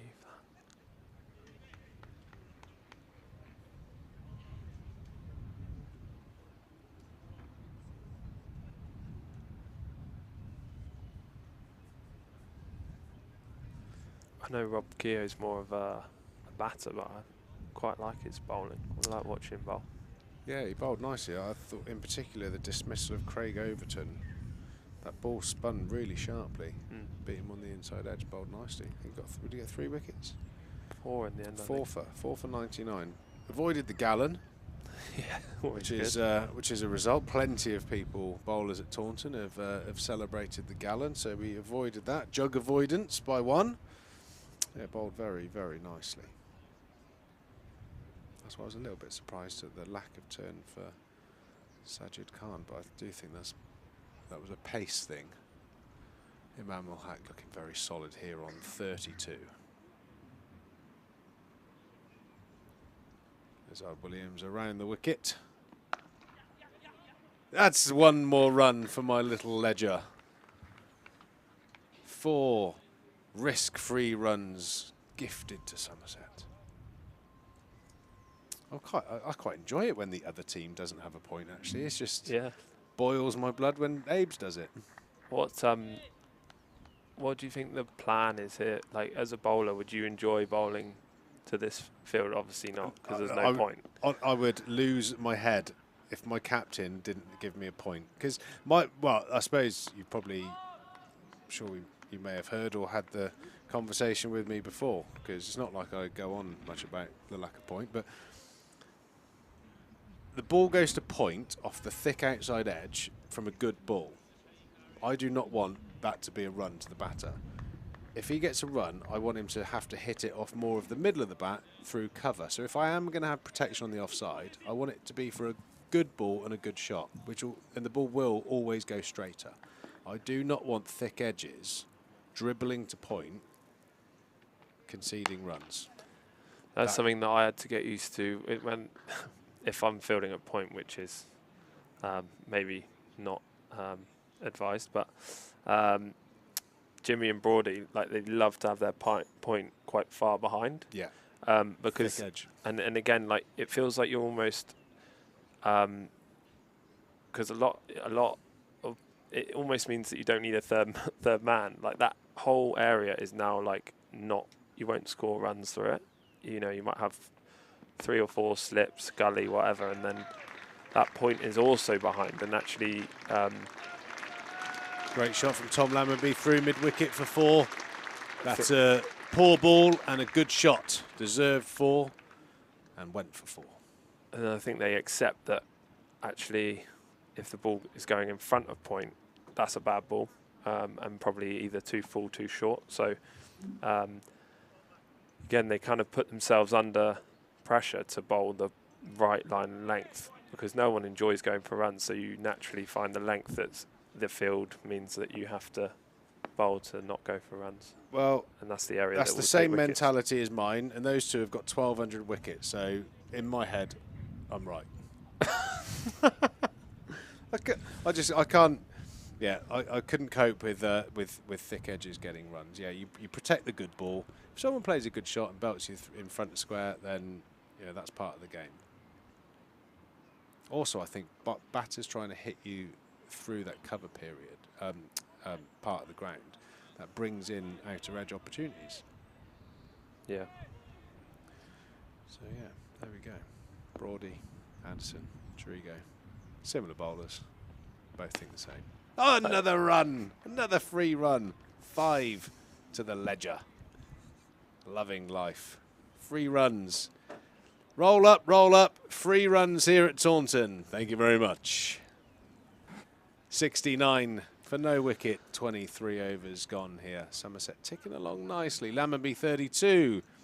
Imam ul Haq playing beautifully for 33. 2 very valuable partnerships by these two.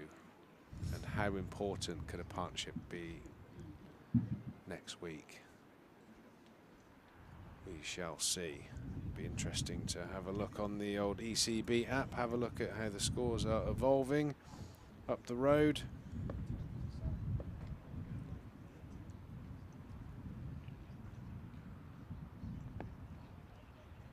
Being shown pictures of Rory Burns. They have scored 55 off of 6 overs, have Surrey, and have won the game. And they are this year's county champions. Congratulations, Surrey. They have played from start to finish very, very well.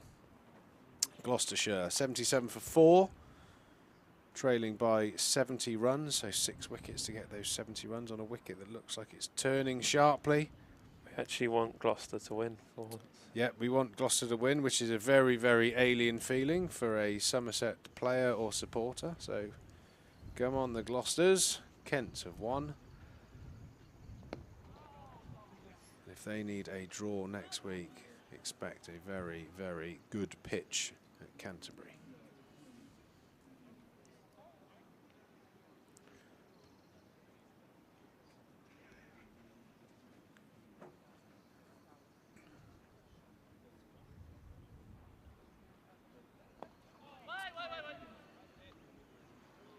Even with Imam's mentality of getting after spin bowling, I think it's probably a feather in the cap from Rob Keogh that Imam's not really scoring fluently against him.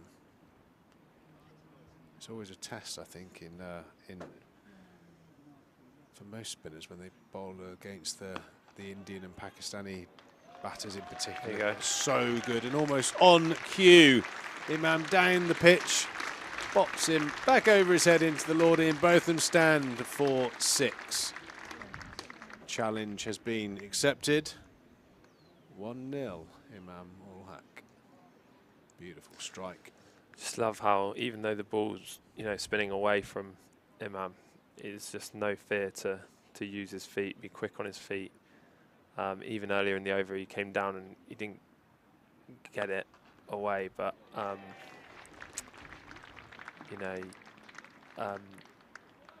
that might, as a bowler, you might feel like, oh, I need to adjust my length, and then you bowl it short and he gets one out to the guy out at deep cover. So yeah, I think he used his feet 3 or 4 times that over. Yeah, because if you get to the pitch, confidence, it's not spinning, is it? Having a bit of confidence. Yeah, if you get right to the pitch of the ball, it's what all the youngsters will be coached from a very early age. Come down the wicket, get to the pitch of the ball when it's turning, So we have a look at the scorecard there. Lammers 33, Imam ul Haq 41 not out, 78 without loss. 24 overs gone. The perfect start to this second innings for Somerset. A decent, junky lead of 202 now. How quickly can we get another 198? I would imagine the magic 400 number will be in mind. It's going to be a tough ask to get that before the close of play. But in the modern game, 44 overs remain. 4.5 and over. Point out. Will be there. Point out, so there's like loads of free runs. Just like a jumble sale of runs. Please go to point. Oh, Lammers, you let me down. He wants it. So if you do the maths, 4 and over from here gets you close to that 400. One of those horrible little 3-4 over sessions for Emilio Gay and Will Young to navigate later, with a charging in Craig Overton, a scene from Saving Private Ryan, Josh Davey with his sore toe and his limp. There you go. 3 runs on offer here at Somerset. 6 for no loss on my little ledger. I'm going to enjoy this over the next few hours, hopefully. There we go. 6 runs. Who needs a pad when you got a pen and paper, eh? An iPad or anything like that. It's going to be so much fun. Hopefully I'm going to run out of ink by the end of today. But if he gets out, caught behind, I'm trying to hit it to point, that changes everything. That means I've made a complete fool of myself for the last few times that teams have bowled without a point. Even though the game where it started, it was, I can't remember, it was the last home game.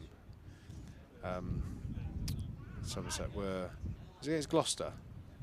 Who got all the runs? Was it Dent? Not Dent, was it? Harris. Marcus Harris, just literally gifting 50, 60 runs through point. That was when it sort of really bit home.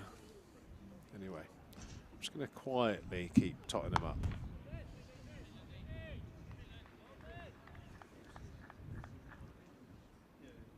As we creep into the second half of today, it's all gone pretty well. There was a period in the first session of the day, obviously started perfectly. Josh Davey getting that wicket first ball, caught low down to his right, Craig Overton. And then, to be fair, some brilliant rear guard batting from Tom Taylor, who looks a real fine cricketer, both with bat and ball, recovering the situation somewhat for Northamptonshire. Craig Overton completing a 5-wicket haul, giving Somerset a nice little lead. Now that has been extended to 203 thanks to Imam ul Haq, Tom Lammerby.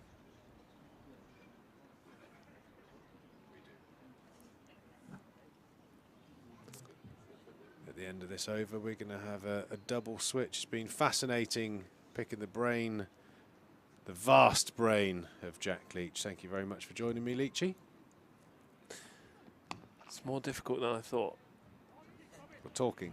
Yeah, just like you almost forget to comment on the cricket. I do that all the time, don't worry, mate. Just drift off, tangents. But you've done a grand job. I'm sure the listeners will love to hear from you. It's the same playing. When you're playing, you kind of, when you're batting, you're kind of watching the cricket, but you're sort of not. It's one of the great games. County cricket, test match cricket, you can watch out the corner of your eye when you're enjoying other things, conversations with friends, various things. That's why we love county cricket, in particular 4-day county championship cricket. Definitely. What a great day to finish a little commentary stint with that sentiment, with the performance report being out there in the press now. Leachy, it's been a pleasure. We'll do it again soon. Double change here. Harry Everett and Stephen Lamb to finish off the session. Hopefully a real positive one for Somerset. I'll speak to you all later on. Tom Taylor into the attack. Somerset 81 for no wicket. Can we press home this advantage for a much needed victory this week?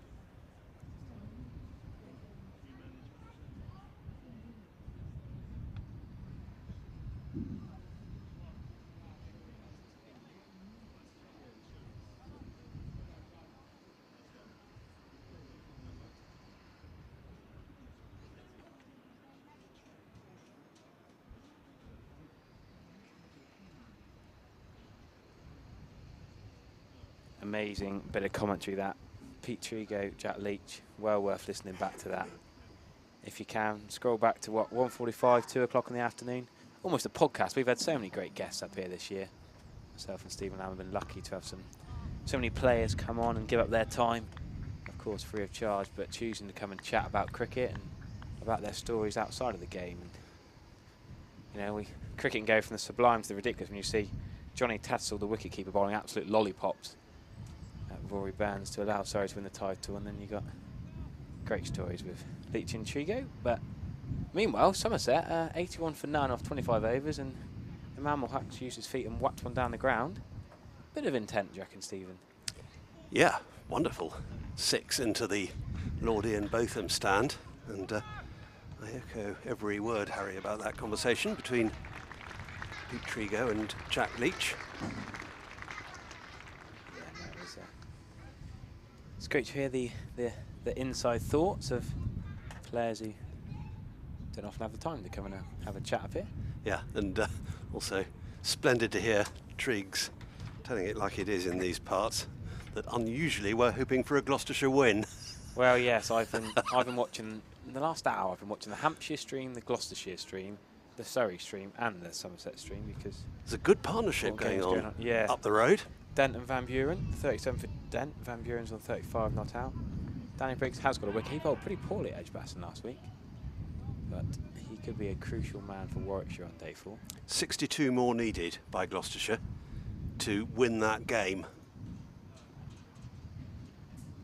So many early finishes this week. We could be one of the only games playing tomorrow. Notts Worcestershire's finished.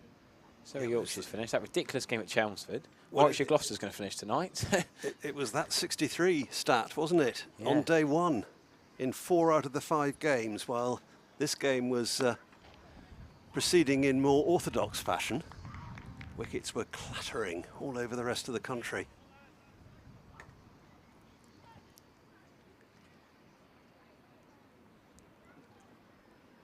Not clattering here. Somerset 83 without loss. Yeah, and just gradually strengthening what was already a strong position at lunchtime. Well, yeah, Triggs was saying maybe Craigo or Lewis Gregory coming in, but my worry is Lewis has had a few injuries, Craig's had a few injuries and not been in that much form of the bat, in fairness. I mean, Tom Abel can play positively at number 3. He's got 100 in the T20 Blast against Middlesex. I feel like they might just go with their normal order, but just play a little bit more positively when the new batters come in. Try and set up a declaration tonight. I would like to see Somerset have at least 8 or 9 overs at Northants tonight. And it might suit the Somerset bowlers to bowl a little bit this afternoon and then have a rest overnight and then bowl a little bit in the morning. They've got a 300 lead. Well, we're not far away from tea now. Declare soon after. Not really going to be able to declare at tea. That would be too much of a gamble. But bat for an hour after tea. Get a 320 lead.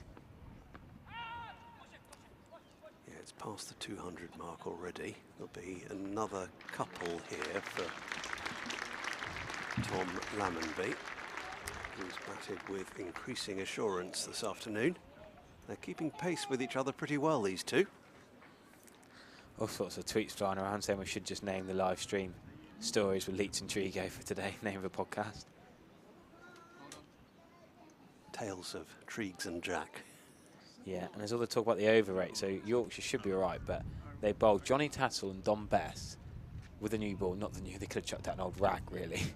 And Tom Keller-Cadmore, Somerset bound, he kept wicket for Yorkshire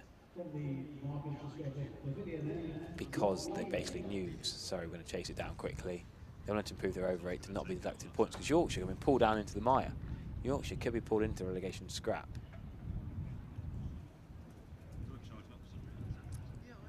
So we're going to have Rob Keogh continuing here at Taunton.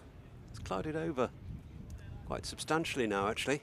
Yeah. It's as cloudy as it's been all match. Dare I mention the forecast, it is going to be grey this afternoon. Grey cloud from now here on in with a bit of rain coming down between 5 and 6. So hopefully we'll just about get the full day's playing. Yeah, and it doesn't look too bad for tomorrow either. No, it keeps changing. People keep using different weather apps these days. But fingers crossed. Here's Keogh then. Just neatly placed into the gap. Not so much a run as a trot for Imam and his partner. All going along smoothly for the hosts at the moment.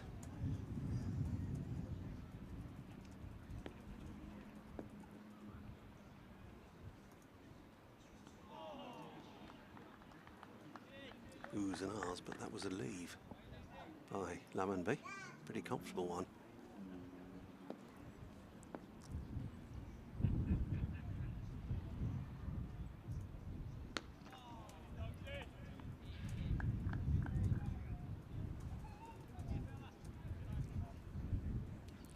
Northants just waiting and hoping for something to happen.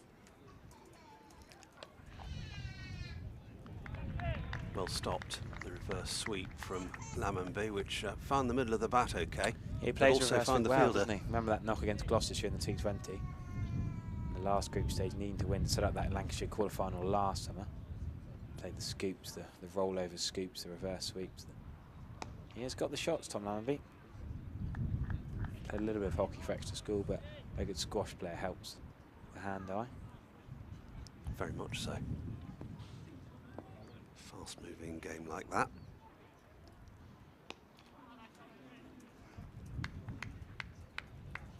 Gently pushed to leg, and Rob Keogh's 5th over comes to a conclusion. 0 for 19, his figures.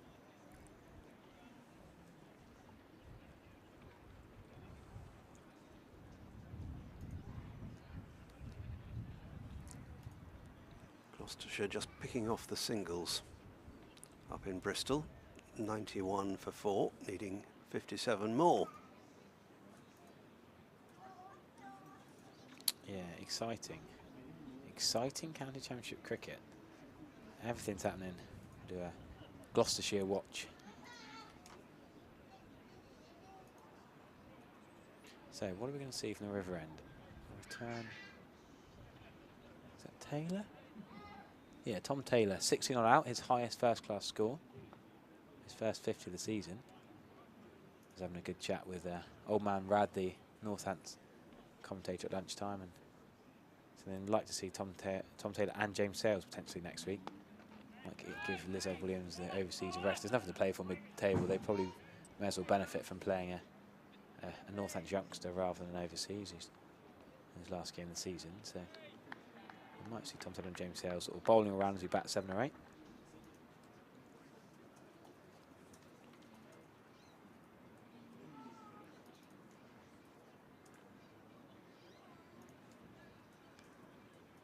So odd field placement. Well, there's been a lot of deep square legs, deep fine legs this match, isn't there? But then it's not just for the short ball. Maybe attacking that leg stumpish. Taylor, that's a good ball. Lamonby's leaving that. Yeah, that's the ball he needs to bowl to this field. Just outside off stump, on or about there. And that was a perfect example.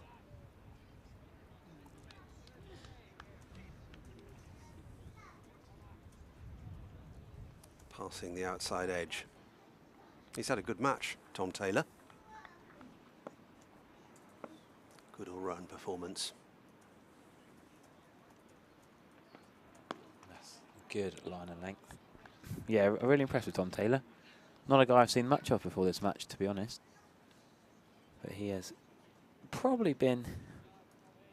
Well, Will Young got 85, but Taylor's got runs and wickets. Tom Taylor only one for bowled well. The best economy rate, 1.7 in the first innings. Only one for 141, but the 69 out. He'd probably be up there with my man of the match so far for all-round contribution. Second top run scorer and the most economical bowler with that 1 wicket. 27, so not as young as you might think, Tom Taylor, if you haven't seen much of him, but he's had time at Derbyshire, Leicestershire, all the way through Staffordshire age groups and then into Northants recently. A Stoke-on-Trent lad, but a Port Vale fan, not a Stoke City fan. And he used his feet well there. The football segue as he stopped that with his instep.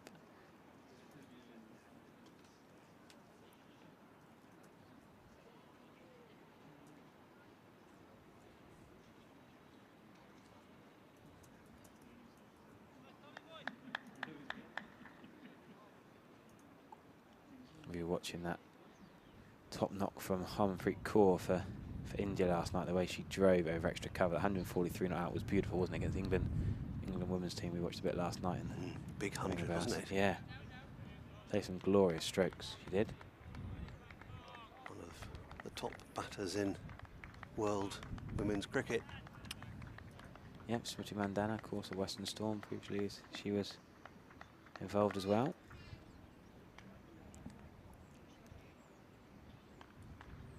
So the County Championship's calmed down a bit now with the Chelmsford done, the Surrey game done. The Championship done. Well, the title, yes, not the relegation battle there.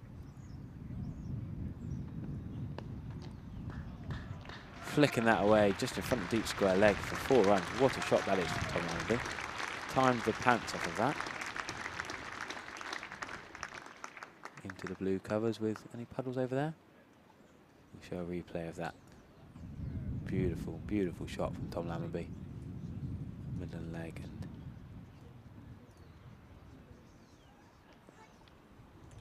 I like Rob Keogh. I like his bowling. I like him as an option here. He's probably bowling more and more these days. Batting arounder.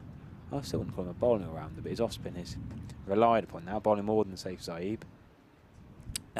Kerrigan, of course, not getting much of a go in the Championship. Keogh relied upon for the main bulk of the spin overs for Northants.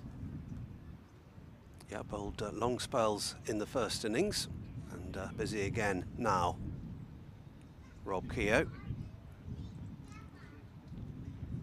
Who's going to be first to 50 of these two Somerset openers? There's a single to take Imam a step closer. Goes on to 46 with that.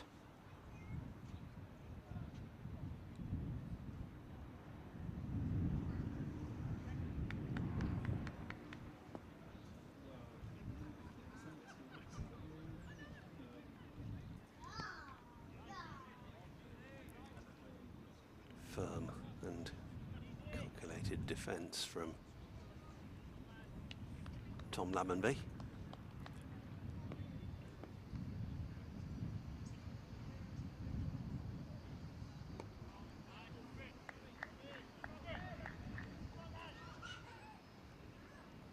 Somerset content to build gradually on what was already a substantial lead.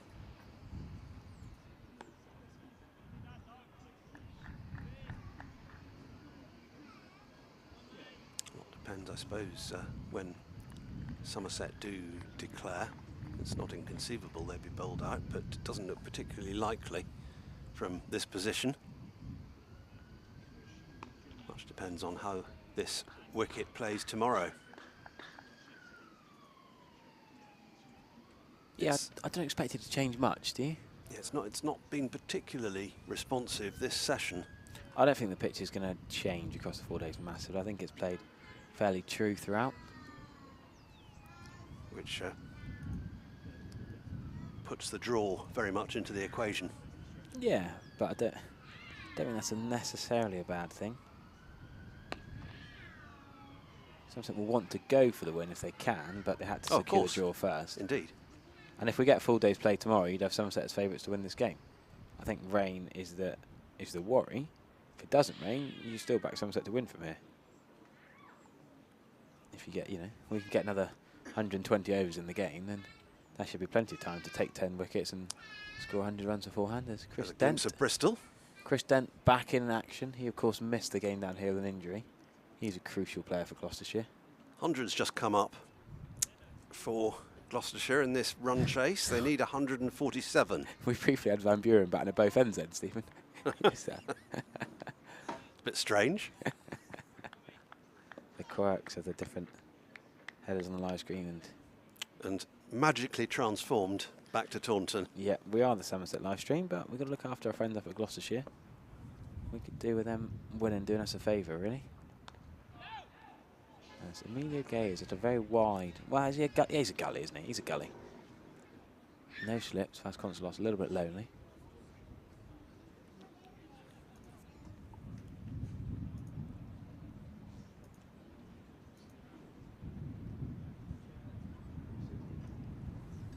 catching extra cover. That's Will Young, I believe.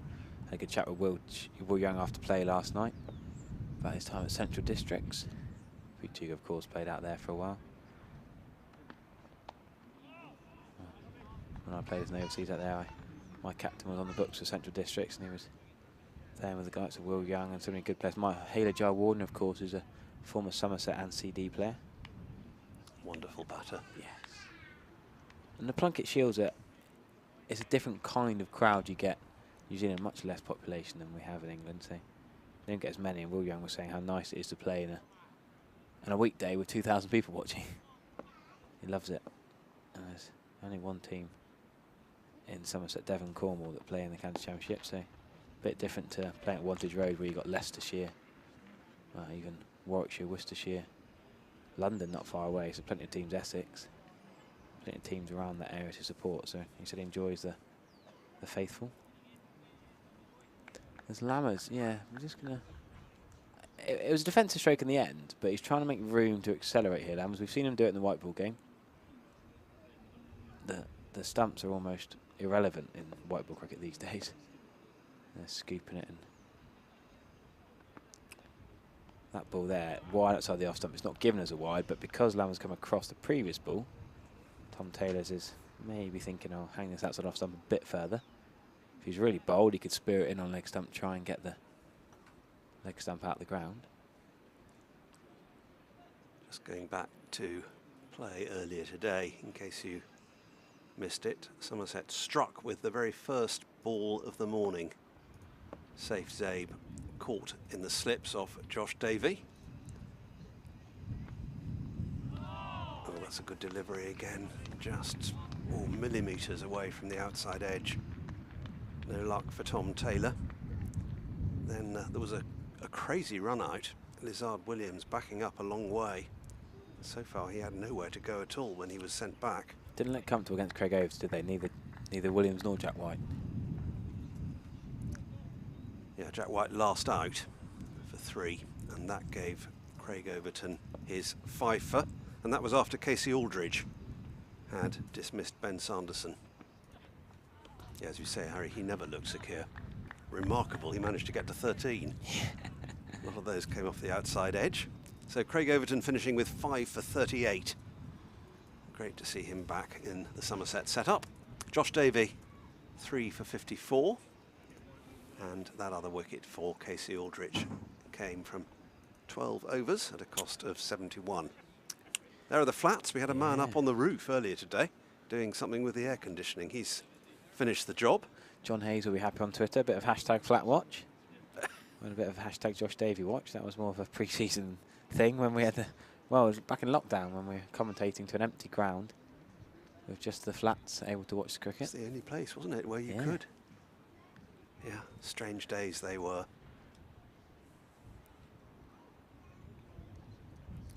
Hopefully not to be repeated. Keogh's going to continue then.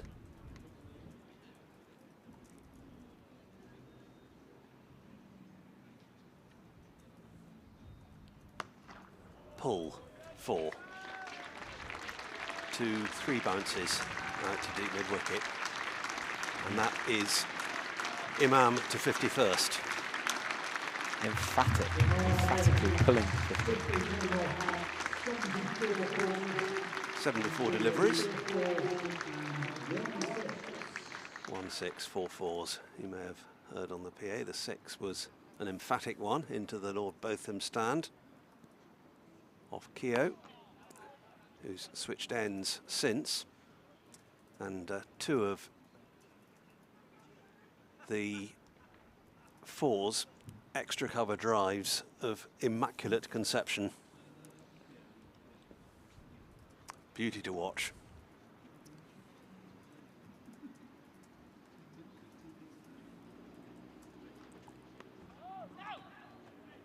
Oh, look at this, Stephen. Way down the leg side. Oh, you're not on camera, Todd. I've always said Todd should be a waiter, really. Todd, the director in the TikToks, we're like, he's now a cake deliverer.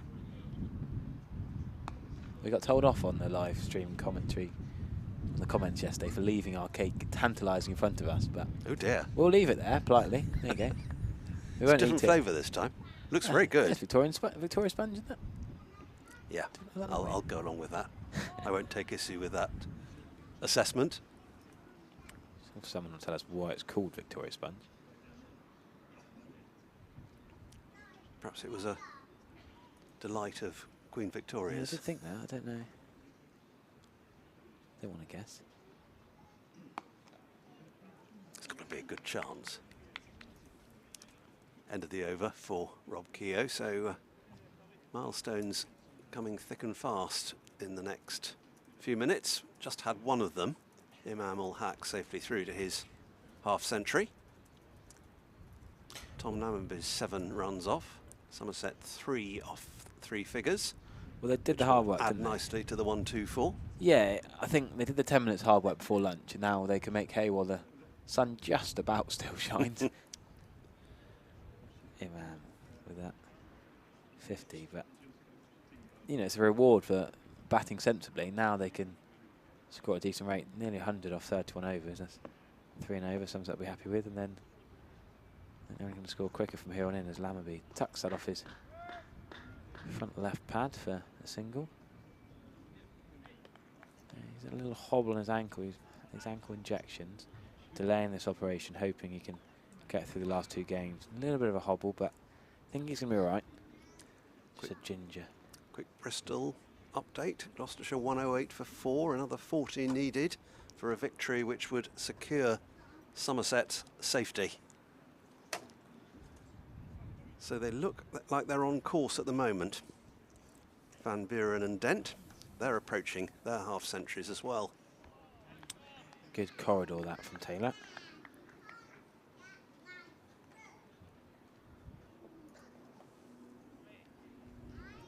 Looking at that cake, Stephen. Yeah, I'm happy to take this over. Go on, you have a bit of cake. I'll take on this over. Okay, I'm going to have the first bite. Go for it.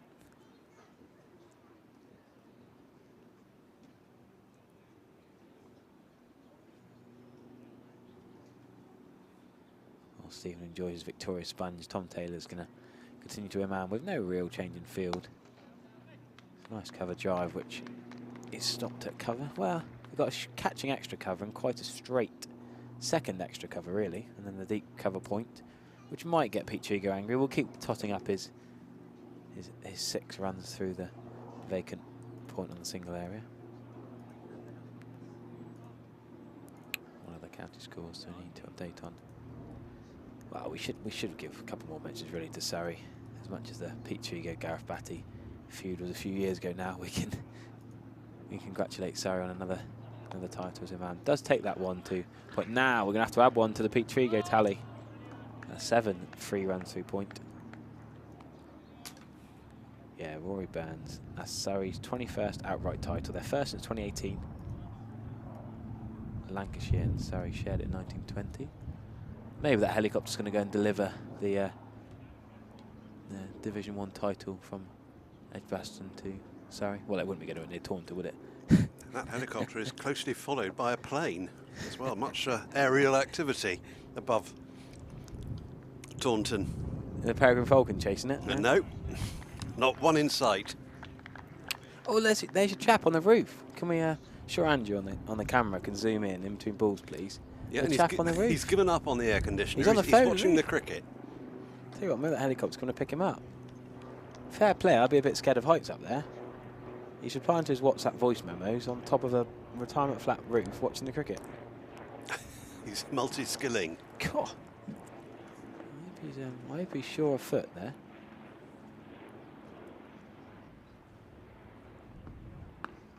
Solid from Tom Lammonby. I reckon he's got a pretty broad platform to stand on up there. It looks like a flat roof, basically. You think he's all right? Well, let's talk about Division 1. We haven't given Division 2 much time. There's a bit of a dull game going on between Glamorgan and Derbyshire. Take nothing away from David Lloyd's magnificent triple century up there with Sam Northeast, big scorer in the year. But IS Patel has bowled 14 maidens in 38 overs. And Derbyshire, 253 for 9. That game's fizzling out to a draw. You'd have thought. Never know what might happen on day 4, but that's one game that we're pretty confident will still be going into day 4. Rob Keogh is going to continue round the wicket to the two left-handers.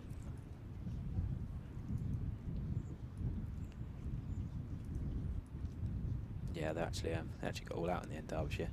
Ben Atchison had 6 off 66 balls. There's Imam. Tickles one, down to deep square leg for 1. So they could have forced a follow on that Glamorgan Derbyshire game. Same with the guys as well. Glamorgan could have a quick dart at Derbyshire this afternoon. Could end up being a more exciting game, I think. As Somerset bring up their 100, that one is forcing a nice little handshake. Congratulations between the two left-handers, the two southpaws, and 100 for none, Stephen. It's been some good batting this week for Somerset. Some of the best batting we've seen all season. Yeah, it is. It's unrecognisable from what we were seeing early on, really. Tremendous improvement. Tom Lammerby reverse sweeping. I mean, the orthodox sweep would have been easier to that ball. That was outside leg stump. He can't make it pay, that shot, at the moment, can he? He keeps finding the fielder, who's at backward point in orthodox terms. Becomes a backward square leg for the reverse sweep. Your turn for the Victoria sponge, Harry. No, I'm going to patiently wait till tea time, Stephen. Honest individual. Mind you, there's only 36 overs remaining, so tea's not very far away at all. 4 more overs. And the Victoria sponge will disappear.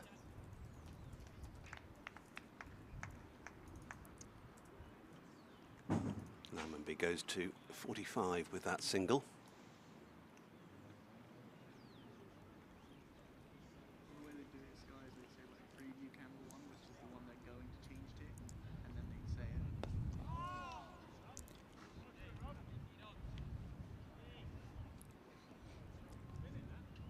Gloucestershire accelerating.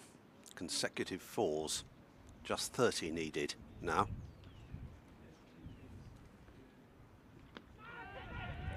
Is that the first wicket? Yes, it is. Imam has gone. Glove, perhaps, maybe bat handle, something just popped up in the air and safely taken by Vasconcelos. There's another look at it. I think he went to sweep this, Stephen. He wanted to sweep it, I think. And last minute change, like he's given it the old, that hand gesture, universal cricketing language is, that's bounced a bit on me. If we had subtitles on that Imam sort of hand signal, that's bounced a bit on me, and he's gone. But it's not a big problem. Somerset aren't worried about wickets here. They're going to declare at some point in the next 100 runs, I'd have thought. Next 100, 150. So he's done his job, seen off the new ball, got to 50. Significant contribution in both innings. Dealt with the new ball on day 1 when it was talking, and made life easier for the batters who followed. And he's contributed a half-century to help build Somerset's lead, which now stands at 225. That's the effective match position, 225 for 1.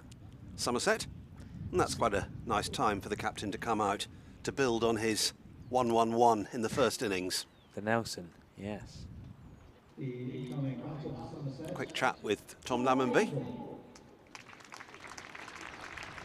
101 for 1. I can't remember saying that about Somerset this season. It's got a nice ring to it. Yeah.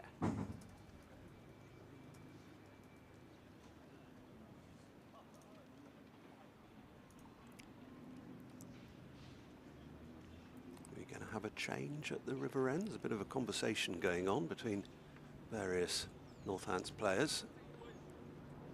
Luke Proctor. No, Tom Taylor's going to continue. Jack White up there. You make a good point. I don't think you... Well, you didn't make a point. You named a player who makes me think of a point I'd like to make, Stephen. Why is he not bowled? Luke Proctor. He's got Golden Duck. He got heckled for the entire first table ex-university lot. As Lammonby guides that straight to Emilio Gully, and that's a drop. Hard chance, right hand, I think. Well, I know it's the right hand, but I think it just carried. It looked like it did. We'll have another very tough chance. I mean, glimpse of it. Gay had all 4 chances in the first innings, and he took 2, dropped 2. So now he's dropped more than he's caught. Bless him, this match. That wasn't, as we say, as a half chance. Right-handed diving in front of him. Yes, and it's at an angle you don't expect because he was set back a bit, wasn't he? It wasn't an orthodox slip position. Almost catching practice given. It was almost like he was guiding like an indoor shot to third man. We'll try and show you the replay. As Lammonby tried to guide it down to the vacant third region. But he's picked up a single anyway and put the captain onto strike. Lammonby on 46 now.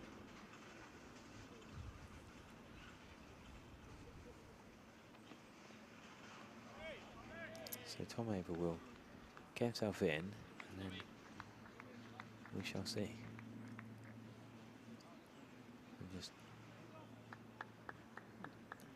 And just rewinding on that Lammonby shot. So he's guided off the middle of the bat. Taylor's first ball of the over. I mean, Gay still saved a couple of runs, but Lammonby on to 46, not out.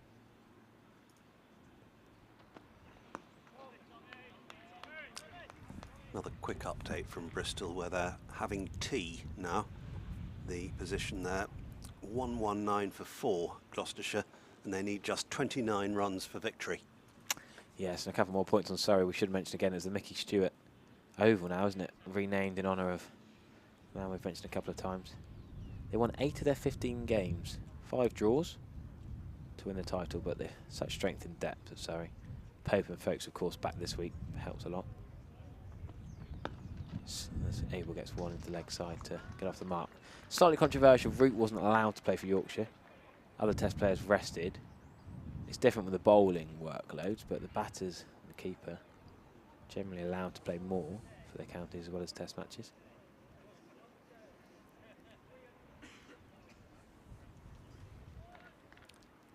Abel off the mark promptly.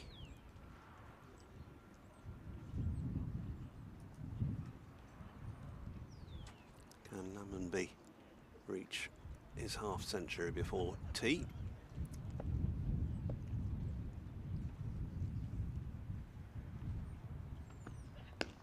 Oh, Lammonby in the air, aerial. That's a funny way to go to 50. I don't think he meant it to go there. There's a catch in mid-wicket and a mid-on, and he's scooped it between the two of them for 4. Well batted to get to his 50. From Lammonby, 50 not out. Runs last week, 30 in the first innings. Great to see him back in form. Yeah, nicely played by the left-hander. Second half century of the innings is complete. Both the openers going through to the landmark.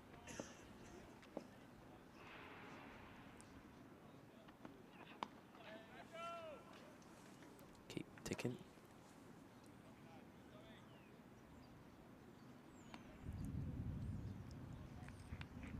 And keeping the strike as well at the end of the over.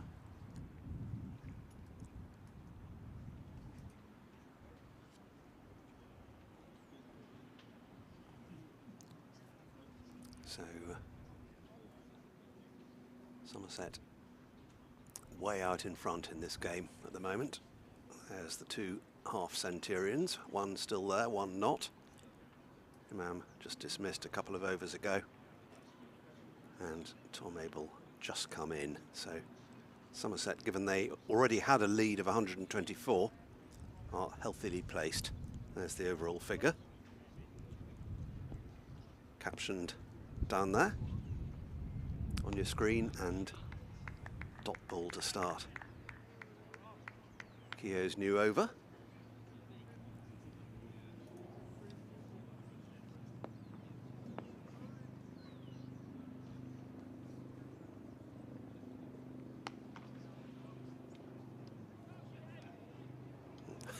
Nearly hit Lammonby on the head. Yeah, I'm glad he's wearing a helmet. The throw was from mid-wicket. Well, was that the same mid-wicket that could have potentially caught him on 46? Chip just passed him for, well, he's never really going to catch it, but... Yeah, it's Tom Taylor who's perched there.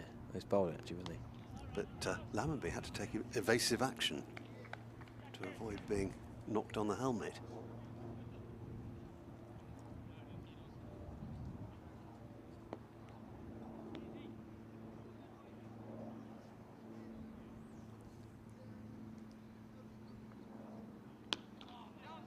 So Lamby's back leg is trying to make room, isn't he?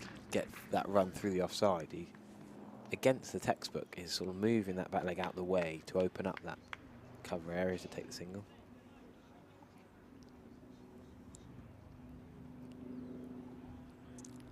Goes on to 52, Tom Lammonby.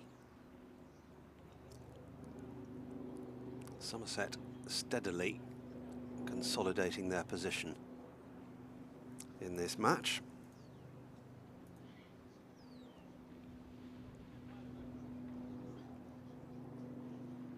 Several of this round of matches have finished in 3 days or less.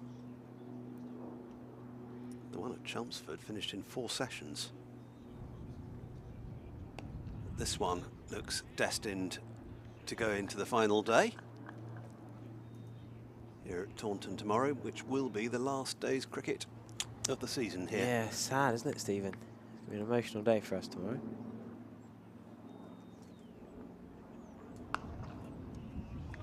Lovely shot. Step back and timed that beautifully through extra cover. Tom Abel at his best. It's a shot of a man in form, isn't it?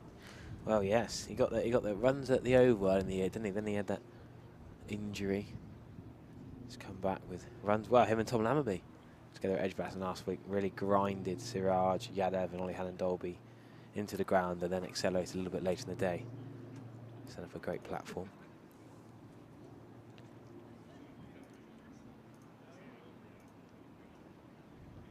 Yeah, we saw some lovely examples of the extra cover drive by the left-hander Imam earlier on. That was a classic right-handers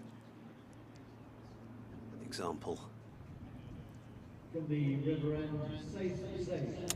Double spin, Stephen. Saif Zaid, who only bowled 5 overs for 23 runs in the first innings. 113 for 1, 35 overs gone. He's back on. He's on for the last over before tea. The last over before your Victoria sponge. Well, I had a couple of comments on a YouTube thing saying how restrained I am. Great to see the cake being eaten, but how gluttonous I am. no. Jumping the gun. Cowpat saying, of course the cake is being eaten, Harry is there. Nice one, first ball, Zaid is going to... I can vouch for its tastiness. Oh, I'm sure you can. We are looked after well, and they're eating the palm, and they don't really think about our figure up here, do they? They just keep feeding and feeding and feeding. They know we've got to keep talking, so plenty of energy for our jaw. I guess, yeah, the thing we do get to work out up here is our jaw and our digestive system. Abel punching that. I don't know how we beat Gay at extra cover. Only one step away to his right, but... Well, he got himself into position beautifully, Tom Abel there, stepping away and then just caressing the ball to the right of the man at short extra to pick up the single. Zaid, I don't know why he didn't bowl more in the first innings. The seamers were bowling well, but Rob Keir bowled 30 overs, 30 and a half. Got 4 for you. You thought they'd given Zaid more of a bowl. Left arm spin as well. Not the most common. Your Jack Leach stuff.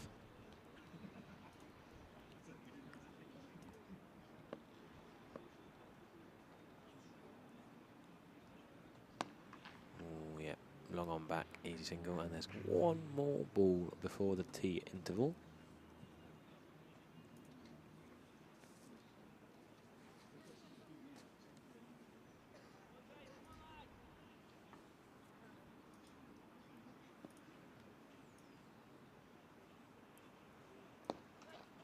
And there, more More than one here. Yeah, Zaid a little bit expensive, but it is his first over. We'll forgive him. And that should be tea. Yep, players go off. 118 for 1. Really good session for Somerset yet again, Stephen. Yeah, overall lead 242. So they had the upper hand first thing this morning, and they've maintained it, probably enhanced it. They're in a strong position indeed going into the final session. Tom Lammonby unbeaten on 54. Tom Abel showing his class already. Just got to 8, hasn't had hasn't been in for very long. So a good day thus far for Somerset.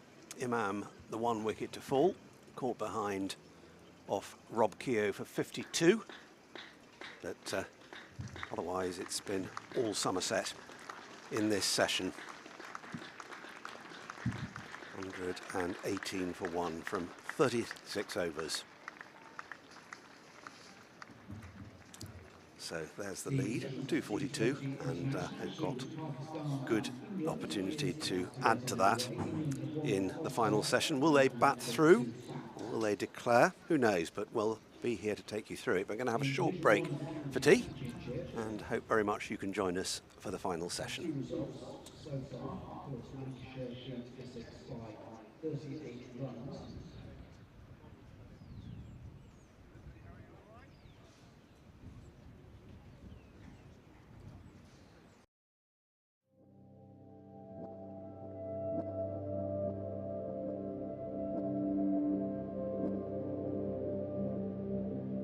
When you bat at your best, there's no distractions. You're engrossed in the game, you're in, I guess, the zone, a little bit cliche.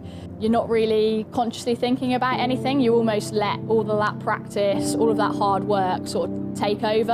I'm doing it with an element of freedom, and I'm not worried too much about the risk or getting things wrong. Actually, I'm taking the game on, and I think that's probably where my game's made a huge shift over the last couple of years. I'm Sophie Luff, captain of Western Storm, and I'm a top order batter.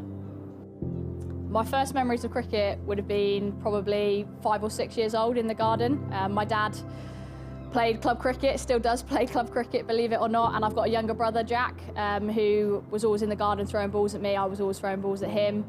So it started from there, really. I remember every weekend, every Saturday was spent at our local cricket club, and yeah, I just fell in love with the game from there, really. Yeah, I'd say both my experiences at school and at club were I was a sole girl in a lot of boys' teams, and to be honest, that was the norm for me. I actually really enjoyed it. I was a bit of a tomboy growing up anyway. I loved playing football, playing cricket, and I found myself in those environments more often than not. I thought it was a real challenge. I always sort of had a point to prove, I guess, being the only girl. You used to get a few comments around, well, they've got a girl playing, and I always wanted to show my worth, and I think that's something that stayed with me throughout my career, really.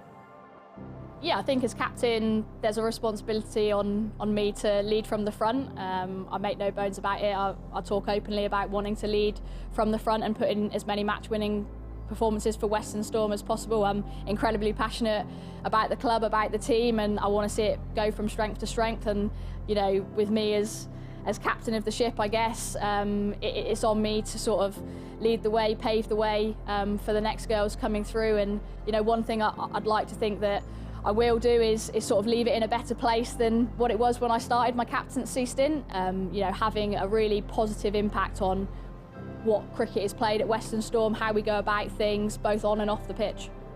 Yeah, I absolutely do see myself as a role model to younger girls in the dressing room, as a senior player in the environment. I work on the academy as well as a coach, so I can see the next crop of players coming through and feel like I can have a real positive influence on some of those girls as well, and their development and hopefully their careers in the future. But I also want to inspire the little girl that comes along to a Western Storm game and experiences cricket for the first time sat in the stands, and I think we've all got a role to play in that, but it's something that I really enjoy doing and take a lot of pride in. Hi, I'm Neve Hollands, I'm 17 and I'm an all-rounder for Western Storm.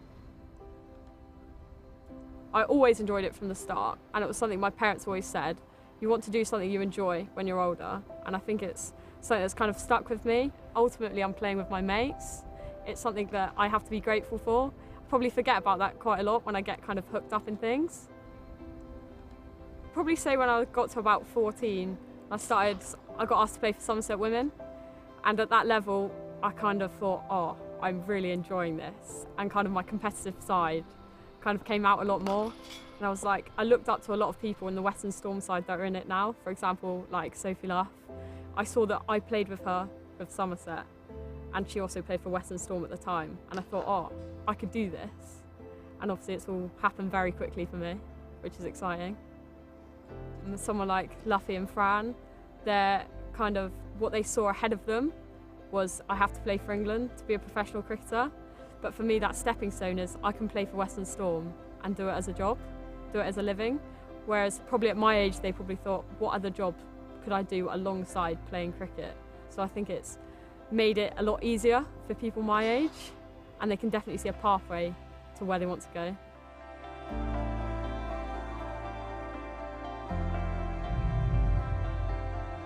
Hi, I'm Fran Wilson. I play for the Western Storm. I'm a batter and I'm vice captain.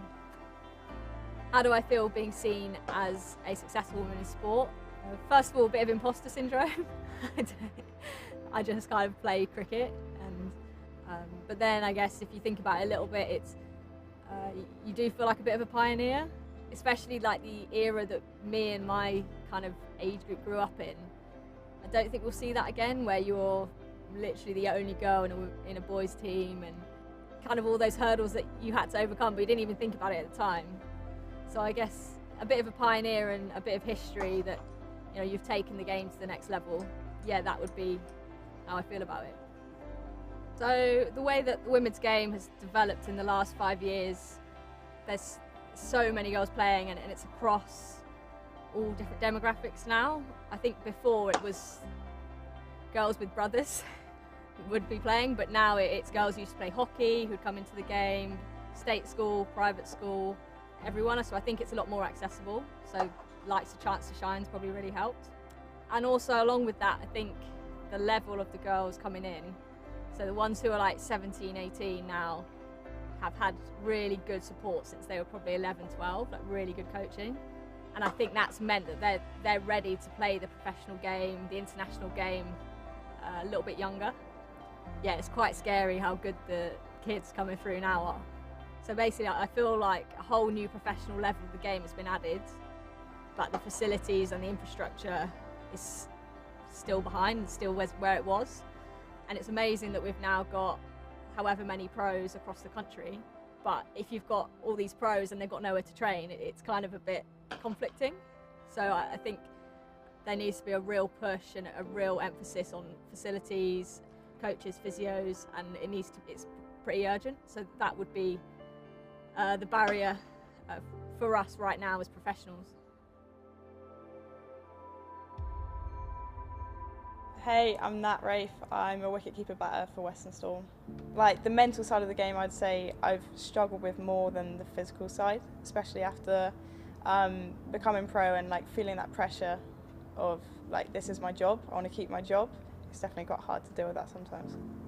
I think the progression in women's sport has been like quite evident recently. So you've had the Women's Euros. I've definitely been following that, and I've seen some quite big crowds there. And just like speaking with my friends about it, which you maybe wouldn't have seen in the last few years. And I think you can see the same in cricket, like the World Cup in Australia was very well viewed. Oh yes, I've seen a huge change in the last 5 years in women's cricket. So like now, you have the opportunity to make it your career. And whereas before, it'd probably only be the England girls that have that chance, it's now people playing at a regional level that gets to do that as well, which is really good. The one piece of advice I'd probably give to my younger self and give to younger girls coming into the game now is just remember why you play, like know why you play, because like I said, there's so many highs, so many lows, but you can always come back to why you play. So for me, it's because I love the game and I love playing with my teammates, and like I'm hungry to succeed. I've always got that drive, that ambition, and I think if you can keep coming back to those reasons, then you'll keep waking up the next day and going to the gym and putting in that hard session, turning up, doing your skills, doing everything that's required of you as a professional cricketer to, you know, keep getting better day on day. So yeah, remember why you play.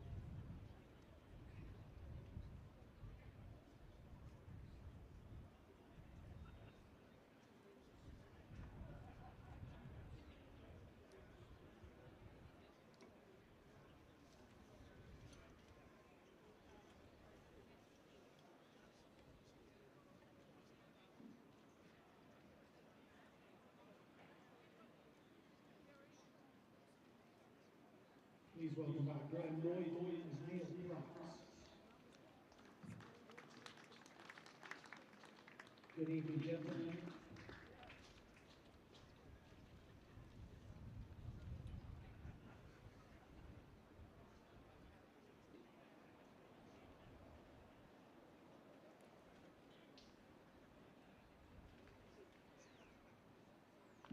The Northamptonshire team is led back out after tea by captain Will Young.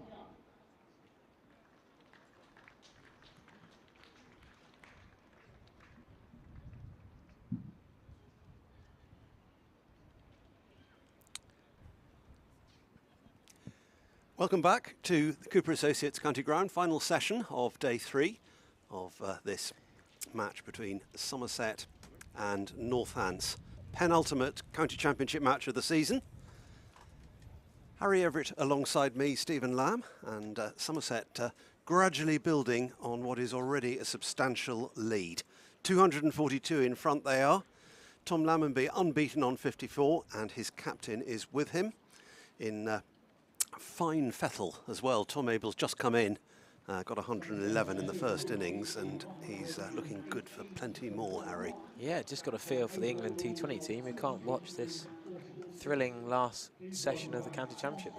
So many games coming to conclusion with exciting play, and busy playing the T20 Pakistan, while Gloucestershire have still got 20 to win. They're 5 down now. Dent joined by Taylor, but Taylor got a few runs in the first innings. Doesn't normally play Taylor in county championship cricket. You know Gloucestershire as well as I do, Stephen, that white ball whacker normally, isn't he? Well, he is, and I wonder whether he'll go into that kind of mode. Yes.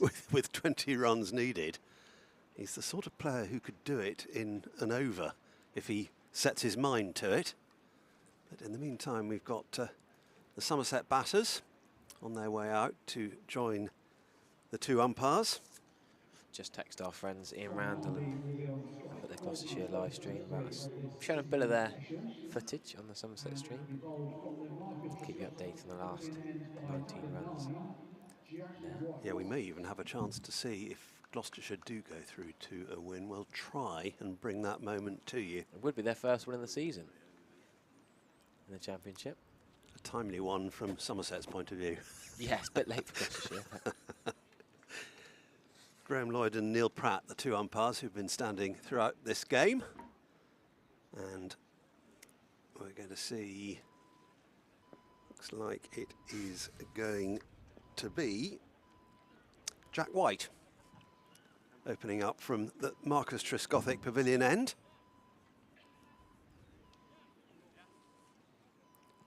So a change from a lengthy spell by Rob Keogh. 9 overs, 1 for 32. Well, yeah. Reverting to seam. 30 overs in the first innings. He's a lot of work, hasn't he, Rob Keogh, this match? White then, running away from us. And runs immediately, or one of them anyway. Down to long leg. Lammonby went through to his half century just before the tea interval. He's looked in good touch. Helped Imam see off the most threatening phase of the game early on. First hour of the first day. Helping to justify Tom Abel's decision to bat first on winning the toss. And Somerset have really been in pretty firm control of this game ever since. They'll be keeping a close eye on that Bristol game as well, because it could well affect their approach to this one. I don't think there's been any point in the match so far that Northants has been on top, really. 49 for the first wicket in the first innings, 101 for the first wicket second innings. So if you divide 150 by 2, average 75-run partnership. That's quick maths to me, Stephen, but that's pretty good, isn't it? It is. I'm well impressed. And it's been a real encouragement the way Gloucestershire have batted in these last 2 games, not just this one, but in their second innings at Edgbaston as well. There were signs of increasing stability, which is what's been lacking, really. Absolutely, I couldn't think of a better word myself, Stephen. Stability indeed. They've been a bit gung-ho, aggressive, but not hanging around too long. And Abel and Lambie were boring for an hour or two, which is absolutely fine. Which was absolutely the right boring thing. Doesn't have to be a negative word. When you're sitting in the dressing room watching, boring is what you want in circumstances like that. Yeah, I think an opening partnership, I always try and be boring when I'm opening the batting. You get enough stick for it, but you've got to do your job. Caught off to number 3-2, that's decent nut. Vasconcelos does another crowd catch. That's been a feature of his wicket keeping. I don't think anybody was taken in. The Northants version of Tractor Driver, I don't know the Northants #1 fan's name, I'm sure would have gone up for it too. But yeah, it was a moral victory for the bowler, but no vestige of an edge. You see many Northants fans around the ground on your wonders? A couple of shirts. A few. Yeah, not that many.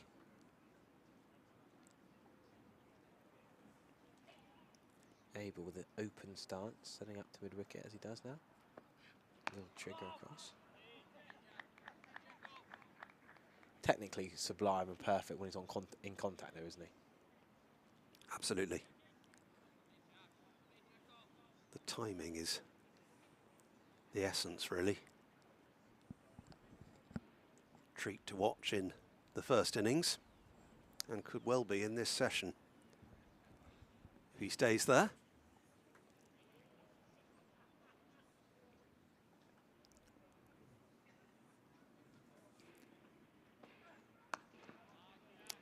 Defence again, but all the attacking shots are there in the Abel locker. And for watchability, he's high on the list of Somerset batsmen Yes. I've seen. Oh, absolutely aesthetically pleasing as they come. The English Mahela Jar Wardener, I suppose you could say. That's who we like as we see the Gimlets Hill area. Yep, people who've Double been two on the benches. moving around during the tea interval, possibly going back to their seats. Meeting and greeting of the canine variety. And He looks like he likes meeting people, that Labrador, to me. we're going to see Rob Keogh from the River End again. The wag of the tail, the show of enthusiasm. Saves away bowled from the River End the over before tea. Rob Keogh has bowled from both ends throughout the match. Day 3 now we're on, of course. And interesting to see how Lambie plays this. Loves a reverse sweep, does Lammers. But just thinking off spin, yeah. Go with the spin. Left-hander. Shouldn't really be a run there. I feel like if mid-wicket's in on the 1, shouldn't he be tight and stopping that single? I feel like that's what he's there for.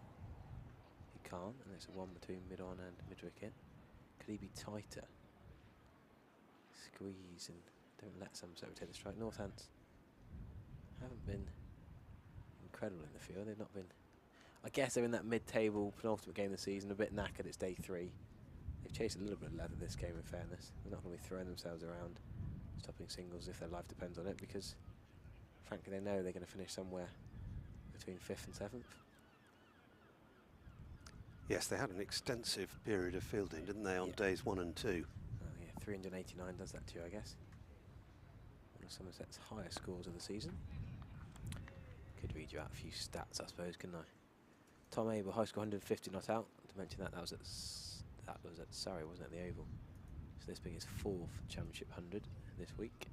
He was averaging 50 coming into this game, so he has had a blooming good season. He goes to sweep that, doesn't get hold of it, but actually, with the deep square leg back, that's a better result. Scuffing it behind square for 2 is better than the 1 he would have got had he hit it orthodox and cleanly 2 deep square leg for 1.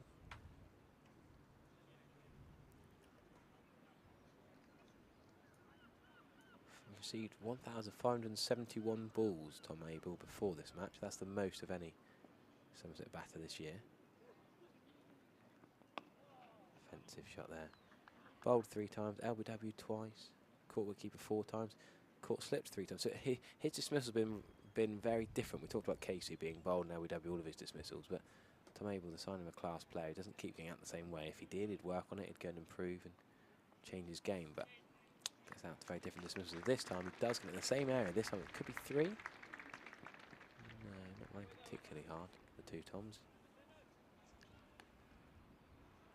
He's closing in on 1,000 first-class runs for the season, isn't Correct, he, Tom yes. Abel? Well, 103 before this game starts, then if you add the 111 to how he's going today, I think if he gets it today, fair play, he's done very well. More likely to reach that mark at Canterbury next week. Yeah, there's an outside chance he could. I guess it depends how aggressive he wants to be and how long they want to bat for and what lead they want. You can all see it. You can see as much as we can see. Lead 244, very helpfully on the screen for you guys watching the live stream at home. Oh, Jack Taylor's out in Bristol. 15 still needed. How are you ahead 1-3-3 of for 6. I've got the live stream in front of me. How are your sources ahead of mine, Stephen? The live YouTube stream has Taylor on 1 not out. I have deep information. You got Ian Randall on the phone giving you updates. Ah, now he's out on the YouTube. He's been out twice then. Yeah, Giant Yadav, the Indian spinner, 3 for 38. Big signing for Warwickshire.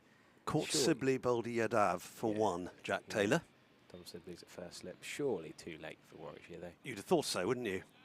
But How they about that? only need 4 more wickets now. Could win the title and get relegated the following year. That's happened a couple of times, didn't they? Didn't Middlesex do it a few years ago? Yeah, Middlesex Yorkshire did it. as Yorkshire well. did it, yeah. Before that.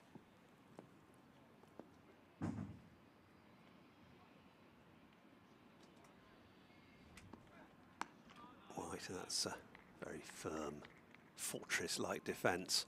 That's what's so great about our county championship, isn't it? You wouldn't have that in the Premier League. You wouldn't have Man City winning and then being relegated next year, would you? But the stakes can change quickly in county championship cricket.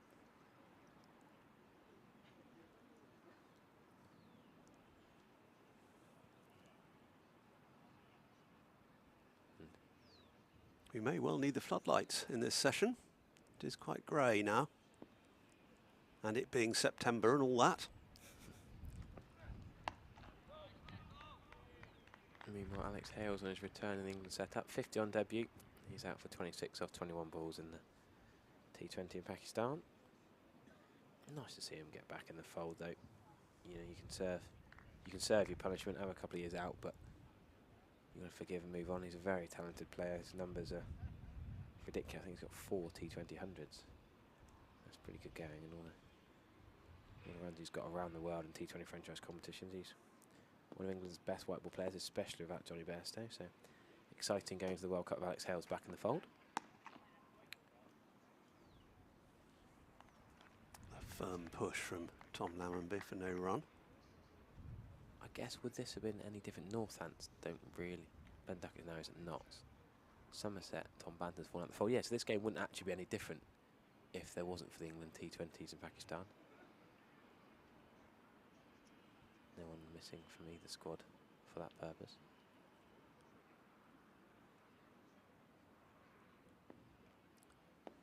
White then running away underneath us. And calculated leave from Lammonby.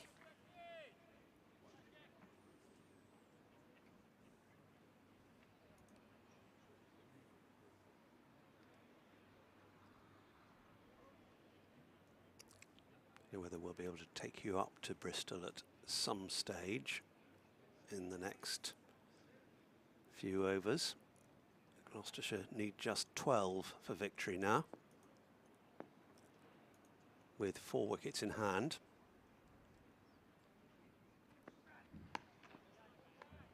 Target which, as we've been saying, if they can get there, Somerset will be safe. And they can bat on regardless, really, in this game, if that's the outcome in Bristol. Yep. And we talked about the young Pakistan team, Naseem Shah, Mohammed Amir. They've both played for Gloucestershire this year. Well, another young talent, Dewan, he's on a hat-trick. David Milan's gone first ball. That team's so much cricket going on at the moment. There's the Somerset balcony. Yeah, they look. That's that Greg Kennis sat watching. George Bartlett's ready to come in And his wife, if his required. jumper. Yeah, he wears that K-Winnet sweater, doesn't he? Rob Keogh is going to continue from the river end with long on back. Deep square, deep cover point. You can see the field setting on the screen. And that's Lovely gonna fall shot. right. Well, don't even bother running, Tom Ogle. I love when you can punch off the back foot with a straight bat. A lower level cricket, club cricket, when the bowler's not quite quick enough. But here, Rob Keogh's not a slow spin bowler. And the pitch is true, and Tom Ogle can play a gorgeous back foot punch. Such fluency. Yeah. Ooh. Not a cut shot, a straight-footed back foot punch. To the left hand, a short extra cover. And what's Keogh going to do? He's going to bring cover point around to more deep cover. More sensible fielding position, you'd think. And then he bowls one a bit quicker, which goes out to where he was before. Simply one man. But is that in the Trigo book? It's probably that. Yeah, that's on the Trigo. What's he calling it? The point singles. Is that what it's termed as? I think that's 8 point singles.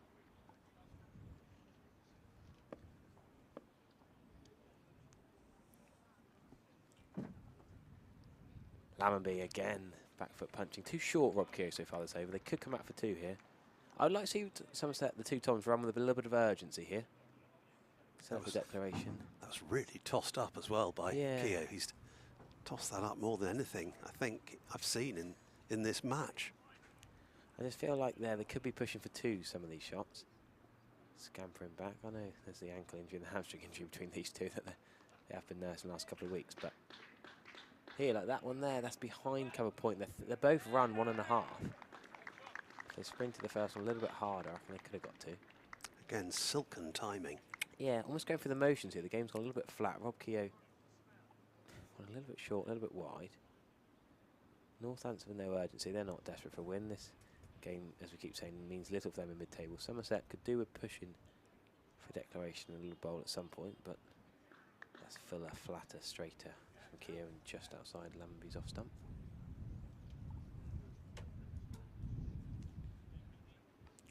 So yes, deep, that's its cover point, I suppose you'd call it. Pretty much the same position either side, deep cover point, deep forward square leg. And the long off to Lammonby. So basically the side where the ball is turning to is where the long on man's going to be. And could there have been a single there? No, the dab sweep. Yet again, a sweep finds a fielder. It's been happening all the time to Tom Lammonby. He's scored plenty in other areas, but sweep, reverse sweep, always seems to find the man lurking behind square. Over 250 now, the lead for Somerset, which they'll be pretty happy with. And there are some of the players in the dugout. Oh, is that another wicket? Gloucestershire. What are they doing, Gloucestershire? Giant Yadav's got another one. Left-handed dent's cut behind, is he? He's walking off. Umpire wasn't going to give it. He's walked off, and Gloucestershire are making an absolute meal of this chase. Somerset fans desperate to see them get this last 9 runs, but 7 down. Surely Warwickshire and Giant Yadav, the Indian Test off spinner, can't pull this out the bag.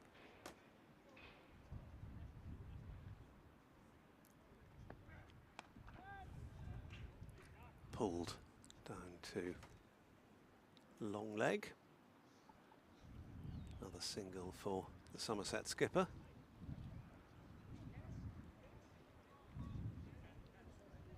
Even if Gloucestershire get 24 next week and Warwickshire get 0, Gloucestershire will be down. But they want to have a win for pride. Price could be the hero. Having got all the wickets, could he come in and hit the winning runs? Well, that would be appropriate, wouldn't it? Took 8 for 27 in the Warwickshire second innings. Phenomenal stuff from the youngster.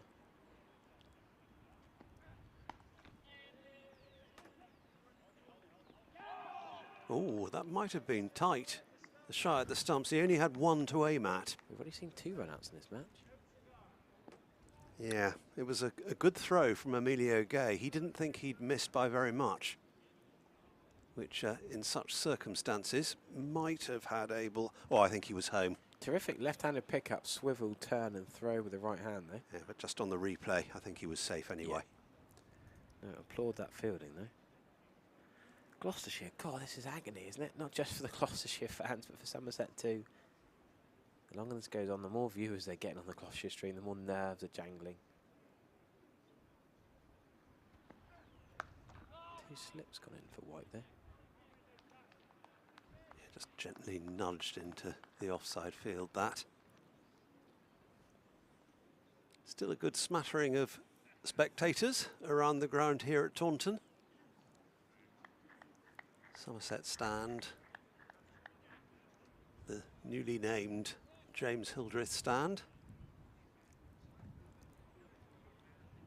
the Ian Botham stand you can see in the middle there, and the Colin Atkinson pavilion.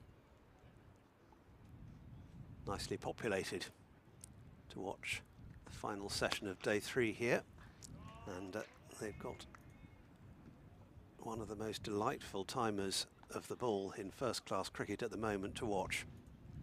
Tom Abel. Even world cricket, I reckon, the way he comes in and even in white ball cricket, the way he can time the ball over extra cover for 6 or sweep it for 6 with beautiful elegance and timing. Tom Abel can score a 150 strike rate against the best one-day bowlers in the world with elegance and class. Scoops and finesse and orthodox shots. Tom Lemonby, who's been there since the start of this innings. It's been the rock on which it's built, really. Imam ul Haq also made a half-century. It's shaping up to be another impressive Somerset batting card. Make it the 3rd in a row. 1 at Edgbaston and 2 here.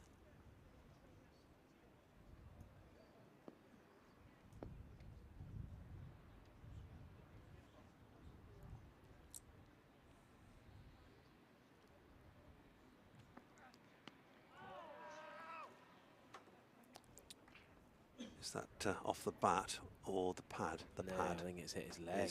No, the I think it's answer. hit, I don't think it's either, Stephen. I think it's between thigh pad and pad. That horrible gap between your thigh pad and your knee. Where it can be so painful if you get hit. Right, I'm going to let Pete Trigger come into the attack and he can talk about the Gloucesters and whether they can scrape the 9 runs they need to win and keep doing his point tallies. Oh, I know how Trig's going to feel about the Gloucesters. I know of old. Although he may be feeling a bit differently this afternoon. Still 10 runs needed by Gloucestershire for victory up in Bristol. What looked at tea time as though it was going to be a walk in the park has now become a cliffhanger. Well, I was coming in to replace Harry, who's being accused of eating all the cake. I can't believe how lean Harry is with the amount he eats. He's like, he must have the world's fastest metabolism. I'm very jealous. I only have to look at a piece of cake and I grow a size in trouser. He did wait for his Victoria sponge, though. Oh. I keep walking past and I'm testing myself. I'm looking at the cake, but making sure I don't have any. I couldn't wait. I had the sort of jammy, creamy bit of mine just before the interval. Lovely. So, yeah, we are on a bit of a nail-biter up the road at Bristol. 3 wickets to play with. Payne and Dale left in. And dot ball after dot ball at the moment. It keeps saying, it's still saying Gloucestershire need 10. I always like to focus on what you need to do as a team, though. So Somerset take care of this game, and it sort of lessens the threat, I guess. Yeah, we were saying just before you came on, actually, that if Gloucestershire do win, which they still should, really, with just 10 needed, then it might sort of affect the way Somerset approach this game. Yes, I think if it went the other way, I think that would have more of a chance of affecting things. I think if Warwickshire won, I think Somerset really would have to press on and try and force a victory, because again you just don't know what wicket you're going to get next week, so it'd be a big gamble to leave it to chance. So yeah, this game, which is the one that Somerset are in certain control of, is the one that we'd really need to target, and that would mean some real dynamic batting for the next few overs, maybe 20 overs, to have one of those awkward little 3-4 over spells at the top order. If you could get one tonight, that would set up a great day for tomorrow. But we'll see, we'll see. Ben Sanderson's in action from the river end. Dot ball to start. It's down to single figures, Triggs. It's down from 10 to 9, needed by Gloucestershire to beat Warwickshire and secure safety for Somerset in Division 1. That's what that result portends. I don't know much about Dale as a batter, but I know David Payne, last time he batted here at Taunton and didn't look like it. I think he got out for naught in quite a peculiar fashion, so... The two men in, Tom Price and Zafar Goho, are both competent batters. I'll take your word for it. I've not seen much of them, but enough to make that assessment. 136 for 1 here at Taunton. And Tom Abel, since he came in, he has looked every inch the form he showed in the first innings. Very fluent, hasn't he? He looked very, very fluent, Tom Abel. I think even with the result up the road, I don't think we're mathematically safe necessarily, so still all to play for. I suppose that's what you play sport for, isn't it? Exciting ends to seasons, whether you're at the top or the bottom. Obviously not an ideal scenario, but it will certainly test the character out in the team, the dressing room. Yeah, I think that keep the fans on the edge of their seats. It's what we turn up and watch sport for, isn't it? Yeah, and it would take a strange kaleidoscope of points from the last round of games to consign Somerset to relegation if Gloucestershire win. I think we can safely say that. Yeah, sure. I mean, I'm also just going to add another run to my tally there, a little nudged one to the vacant point region. Ben Sanderson into bowl, the miserly Ben Sanderson. Thick edge through backward point again. I'm going to chalk that one down as well. It was lovely to hear your conversation with Jack Leach earlier. Yeah, it was nice. I mean, we obviously, you know, I'm sure it was quite obvious for all listening. Myself and Leachy do speak off air. And yeah, I think it's important. Sometimes I think sport in general, it's a bit of a double-edged sword, really, because the media don't help the situation with some of the narratives they like to drive, and I think it's promoted an era where we've got very guarded sports people who maybe aren't as honest as they potentially might like to be, and there's a lot of code and rested and this, that, and the other, instead of being able to go out and actually give the actual reason. So like I said, it is a double-edged sword brought on by the media as well as the players. But now you get a situation where you hear a lot of, you know, nonsense, really, instead of what we heard there with Leachy was the reality, the real reasons why he's not playing in this game. And I like that. I much prefer honesty rather than a load of flannel. Straight from the heart. And he's got a big winter coming up as well. He certainly has. He certainly has. And like I said, I mean, we're not dwelling on it because it's Leachy's private battles that he has with Crohn's disease. But let's face it, there are bigger things out there than just cricket sometimes. And like I said, Leachy has been hospitalised from time to time, which is very hard to see and experience as one of his dear friends. So we wish him well for the winter. He's got a big winter. I mean, like I said, going to the subcontinent and the way he bowls, especially here at Hyderabad back in the day, we know how effective he can be when there's a bit of turn on offer. So it'd be really exciting to watch him this winter. I'm sure all Somerset fans and England fans will be tuning in and cheering him on. Very much so. Very much so. Not least when he's batting, of course. Well, yeah. I mean, who'd have thought he would be, you know, almost famed for his batting as well as his bowling. Not only the one not out, but the 92 against Ireland at Lords, so near to a Test 100 at Lords. That would have been indeed marvellous. Tom Abel's looked in fantastic form. I suppose, you know, like I mentioned about that balance between being a team player but also being selfish to perform as well. Abe's creeping up on that 1,000-run milestone, averaging over 50 this season. Surely the international selectors are having a good look at Tom Abel again. Every time he's got close to the England team, he's pulled a hamstring at the wrong times. I was just speaking to Rob from his bat sponsor, Miller Champion Hall, earlier, saying, surely this is the time. If he can stay fit, well, I assured him he will get an opportunity. Not that I have any say, but I mean, it's it's box office the way he's batted in this match. Wonderful. Lammonby beautifully clipped off his pads as well. Moves on to 60. Yeah, it's brilliant to see Tom mature.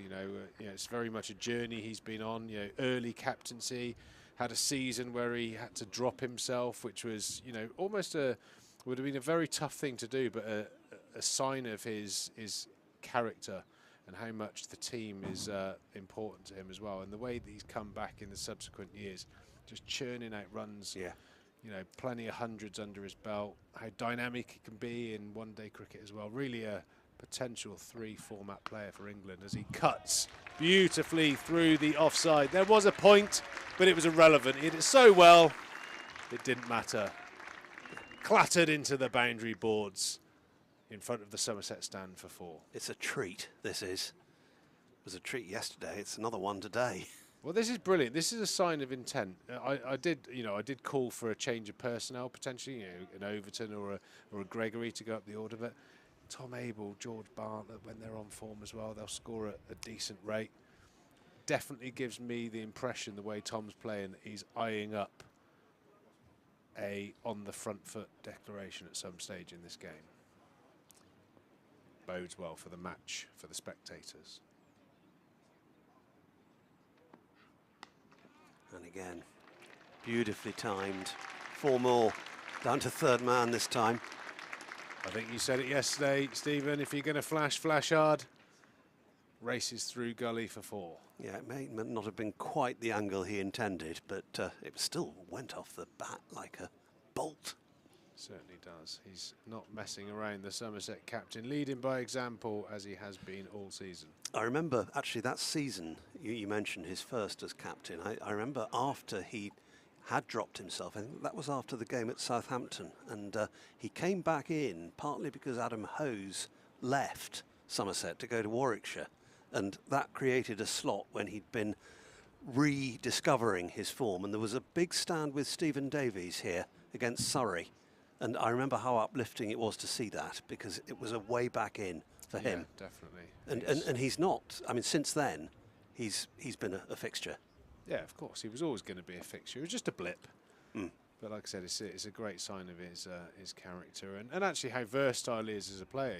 This is not the norm. 32 off 29 balls. He's playing with good intent. He's obviously, from a captaincy point of view, has a bit of an eye on the bigger picture here for Somerset. Gloucester need 3 runs to win. The boundary for Tom Price has just got it down to 3 more required. Tom Price, who got 8 for 27 with the ball earlier, so it'd be quite fitting if he hit the winning runs. Be the hero. Certainly has an opportunity to be the hero. Here comes Sanderson then. Not quite on target first up.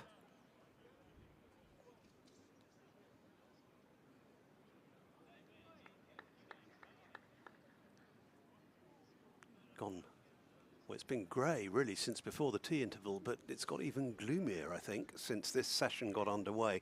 The floodlights have come on and will stay on now for the rest of this session. Somerset lead by 2-7-3 at the moment. I think it's too early to call any sort of declaration, but wouldn't it be great if we could have a period, gloomy weather, lights on, new ball? It would be a terrible time to bat if we could get in that position, but I'd say we're at least 100 runs shy of that at this stage. Might be just a bit too far out of reach depending on how the next sort of 10 overs goes. We'll just, in the meantime, enjoy Lammonby and Abel batting beautifully. Yeah, and this time yesterday in the bright sunshine, the players were casting long shadows. Single shadows, though. We've gone to Bristol. The closing stages, Gloucestershire have won. The game's over. A boundary from Zafar Gohar just struck, and Gloucestershire, it's their first win of the season. And well, they picked a good time to do it. Go Gloss. Hashtag Go Gloss. Have I ever heard you say that before? Definitely not. I might even tweet it. Hashtag go Gloss. Well Tremendous. done, congratulations. Gloucestershire win by 3 wickets over Warwickshire at Bristol. Dale Benkenstein, head coach there now, was a class player for Durham. Many a battle with him, and he's done us a favour down here. So, Benke, round of golf and a pint on me next time I see you. Terrific. And I'm sure the message would have got out to the middle, but it'll go out there pretty sharpish, won't it? About that result. Yeah, it might just calm everything down a little bit. There's Tractor. Be very uncharted waters for him to celebrate a Gloucester victory. Excellent. Gather he saw it on the big screen and showed his happiness. He's got a little crew behind him now. It's all good. Just been announced by Mark Tyler over the tannoy. Listen to the roar. Ripple of applause across the county ground. And applause through gritted teeth. So we can be reasonably, not completely, but reasonably confident that whatever happens in the final round of matches next week, Somerset will be playing another season of First Division cricket. They've been playing it for longer than anyone else. Not mathematically safe, as we've said, but still quite tight. Don't get ahead of yourself, Stephen. That Gloucestershire win is a huge help. Yeah, it certainly is. If Somerset take solid amount of even draw points, I think they would. What would Somerset get out of it? Is it 14? 14 points would take Somerset quite a reasonable chunk clear of Warwickshire. But like I said, with so many points exchanging hands for wins, losses and draws here in the county championship, my brain's completely frazzled by it. Yeah, the point situation in that table at this stage of the season, I think we'd bore the listeners to tears if we went through every permutation. It's not like football, is it, where it's like 3 points, 1 point, no points, and goal difference, which is quite easy to work out in your head what you need to do. What is a maximum win? 23, 24 points in the yeah, 24. 24 points. So you could have anything from no points to 24. I mean, anything can still happen. I suppose we can slightly relax a little bit. It certainly is a case where if Somerset played decent quality cricket for the next 5 and a bit days, we will be absolutely fine. We can relax to a much greater extent than had Warwickshire won. Definitely. I mean, that was quite a scary thought, that tweet that we got sent into the live stream. That if the result went the other way, that it would be 4 points, all within 4 teams, all within 3 points of each other. Given the last game, that would have been a bit of a nail biter for a number of county cricket fans across the country. 150 is up here at Taunton. 150 for just 1 wicket down. Oh, is that an edge and dropped? We'll find out. It's gone down to fine third man, will be a couple. What will the umpire signal here? A byes. Byes. That's good signs for. Oh yeah, straight out the foot hole. Big turn, straight past the keeper. It's also the 50 partnership between these two batters. Double quick time. Yeah, most of the runs scored by Tom Abel, 33 of them to be precise.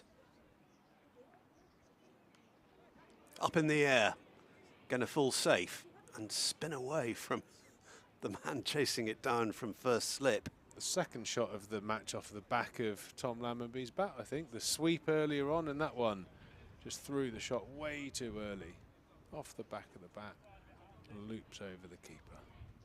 Yeah, could have gone anywhere. That's how good Tom Lammonby is. He uses the front and back of his bat to score runs. Tom Abel on strike. Not out. Miles outside the line. Yeah, and he was down the wicket.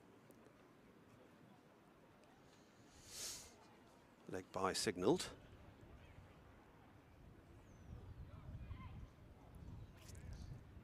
End of the over. 154 for one. Now Lammonby 61, Abel is 33.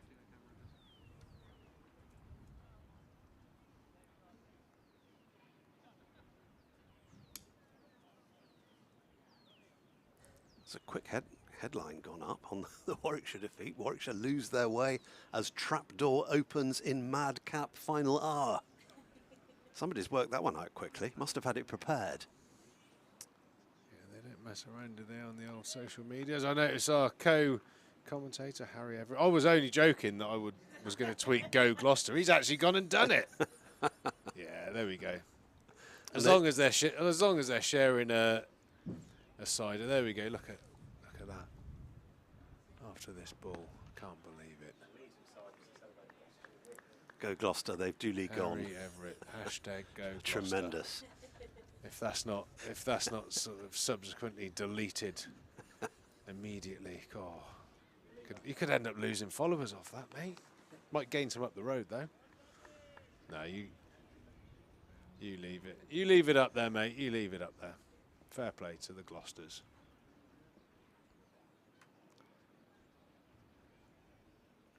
England 91 for 2, incidentally. Latest match out in Pakistan.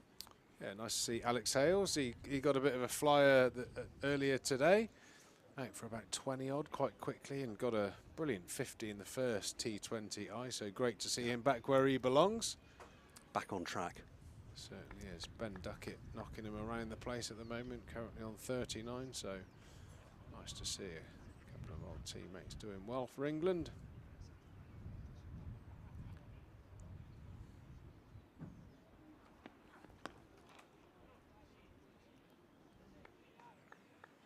Defended elegantly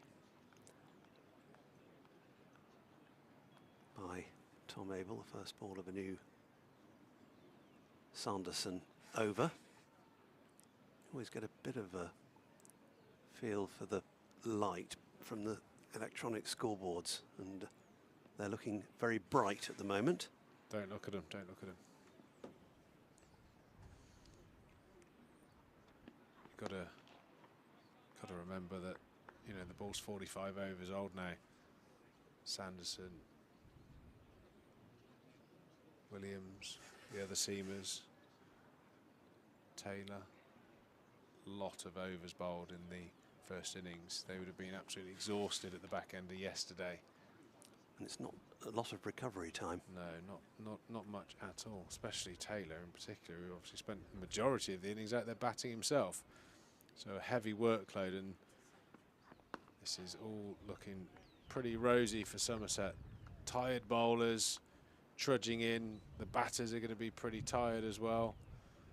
Exhausted from sanding out their fielding for such a long period of time as well. And I think when you get into the mentality of you have to then bat to survive and to save, very, very difficult to get yourself up for it.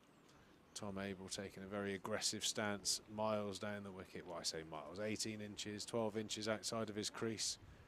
Looking to negate that bit of movement that Sanderson gets. Clips through mid-wicket. Well, stopped by Rob Keogh. Yeah, he's cross with himself, Abel. Just cast his eyes heavenwards for a moment. I think he was looking just to go to the right of the fielder there. Yeah, that's his bread and butter there. Very, very strong off his pads, Tom Abel. Disappointed not to get that one away. So 276 the lead, pushing up towards the 300 mark. How long have we got? We've got 22 more overs today. That's some batting time. Might we see a declaration? 320 maybe? I think that's a bit light, personally. So you bat on to the end? It's all leaning, especially with that result up the road. I think it's all leaning towards a bat the day out, bat with a bit of intent but nothing crazy, and reevaluate tomorrow, and you know, maybe pull out straight away tomorrow morning, depending on how many runs we get. But you know, in the modern world, 22 overs left, nothing to say you couldn't put on 100 from here to the close of play. 376, that for me would be a green light to pull out first thing in the morning. But it's going to take some decent batting, I think, to get 100 off these 22 overs. But the form Tom Abel's in, it's not inconceivable. 5 and over from here, I think would be a really good target.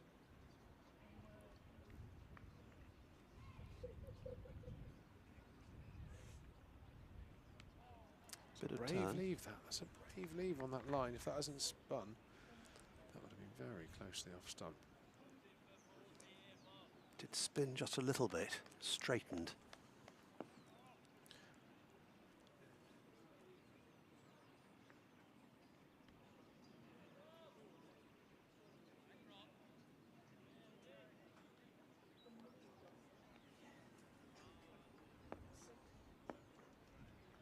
Congratulations to former Somerset player Jamie Overton. He's won his first county championship for Surrey. Had a very, very good season. Comfortable single taken out to deep extra by Tom Lammonby.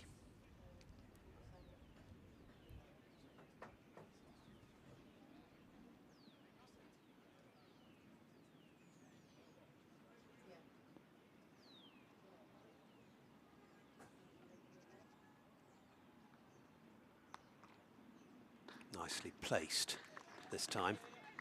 Tom Abel just waiting for it. Wanted a second and was always confident of getting it.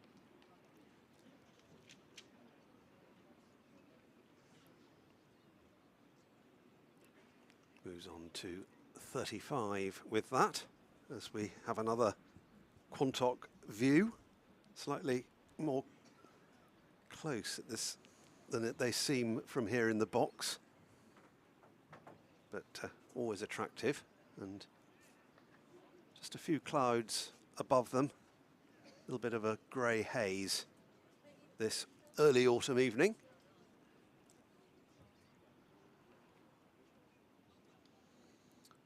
Lammonby 62, Abel 35. Tom Lammonby batting as we got used to in the Bob Willis Trophy, his first breakthrough season, where he just seemed to churn 100 after 100 after 100. A slow season last year and the first half of this one, but he's found his feet again, Lammers. Looks a very, very accomplished player. Every batter seems to have a bit of a period of, you know, that instant success, and then you get found out a little bit by some of the bowlers who do their research on you, but good to see he's got that mental aptitude and ability to reevaluate his game, change the way he goes about things, and has counteracted all of the challenges that have been thrown at him since. So the bowlers will have to go back to the drawing board, I think, with Lammers and find a new way. That is the modern game. You get ahead, people suss you out, you have a slump, and then the quality players, they keep evolving, keep getting better. Yeah, progressive game for him in both innings. Yeah, certainly is. He looks very solid. I think the mode of dismissal when he was struggling was, I think the generic way to start against a left-hander, new kid on the block, is to be over the wicket, bowling into the pads, which is where Tom Lammonby is very, very strong. Since that first season where he got all those hundreds and his name up in lights, the bowlers have had a look and have bowled this type of delivery now away from him. And I think he had a bit of a sort of where is my off stump period where he didn't quite know what to play and leave, like that one there. Good example. Whereas now I think he's starting to win that battle, which is really good. Really good sign that he's knuckled down and worked hard over the last few months. Getting his rewards today. 61 not out currently. White. And sorry, beg your pardon, Ben Sanderson. Get it right in the end. I'm sure he's got brothers. Still wheeling away from the river end. Yeah, 40 odd overs now in the game. He'll be. He's stayed economical. Yeah, his feet will be barking. Still bowling with a high skill level. Yeah, 27 overs in the first innings, creeping up to 11 now, so nearing 40 overs. It's a hefty load, isn't it? White bowled 32 in the first innings and has bowled 10, so he's already bowled 42. Going to be some tired bodies, tired minds out there. Yeah, trudging rather slowly back to the mark.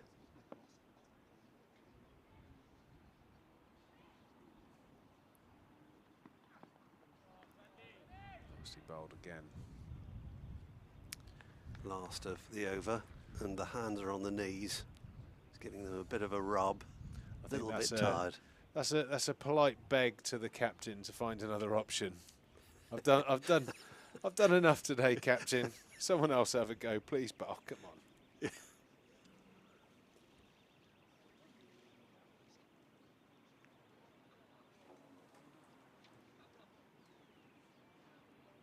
Still to be.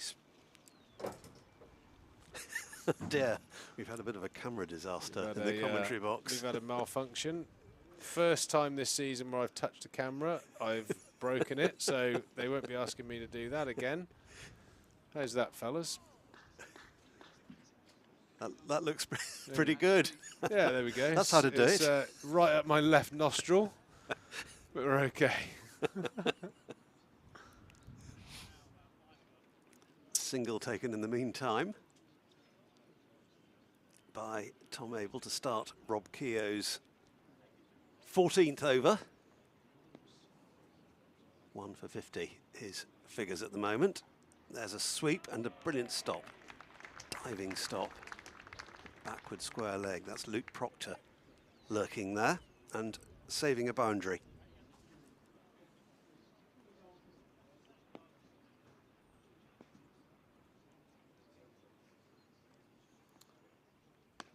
Luke Proctor will probably have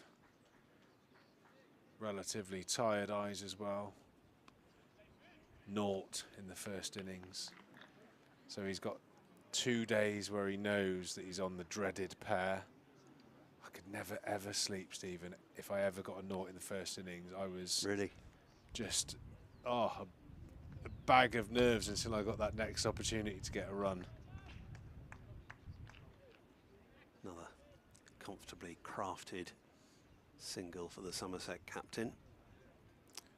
Maybe he's he copes with it better than I did. I used to absolutely detest being on a pair. All your teammates used to make you aware of it slyly. I remember seeing a couple of players get out for a pair, and it's either called a pair or bagging a pair, so baggage the lads used to call it. So you'd, depending on the mood of the dressing room and where you were in the league, you used to... A bump Has it ball? been caught? No, I think that's a bump ball. It looked from the reaction of the fielders as though he caught it, but absolutely not so. Straight into the turf, I think. End of the over and end of my spell. For I will return, but in the meantime, Harry Everett's going to come in and do another stint. So I shall see you later on. Cheers, Stephen. Excellent news. Yeah, it's very hard. It all happened so quickly. It's hard to see if that was a bump ball or not, but I'm pretty sure it was. Umpire's not interested at all.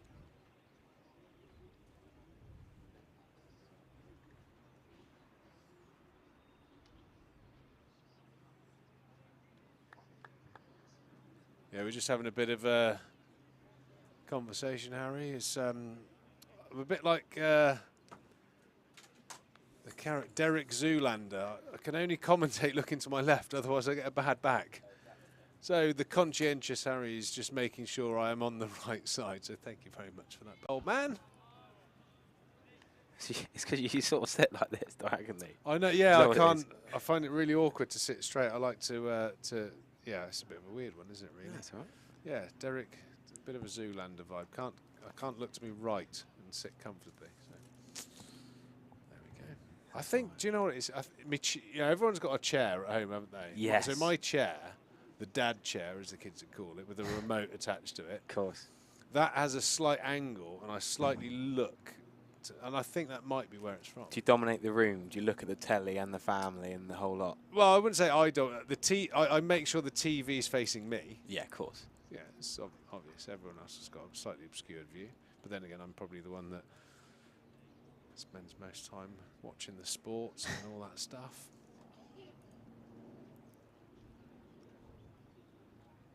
Yeah, the dad chair with a me-shaped dent in it. Oh, wow. Look at this picture we've just been sent in. Rosie's first day at the cricket. 6 days old, Somerset's newest fan. Wow, how about that? Well, welcome to... She's looking the wrong way, but maybe she's got a cricket neck like you. Yeah, she's got the opposite version of me. She can be a commentator one day. She does left, I'll do right. Happy days. Oh, welcome to Somerset County Cricket Club. That's little Rosie. Yeah. Rosie Lewis, what a fantastic, beautiful name as well. 6 days old, cool. What were you doing when you were... No. I have no idea. Eating, I think. Eating... Yeah, I was a porker. I was a fat Really? bugger. Yeah, What's happened? Is it £9? That's something right? Yeah, £9.7 or something. More meat on a chicken's lip now. Yeah. Ben Sanderson into Lammer B, across all stumps.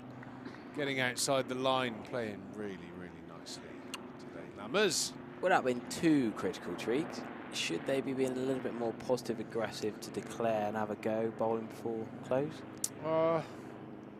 Yeah, I don't think they're... I think they're playing it pretty well at the moment. Okay.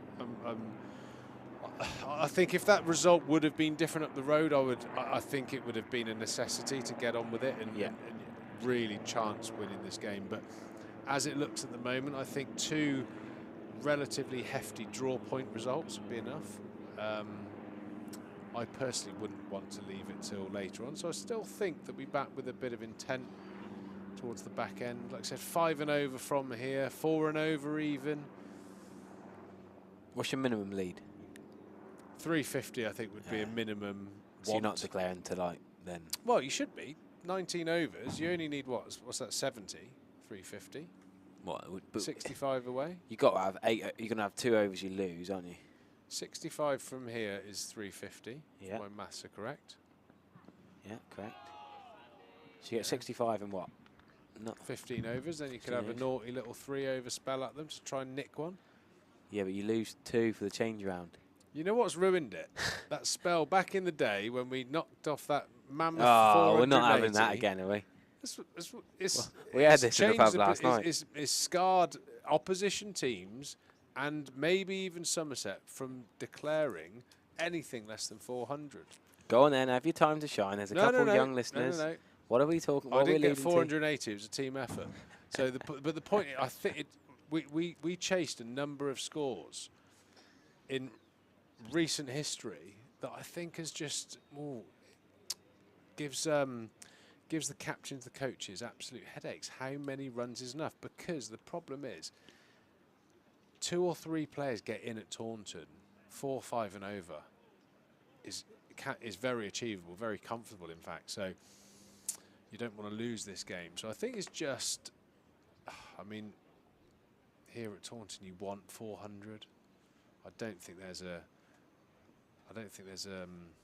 enough of a dangling carrot to risk anything less than that. So my gut feeling is I think we'll just see out the day and maybe have a little burst tomorrow morning.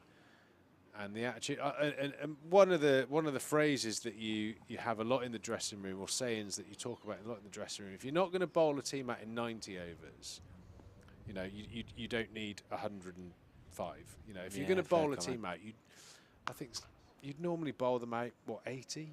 75, 80? Depends if you want the second new ball, I guess. The second new ball's a factor, yeah. So 85 overs? 85 overs, absolutely a minimum. So if you have got 9, 10 jack to clean up, you've got 5 overs with a new ball. So shot. Great shot there, Tom Abel. That's got to be all the way. Shot of the match 6 so runs. far. Tom Abel loves a slog sweep. I think the way Abe's has played is an indication that there's some level of desire to pull out tonight, but whether that's possible or not, I don't know. Great shot from Tom Abel, though. Showing that international quality that we all know he possesses. So one last mention on this topic. I know Jacob Lann and Jack Luton just joined into the YouTube chat, having taught one of them. They're definitely born this century, so they wouldn't be old enough to remember that Yorkshire innings. So I'll briefly just say that this man to my left scored a few runs chasing here against Yorkshire, so that's why the slight worry with the declaration, he reckons. There you go, that's enough, isn't it? Without blowing your trumpet too much. Yeah, well, there were a number of games where Somerset, with a very attacking batting lineup, chased pretty big scores, and it does make you realise what's possible here at Taunton. Even though the ground has changed, the new outfield is slower than it used to be. The wicket isn't as flat as it used to be. So I think Chris Payne says it's changed a little. The Middlesex game when they got 400. Do you remember that one? The point above is more amusing. Where were you when you're 6 days old? The White Horse Inn in Chard. There's Ben Green, Lewis Gregory. A little chat. Green is having a bit of an afternoon snack. Sonny Baker's got the yellow bib on. God, Tom Banton loves the yellow bib, mind. He's come on comms with his yellow bib on. Of course he has to wear it to run the drinks out. And he was netting at lunchtime in his yellow bib yesterday. Yeah, there's always a pile of dead flies underneath him, isn't there? It's probably kicking up a little bit if he's doing all that work in his yellow bib. Surprised you've not come up on comms this week. Really enjoyed it before, the famous #SorryBen moment that might be replayed a few times on VT. He's not invited himself up in the box yet, but Brooksy's not come up today either. Maybe we'll get them on tomorrow. Myself, yourself, and Stephen Lamb again tomorrow.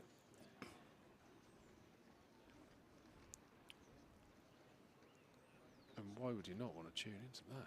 Exactly. Especially now most other games in both divisions have finished. Not that many others still going. We might get a few different counties fans tuning in. The only game in Division 1 remaining. Shot. That is, for me, shot of the match. Tom Lammonby, a perfect, beautifully timed on drive all the way along the floor to the Lord Ian Botham stand end. What a great shot that is. Hold the pose, show to make his name. Get yourself 100, Tom Lammonby. Well, what was he having for dinner last night? It was delivered past our table, wasn't it? Maybe there's something in his... Not that. Wasn't the prawns, Not that gnocchi thing that you had. I reckon he had a... The rogue gnocchi and curry. I reckon he definitely had a steak. Yeah. Maybe that's what it is. A trick. First class 100 of the season in Offive for Tom Lamb. We're getting a little bit excited. He's only on 63, but... Well, wouldn't that be a great feather in the cap for the old Ring of Bells? Fueling excellence since 2022. That could be the new. It could be the new tagline for them. You need to get a marketing job for them, I reckon.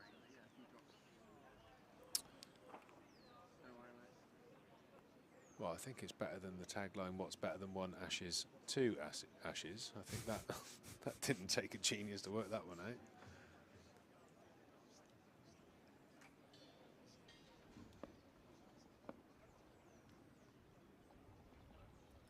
One slip and a galley still in for Tom Lammonby. Oh, across his stumps and whips that down fine leg for just the one run. But lucky hit that. It's a long way across. I think this is part of what Lammers has worked on, his positioning to what he was struggling with previously. He's a lot further across to off stump. That means with only a small stride he can really show or see where his off stump is because he's leaving well. And then that on drive as well. That was outside off stump. He's managed to get that through mid wicket because he's outside the line. Be interesting to talk to Lammers about that. Surely a technique and a position that he definitely would have talked to Marcus Roscothick, maybe even Lachlan, the batting coach, about. Really intelligent positioning on the crease as Tom Abel swats a short ball away. And that's when you know the batting team is winning. Ben Sanderson is famed for hitting the top of off, and he's got so frustrated he's gone for the bouncer. And Tom Abel has not missed out. 50 for the Somerset captain, backing up his magnificent 111 in the first innings. Help yourself, short ball really. Sanderson, as you say, very good bowler. Pitches it up, moves it around, but got a bit flat of Northants this afternoon. Well, if things go the way of Tom Abel for the rest of this session, he will pass 1,000 runs for the season tonight. Let's hope that is the case. Well left. Again, Sanderson back into his modus operandi. He went off-piste a little bit there with the bouncer, and it cost him 4 runs. And bowlers like Ben Sanderson do not like getting hit for boundaries. No, I don't know why he's bowling a short ball, but there you go. I'm not a current championship opening bowler, but Tom Abel put that away easily. And 50 off 50 balls is decent going for Tom Abel.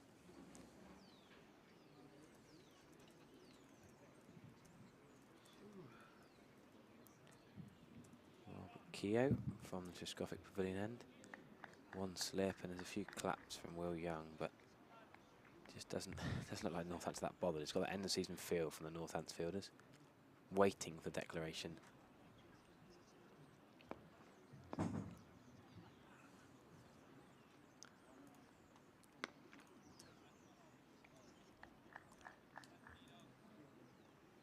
have to admit, being on the live stream, it does funny things here. I just spoke Latin. What? I just used a Latin phrase. It's amazing where your mind goes when you're watching cricket and talking and stuff for 6 hours a day. You go to some crazy places, don't you? Well, I could have told you that in the first shift we did together. Talking about backward point for like 6 hours. Latest tally 11. You've got 11. Oh, I think we've slipped off the old. I kept it going in your absence. Tally. Well, that's lovely shot there again. Tom Lambie going to pick up a couple out there. Zabe doing the fielding.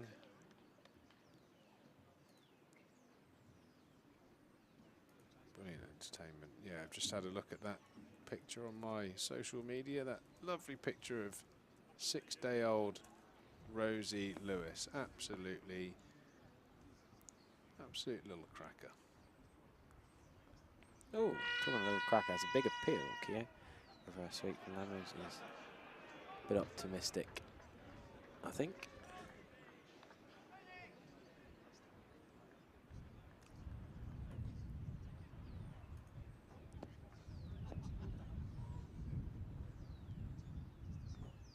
That's that side leg stump. Good field and that's safe 4. Lammers would have swept that for 4, but for the 45, good stop. Luke Proctor's a busy man round that corner. Yeah, Luke, why is he not bowling? He doesn't bowl a great deal anymore. But you'd have thought when this sort of situation is perfect for Luke Proctor, isn't it? Yeah, I know he did a massive remodelling job of his action. He had quite a.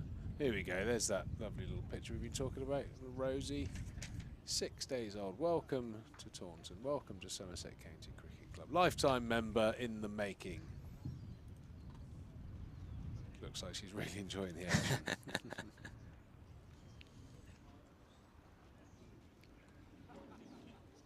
Lammers and Abe's having a bit of a chat. Might have been a fly on that shoulder, talking about how many do we need, how many do we want, how quickly can we get there. TT, Tommy Taylor, is going to resume from the river end. He's bowled well. That's 6 not out, his first class best. He's probably been the best Northampton player this match. That was his CB, was it? Yeah. Oh, that surprises me. I thought he would have looked good, didn't he? Chalked up a few bigger scores than that, the way he looked like he was batting.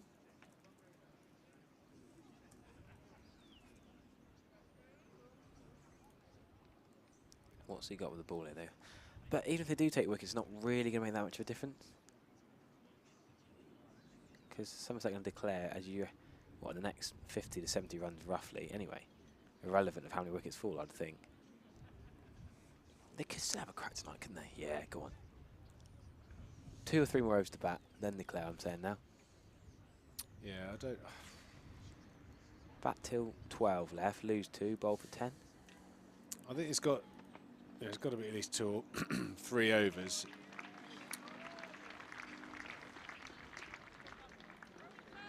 It's got to be a worthwhile, 2, 3, 4 overs. That leaves 9 overs to bat. I don't think they're going to declare before 350. Probably not even 370. Have to 90 overs. Can we get Henry to zoom in? It'd be an exciting game if they did. Can Henry zoom in for us at the end of the over just to have a look? If there's anyone in whites, that could be a telltale sign. No. And white stuff in the changing room. The only person will be in whites at the moment and the next batter's in, I would have thought. Okay. Which would be Bartlett and Goldsworthy, you think?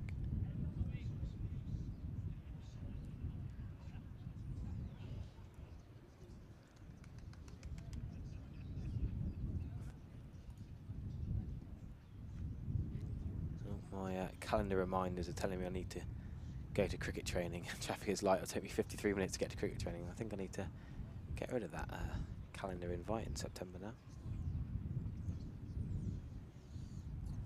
Sadly, the season coming to a close, but Tom Abel is going to eke over 1,000 runs soon, hopefully. Well, that is the conversation between me, you, the club. You know, are we going down to Canterbury to support the boys and cover that game? You know, handheld cameras. We've got the Somerset balcony, Jason Kerr, Greg Kennis up there. Craig They want us at Canterbury, don't they? Chilling. Has he got another fifer in him? Yeah, we'll go down there, pack a couple of handheld cameras, trees cam, lamb cam. Tom Abel cover drive cam. Glorious stroke.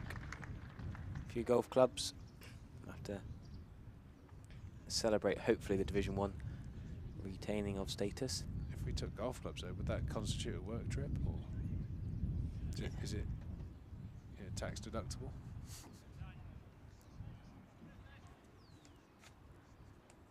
Abel played so well, playing so well, strike rate over 100.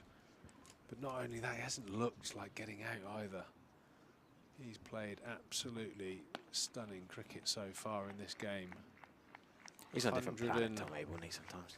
167 runs to his name throughout this game, closing in on that 1,000-run milestone. God, that was good maths. That'll be under 11 plus 56. Oh, clever bloke, aren't I? That will definitely be in the back of his mind somewhere. You'll know to the run how far away from 1,000 he is.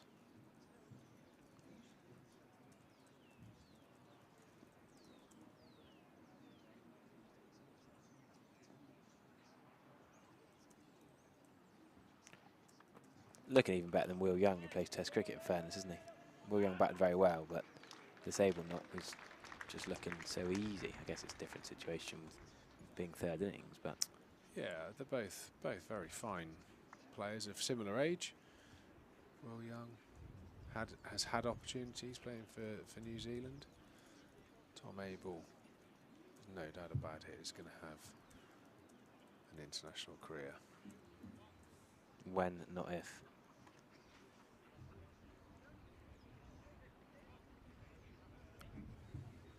So we'll see Keogh continue. He's bowled so many overs this game. What's he bowled? 30.3 in the first innings. Another 16 in this innings.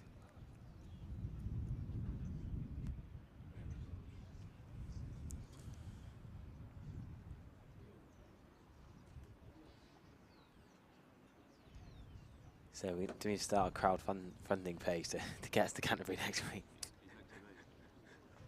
I think we should.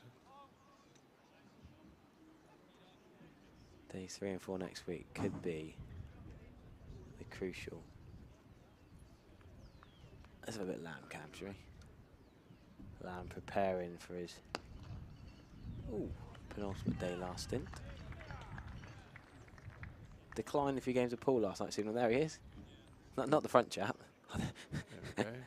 Lamb cam. And Warren Cam. What a great man. What a great man Stephen Lamb is. Brilliant to commentate with. One of the most smiley, happy, positive. Just one of those guys you want to be around. Absolutely top draw company. Taking nothing away from you, Harry. Sam Darling, Sophie Luff, Annie Chave. What a great team we've got here, but Stephen Lamb. Whenever I'm down, I'm just going to ring him. Just going to give him a phone. Stephen, cheer me up, mate. And he just will. He's a great guy. Shot again for me, with man back. Yeah, he's a man you want to be around unless you're at short extra cover or short mid wicket in corridor cricket.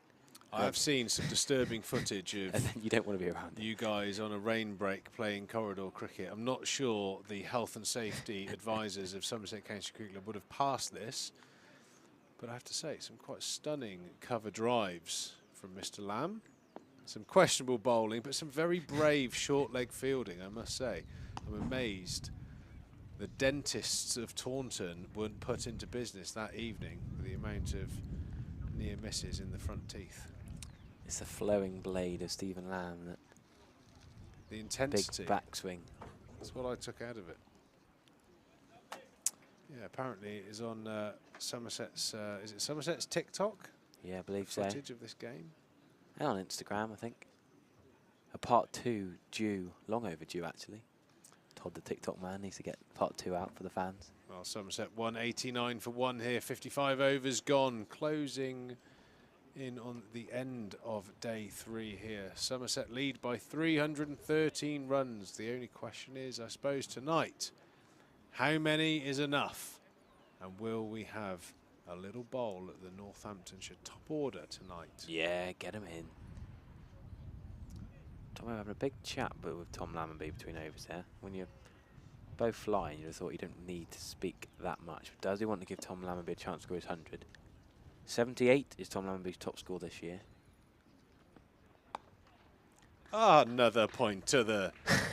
point to the point. Another run to the point ledger. 3 runs. Roll up, get your 3 runs. Rather than the Top Gear leaderboard for her, I think you and I were top of it last year for the horrendous spells when we were losing wickets in the commentary shift. We could have a new point leaderboard, couldn't we? Yeah.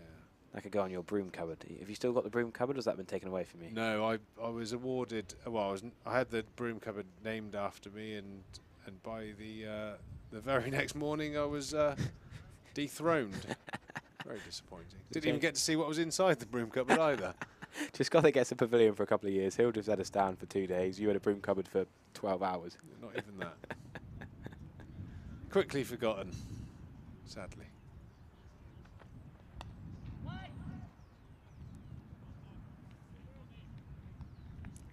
We've been requested for a tractor driver cam. Yeah, that's a good point. This time of the day, tractor driver in his floppy hat. His lungs will be booming. There he is. Triegs cam, tractor cam.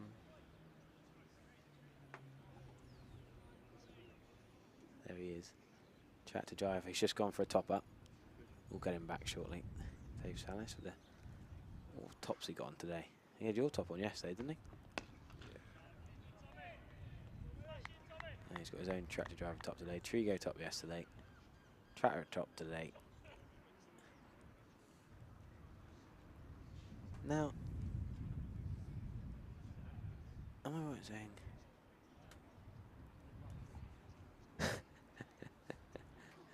Does Josh Cobb bowl a little bit? Josh Cobb bowls off spin. Yeah, I want to see a bit of a part-timer. It's that time of day. Northants just...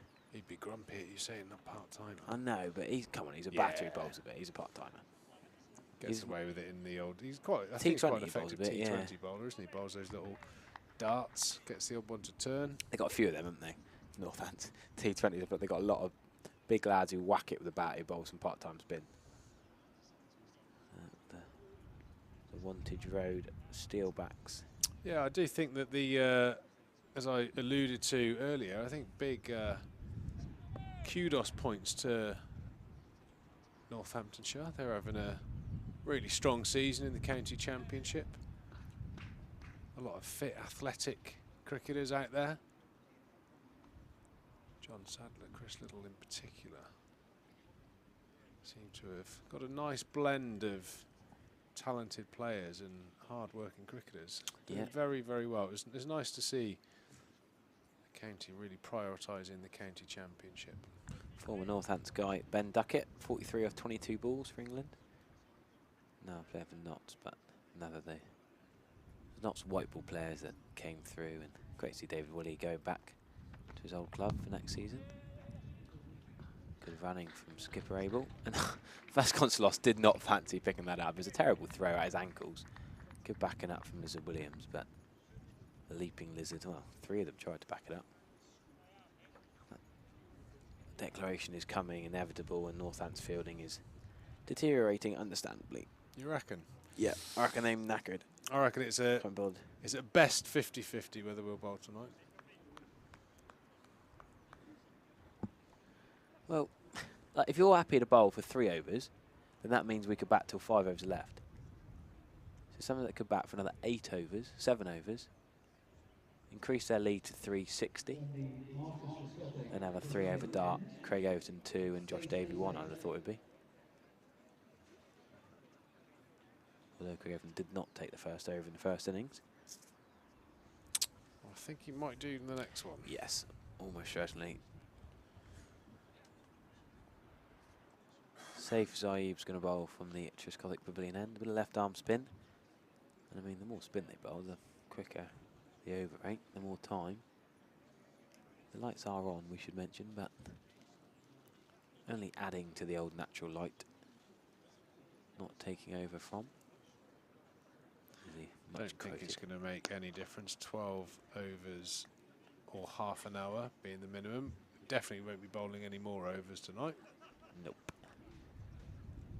Yeah, the September 5:30 start is finish is always just a 6 o'clock finish. Let's be honest.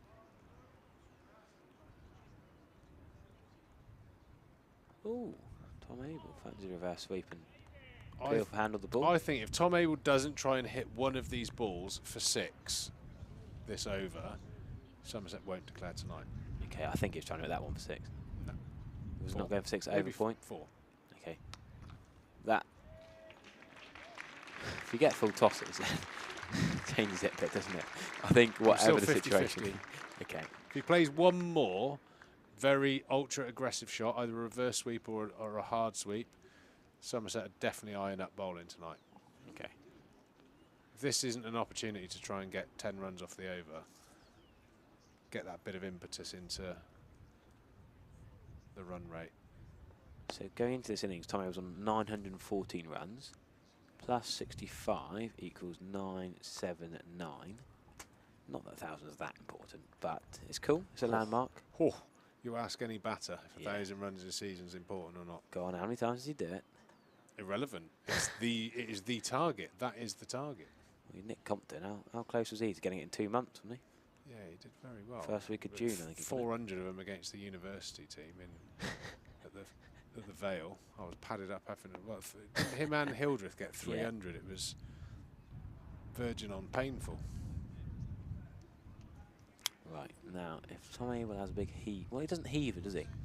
He could easily, like, cleanly sweep this for 4 with positive intent. Saeed's gone for 11 off his first 11 balls. That's an aggressive shot, Trigo. Surely that is him saying they're going to declare. He's at 3 boundaries in the over, isn't he? Get loose, Craigo! Get him going. Could have an exciting little 3 over spell of bowling. Right, what's the lead at the moment? He's definitely set to belt that wherever it was. So I am thinking there is a upward curve in intensity right here from the Somerset captain. 327 on the board. 11 overs, so 5 overs to bat. 5 overs at 8 and over. Yeah. Declaring tonight. I think we're going to have a little go at them tonight, and that'll be excellent to watch. You've changed your mind inside 4 balls. I like that. No. There was a strict policy of where my decision. I said 50-50, but Abe's has definitely gone boundary hunting that over. So that tells me he's done that for a reason. So it's now 90-10. I'm gonna.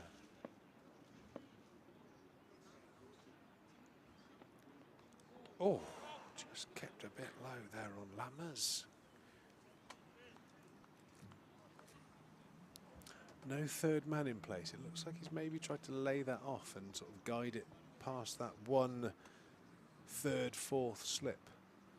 Man for a 3rd, 4th slip? Yeah, almost gully, isn't he?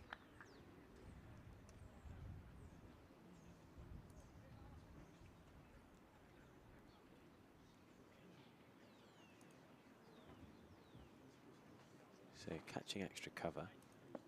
Still fairly aggressive fields from Northants, so they got nothing to gain or lose, particularly from here. Lovely shot, Lammers, for no run.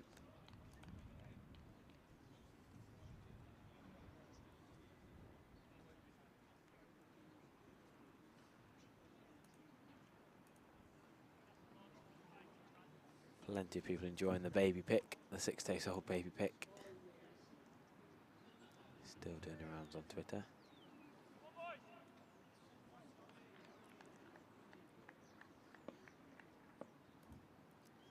Another day, another Tom Abel 50. Tom Lammonby in the runs again. Good to see him getting runs in September.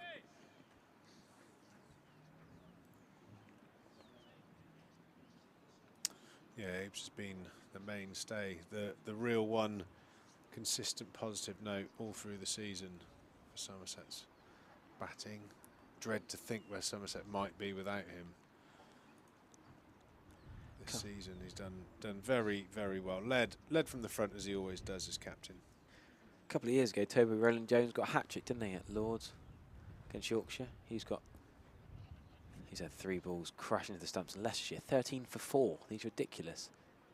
Low-scoring games continue this round. What a shot, Tom Abel. Straight drive down the ground. Oh, good bit of fielding. I thought it was going to go for 4. Oh, no, it's not a very good bit of fielding.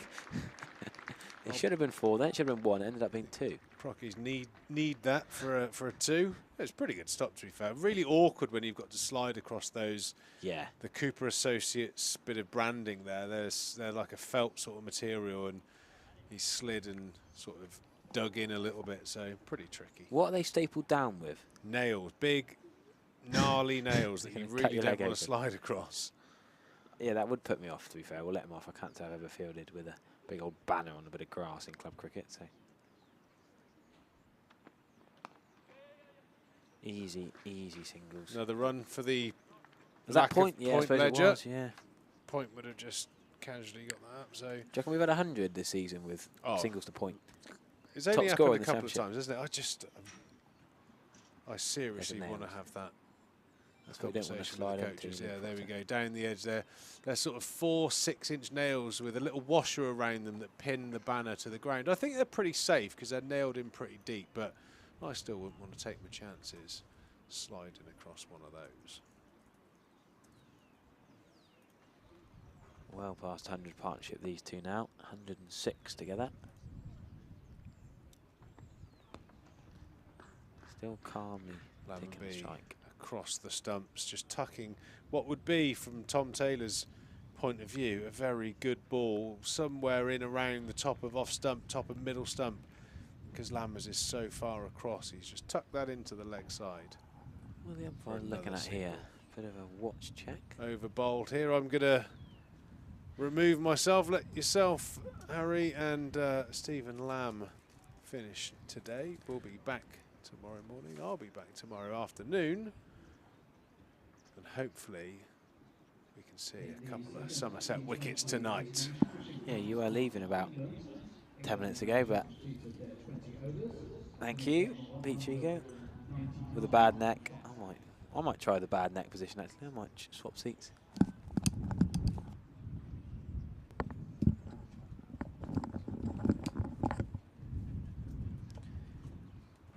So Saif Saeed is continuing from the Marcus Trescothick Pavilion end. And what will Northants have up their sleeve? What can they do next to try and contain this? England have finished 199 for 5. Completely forgot about the England T20 amongst all the excitement in the County Championship.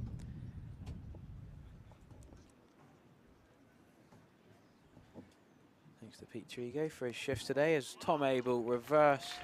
Well, it's a reverse sweep, but Saif Saeed has bowled a few full tosses. And not been ideal in his first couple of overs, and that's pretty easy pickings. We know how good Tom Abel is on the reverse sweep, and if he was on 914 first class runs at the start of this innings, I reckon when he gets to 86, it's 1,000. Is good that maths, right? Stephen. Do you trust my maths? I trust your maths. I don't.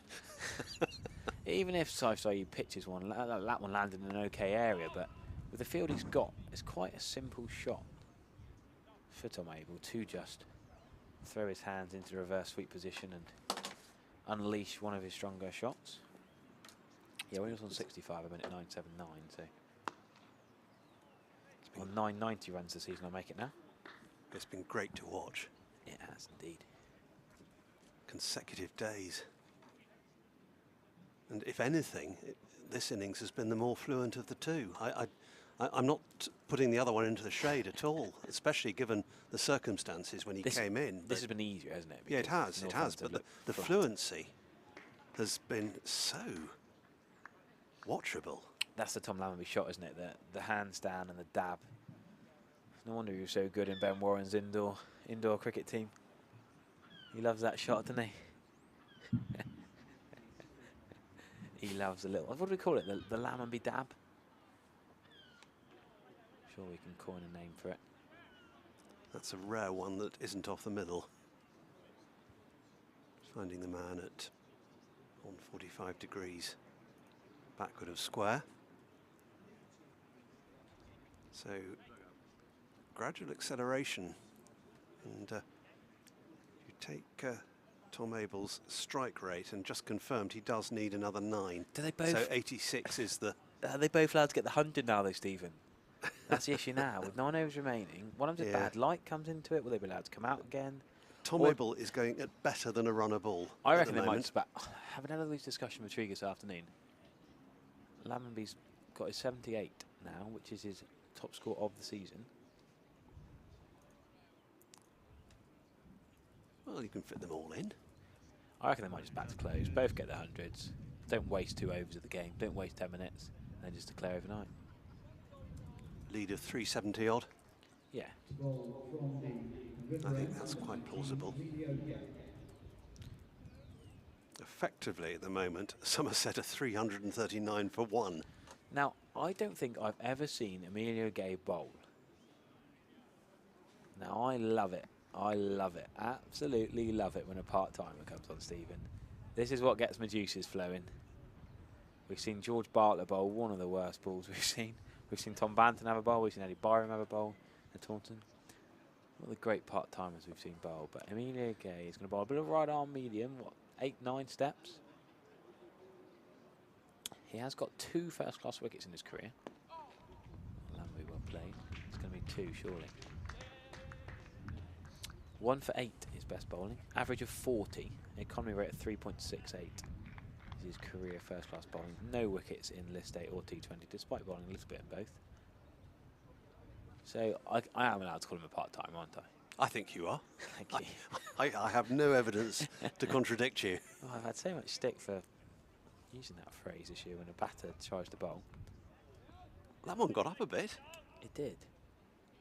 I mean, he's not slow for a part-timer who's... Well, he's got 8 steps. He's got long limbs, long levers. He looks like he's enjoying it as well. Oh, I'm sure he is. Almost as much as... Who was it who bowled the horrendous pies in that Yorkshire Middlesex game? Was it Alex Lees?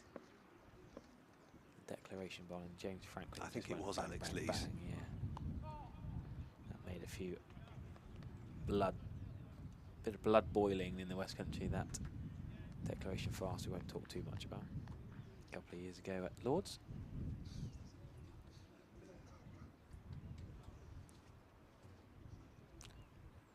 A couple of dot balls on the bounce.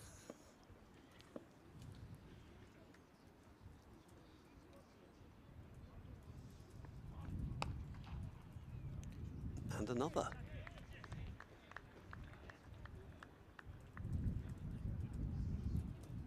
Three in a row. 2 first-class wickets in 26 matches. Surely he won't add to that here, will he? You never know. Not off that delivery.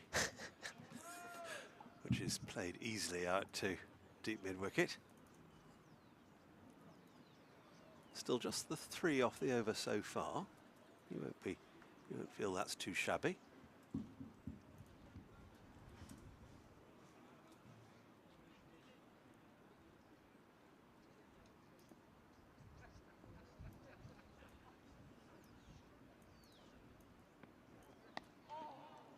And a dot to finish. Tidy, Emilio Gay. Just the 3 off the over. Yeah, I enjoyed that. Great to see, isn't it, Stephen? Big fan of the batters having a bolt. He only got, what, 11 runs. Pete Trigo's drawn in black pen all over my nice score sheet. Beautiful pencil handwriting I've got. And he's just doing his point tally at the top, and he's gone over half of a black pen. The effrontery of it. Absolute shambles. He's gone home now, we can't tell him off. Have to wait till tomorrow. Ah. From the Marcus Scottish Pavilion End. Double change.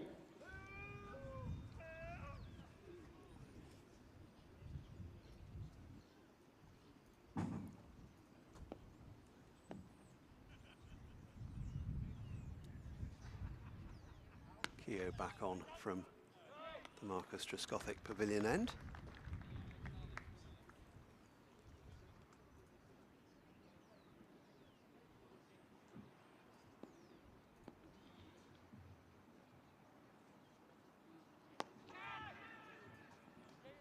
Optimistic cry of catch as the ball falls several feet short of the fielder, Emilio Gay.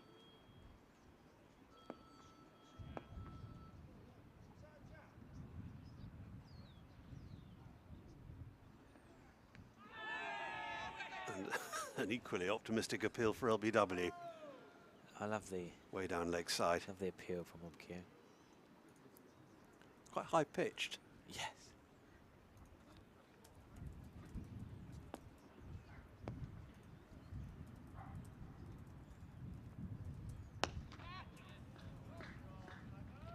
Firmly struck this time up to long off.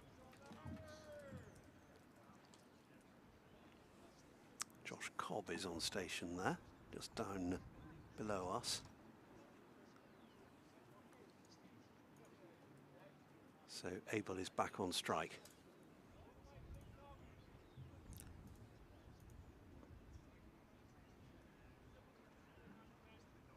Exactly a runner ball at the moment. Oh, Tom Abel with a big shot. First, second bounce out at deep mid-wicket. Another boundary, that is his 11th in all. 1 6 and 10 fours. Is that his 1000th run? No, not quite. He needs another 5. 6 to do it, Stephen. We bisected the fielders perfectly then.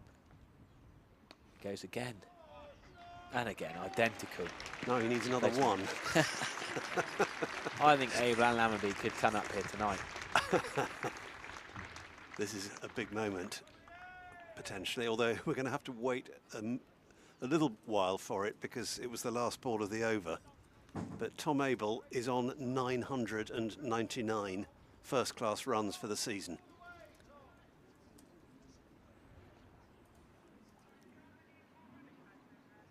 What a match he's having. 111 in the first innings and just 15 away from another ton here this evening.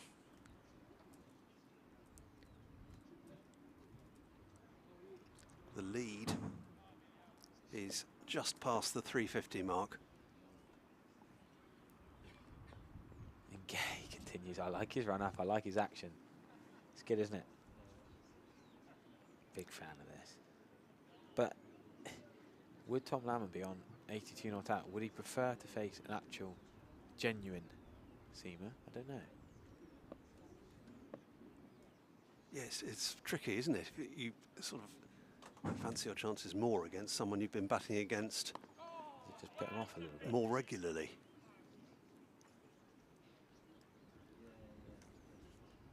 Couple of dots to start.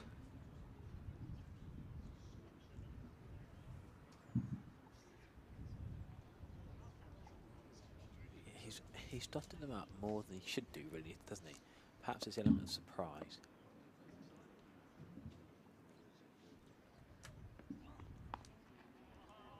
And a third. And a little skip in the follow-through as well. Skip. I tell you what, this has been my favourite over of the innings has been the two bowled, both of them bowled by Emilio Gay.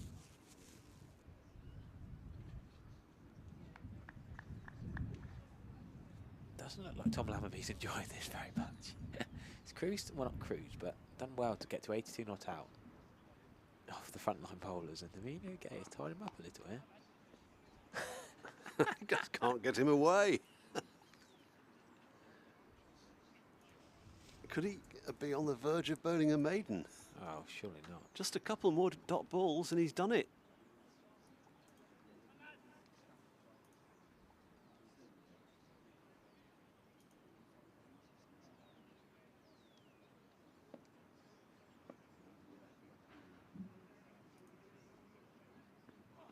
Oh, and that one is hit well by Tolombi. Pulled. It should be stopped.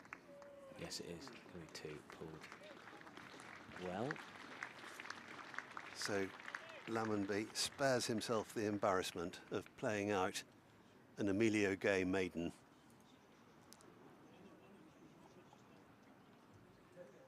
There's one to come.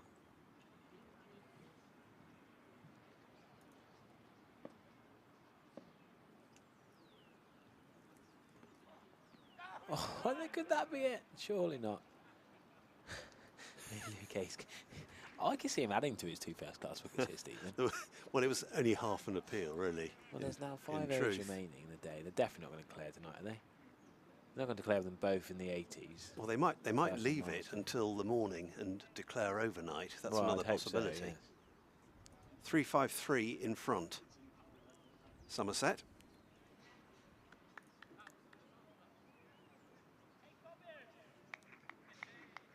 Are we going to see Josh Cobb turn an arm over? Yeah, the part-time off spinner, I like that. For the first time in the match. One of Northants' more seasoned players is coming on. Great to see. And he's going to be bowling to Tom Abel, who just needs 1 run to convert to 4 figures for the season. Not sure whether Tom knows it. Yeah, I don't know if he would know it, you know.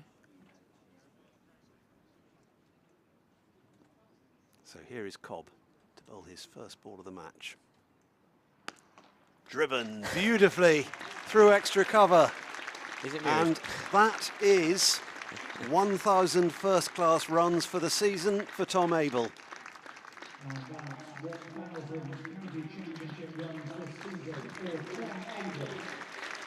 Here's the applause. Mr. Tyler's on it. Drawn out and thoroughly well deserved. He's getting a few hard volleys and full tosses, we must be honest, but Tom Abel's batted beautifully. He's managed to find a fielder this time. Gay's bowling and he's going to deep mid-wicket. That's a bit harsh, isn't it? Yes, that was his last over. 2 over spell. Gone to 90 with that single. Yeah.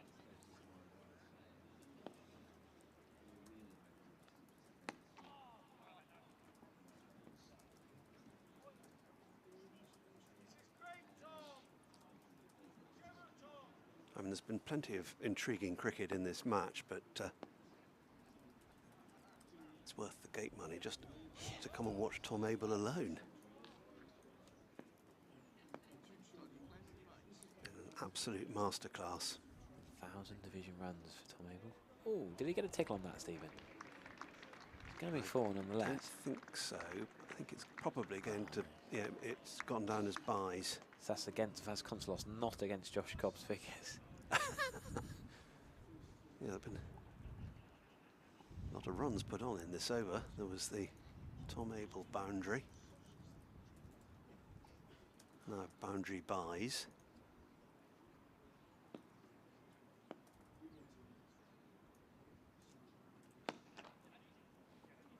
Sharply taken single. Well, I reckon he'd have been gone then. Direct hit, not far away.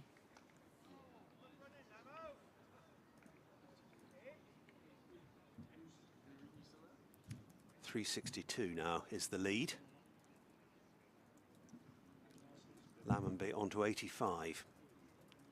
Which one of these two may get to 3 figures first? Well, there's Tom 4 Abel, more there for Tom Abel, so he's within 6 now. Yeah. He must be the hot favourite.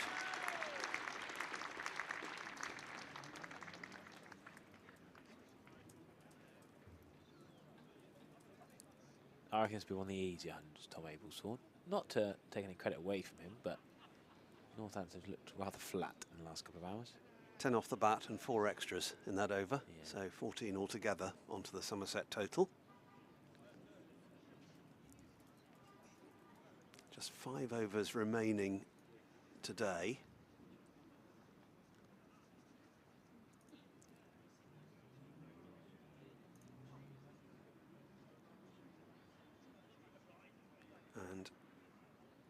Lammonby has strike.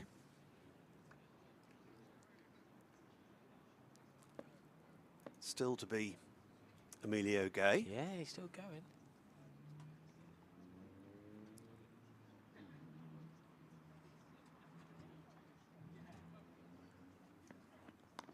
Lammonby's looking very nervous, isn't he? 85 not out. Been a while since he scored those hundreds he scored in the Bob Willis Trophy. Feel a long time ago now. Class player though, Tom Lammonby. Great to see him return to form. Did the hard work at Edgbaston last week. A little bit easier this week. Been question marks over his spot, but the man from extras 4 first-class hundreds, and he's going to keep ticking it around. Another comfortable single there to take him to 86.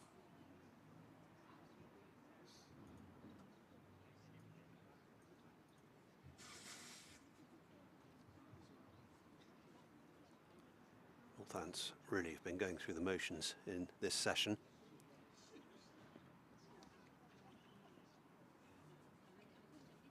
Yep, very accurate, going through the motions and exploited by Abel and Lammonby.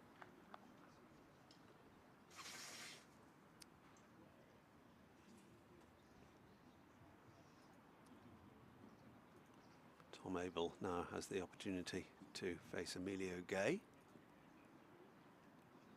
which has been Lammonby's exclusive reserve. And we'll pick up Only a two couple here. Emilio Gay is grateful for the chase from the safe zone. Edging ever closer. Track the driver's there.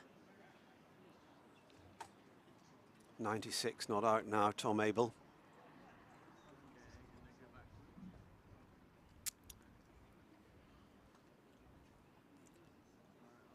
Right, where's he going to go? Tom Abel, 96 not out, 2 balls remaining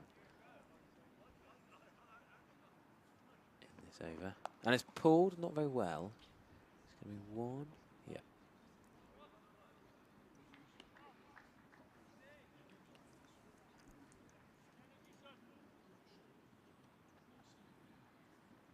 Very quiet out there, isn't it? Not much buzz around the field. There'll be plenty more applause for Tom Abel. He's just had a round for the 1,000 runs for the season, but just 3 away from a second ton of the match now.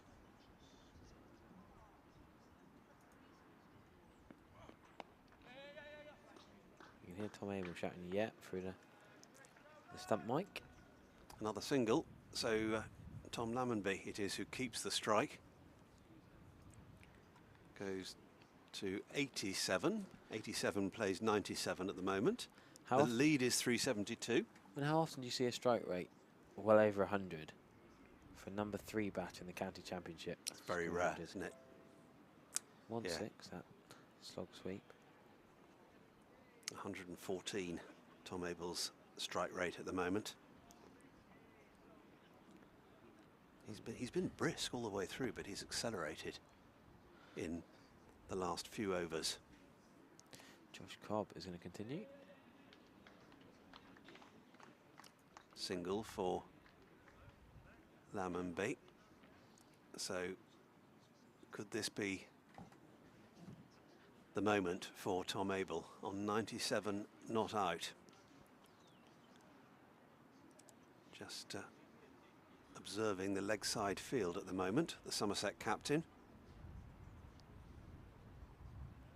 Considering how to pierce it, which he's been doing very effectively all afternoon. Reverse sweep instead, going fine. Is this going to be it? No, it's just cut off inside the rope. Able to 99. Yeah, almost the reverse paddle scoop. Got down the full toss and vacant slip third man area. 250 brought up for Somerset. Serious partnership from the two Toms. I mean, Mammal hacked him back badly. He got 52, but almost pales into insignificance harshly. So that's how well these two have batted. As the field will surely be brought up on 99. No, not everyone. The deep squares are being kept back. Oh, so he's going to just hit a single, surely. available. The sweep, and there it is. Second 100 of the match for Tom Abel. Just the single, which was all that was required. The helmet off, as we saw yesterday. The bat raised, and he's going to get a hug from Tom Lammonby. What a player Tom Abel is. Beautiful, beautiful batting. 111 in the first innings. And Tom Abel in the second innings has got there effortlessly, easily, comfortably. 100 off 87 balls, 13 boundaries, 1 6.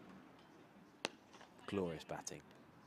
Well, real privilege to watch the last couple of days, and international honours must well, be beckoning. Captain England Lions here early in the summer beat a full-strength South African white ball side in the 50 over. Well, it wasn't even a 50 over game in the end. Banton Smead won the game for Somerset easily as Tom Abel whacks the boundary through mid-wicket. Yes, that was played almost with contumely. Yeah, dismissive, wasn't it? You can't bowl there to me, he says. So, on that evidence, Tom Lammonby won't be too far behind his captain. No, he has been. Takes him to 88. 92, I should say. Tom Lammonby has faced over double the amount of balls Tom Abel has, but a valuable job. That's it. He's seen off the new ball and made it easier for Tom Abel coming in. Tom Abel came in the 33rd over. 380 now, the lead.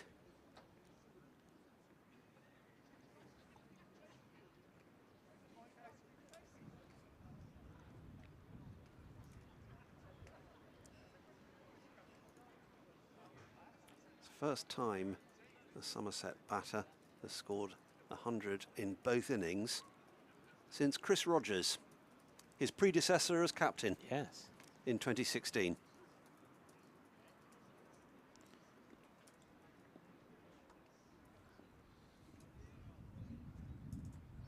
Emilio Gay will continue from the river end. There's a bit of an inside edge from Tom Abel. Thinks about a single, but no, good fielding from mid on. Yeah, back against Notts that game in 2016. Oh yes, indeed. Amazing 100, didn't he? With his it was bruised ankle, broken ankle. It was that final game of the season here against Notts, which ended in such misery, with no championship for Somerset again. And it was the game in which James Hildreth scored 100 on one leg, effectively. Yes. Well, good throw from mid-off at the stumps, but Tom Abel's quick. Even when he scored 100, he's not tired. He's fit, he's quick. And he'll even help put the stumps back in the ground. Such a gentleman is Tom Abel. So 6 years ago that was, and a very similar time of year to this. Tail end of the season. Chris Rogers, then Tom Abel now. Some stat. Lammonby loves a guide, loves an indoor shot through that third man region. He's looking like a couple, but he keeps the strike. He's on to 92.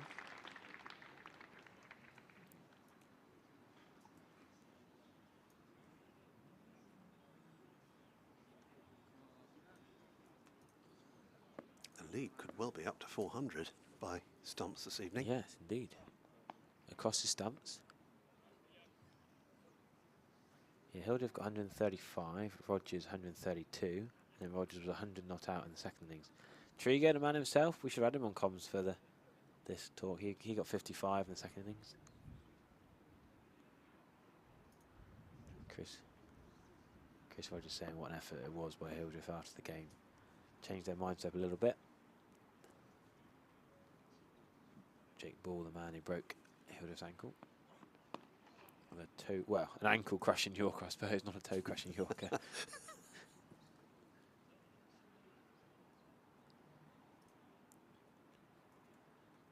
Yeah, Peter Trigo was acting physio, in fact. Yeah. When when James Hildreth went off for running repairs.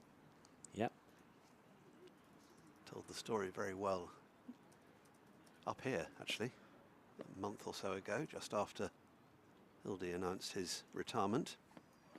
Lammonby on the pull. It's only going to be one, and a thought. They could push for two. No, he's a little bit slow setting off. Lammonby doesn't want to run out of time here. He's on 95, not out, but he's got a lot of singles. He's kept the strike that time, perhaps tactically so. Well, there are 12 balls left in the day for him to get the other 5 that he needs. Surely he'll do it. England selects, I hope you're watching. It's one of the YouTube comments. Oh, a few of them indeed. He has not yet hit a 6 this innings from Lamb. He does love whacking spinners over the heads for 6. The amount of 6 I've seen him hitting white ball cricket into the graveyard over the top of Gimlet's Hill, but I don't think he's going to do that in the nervous 90s.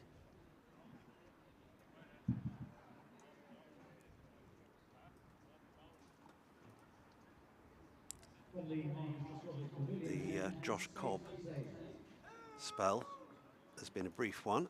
2 overs, 0 for 18. Safe Zabe back into the attack, and that's clouted. He's grateful through for mid-wicket. When you're 95, you're quite grateful for that kind of delivery, aren't you? Yeah, I think he's going to do it now, Harry. I think he is. I think we're going to have both hundreds sealed off the same end. 99 not out. I said about him using his feet and whacking it. There you go.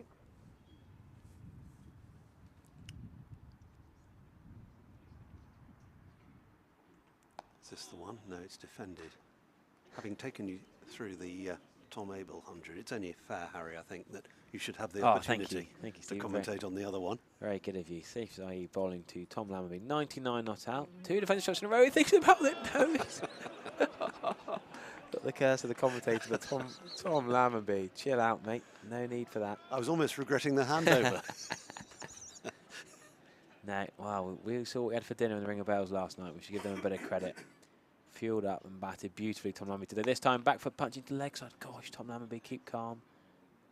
He's played a lot of decent level sport, Tom Lammonby. Pressure situations.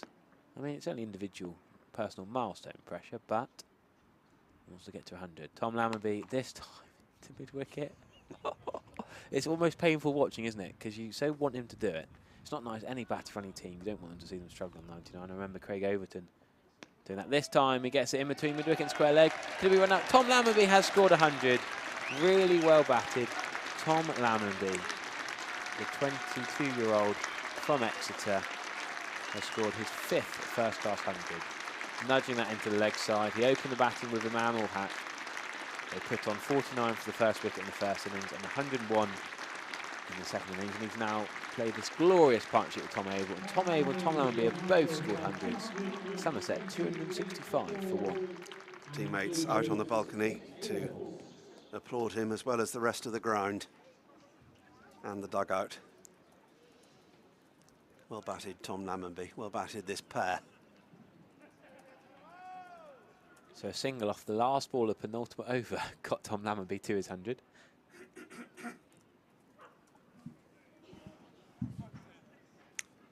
And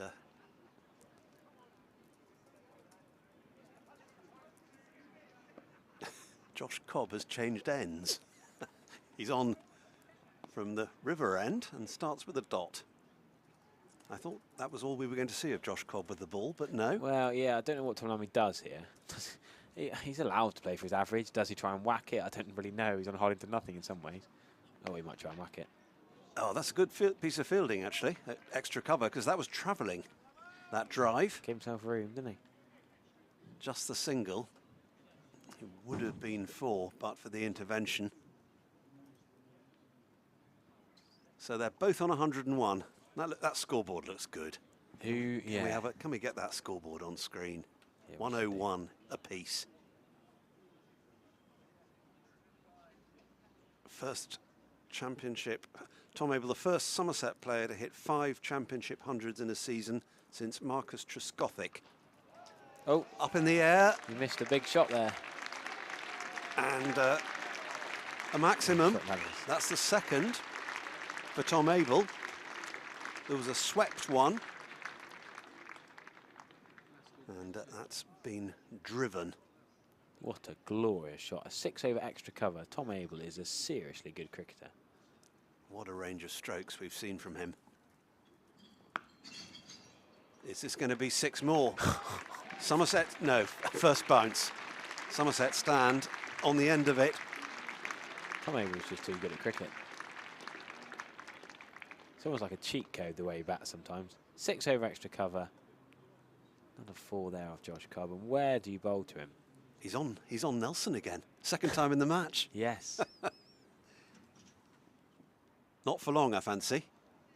Although he won't get off it this time. He's been trying it every ball for 4 or 6, I think.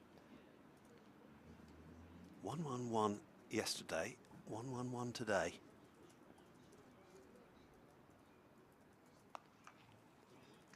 He's found the man in the deep, or one of the 2 men in the deep on the leg side this time. Gets off Nelson, so that is his highest score of the match. Tom Abel is the last ball of the day as well. So Somerset finish on 277 for 1. Their lead has just topped 400, 401 to be exact. Tom Abel finishes unbeaten on 112. Tom Lammonby on 101. And just look at the number of balls it's taken Tom Abel to get to that figure. Just 93 deliveries. Seriously impressive. Terrific stuff. And pats on the back for each other as the 2 Toms walk off. Tremendous to watch. What a day for them. Applauded by all around the dugout there as they go into the Andy Caddick Pavilion, and they must be 2 very happy men indeed. The whole squad, the whole team will be delighted. It'll be fascinating to speak to, hopefully, the both of them shortly. And great to see back in form Tom Lammonby, Tom Abel, past 1,000 runs. That's a handsome looking scorecard in a match, yes, for the home side. And the Pakistan opening test batters missed out, you could say. Yeah, 52 for Imam is the lowest lowest individual score of the 3. So 277 for 1 in 68 overs of gradual acceleration for Somerset. You wouldn't bet against an overnight declaration, would you? I'd encourage it. Well, we're going to leave you there. We're going to go and see who we've got to speak to over in front of the family stand. A fascinating interview after another great day for Somerset. We'll both be back with Pete Trigo also at 10:25 tomorrow morning. Do join us. We'll look forward to your company then.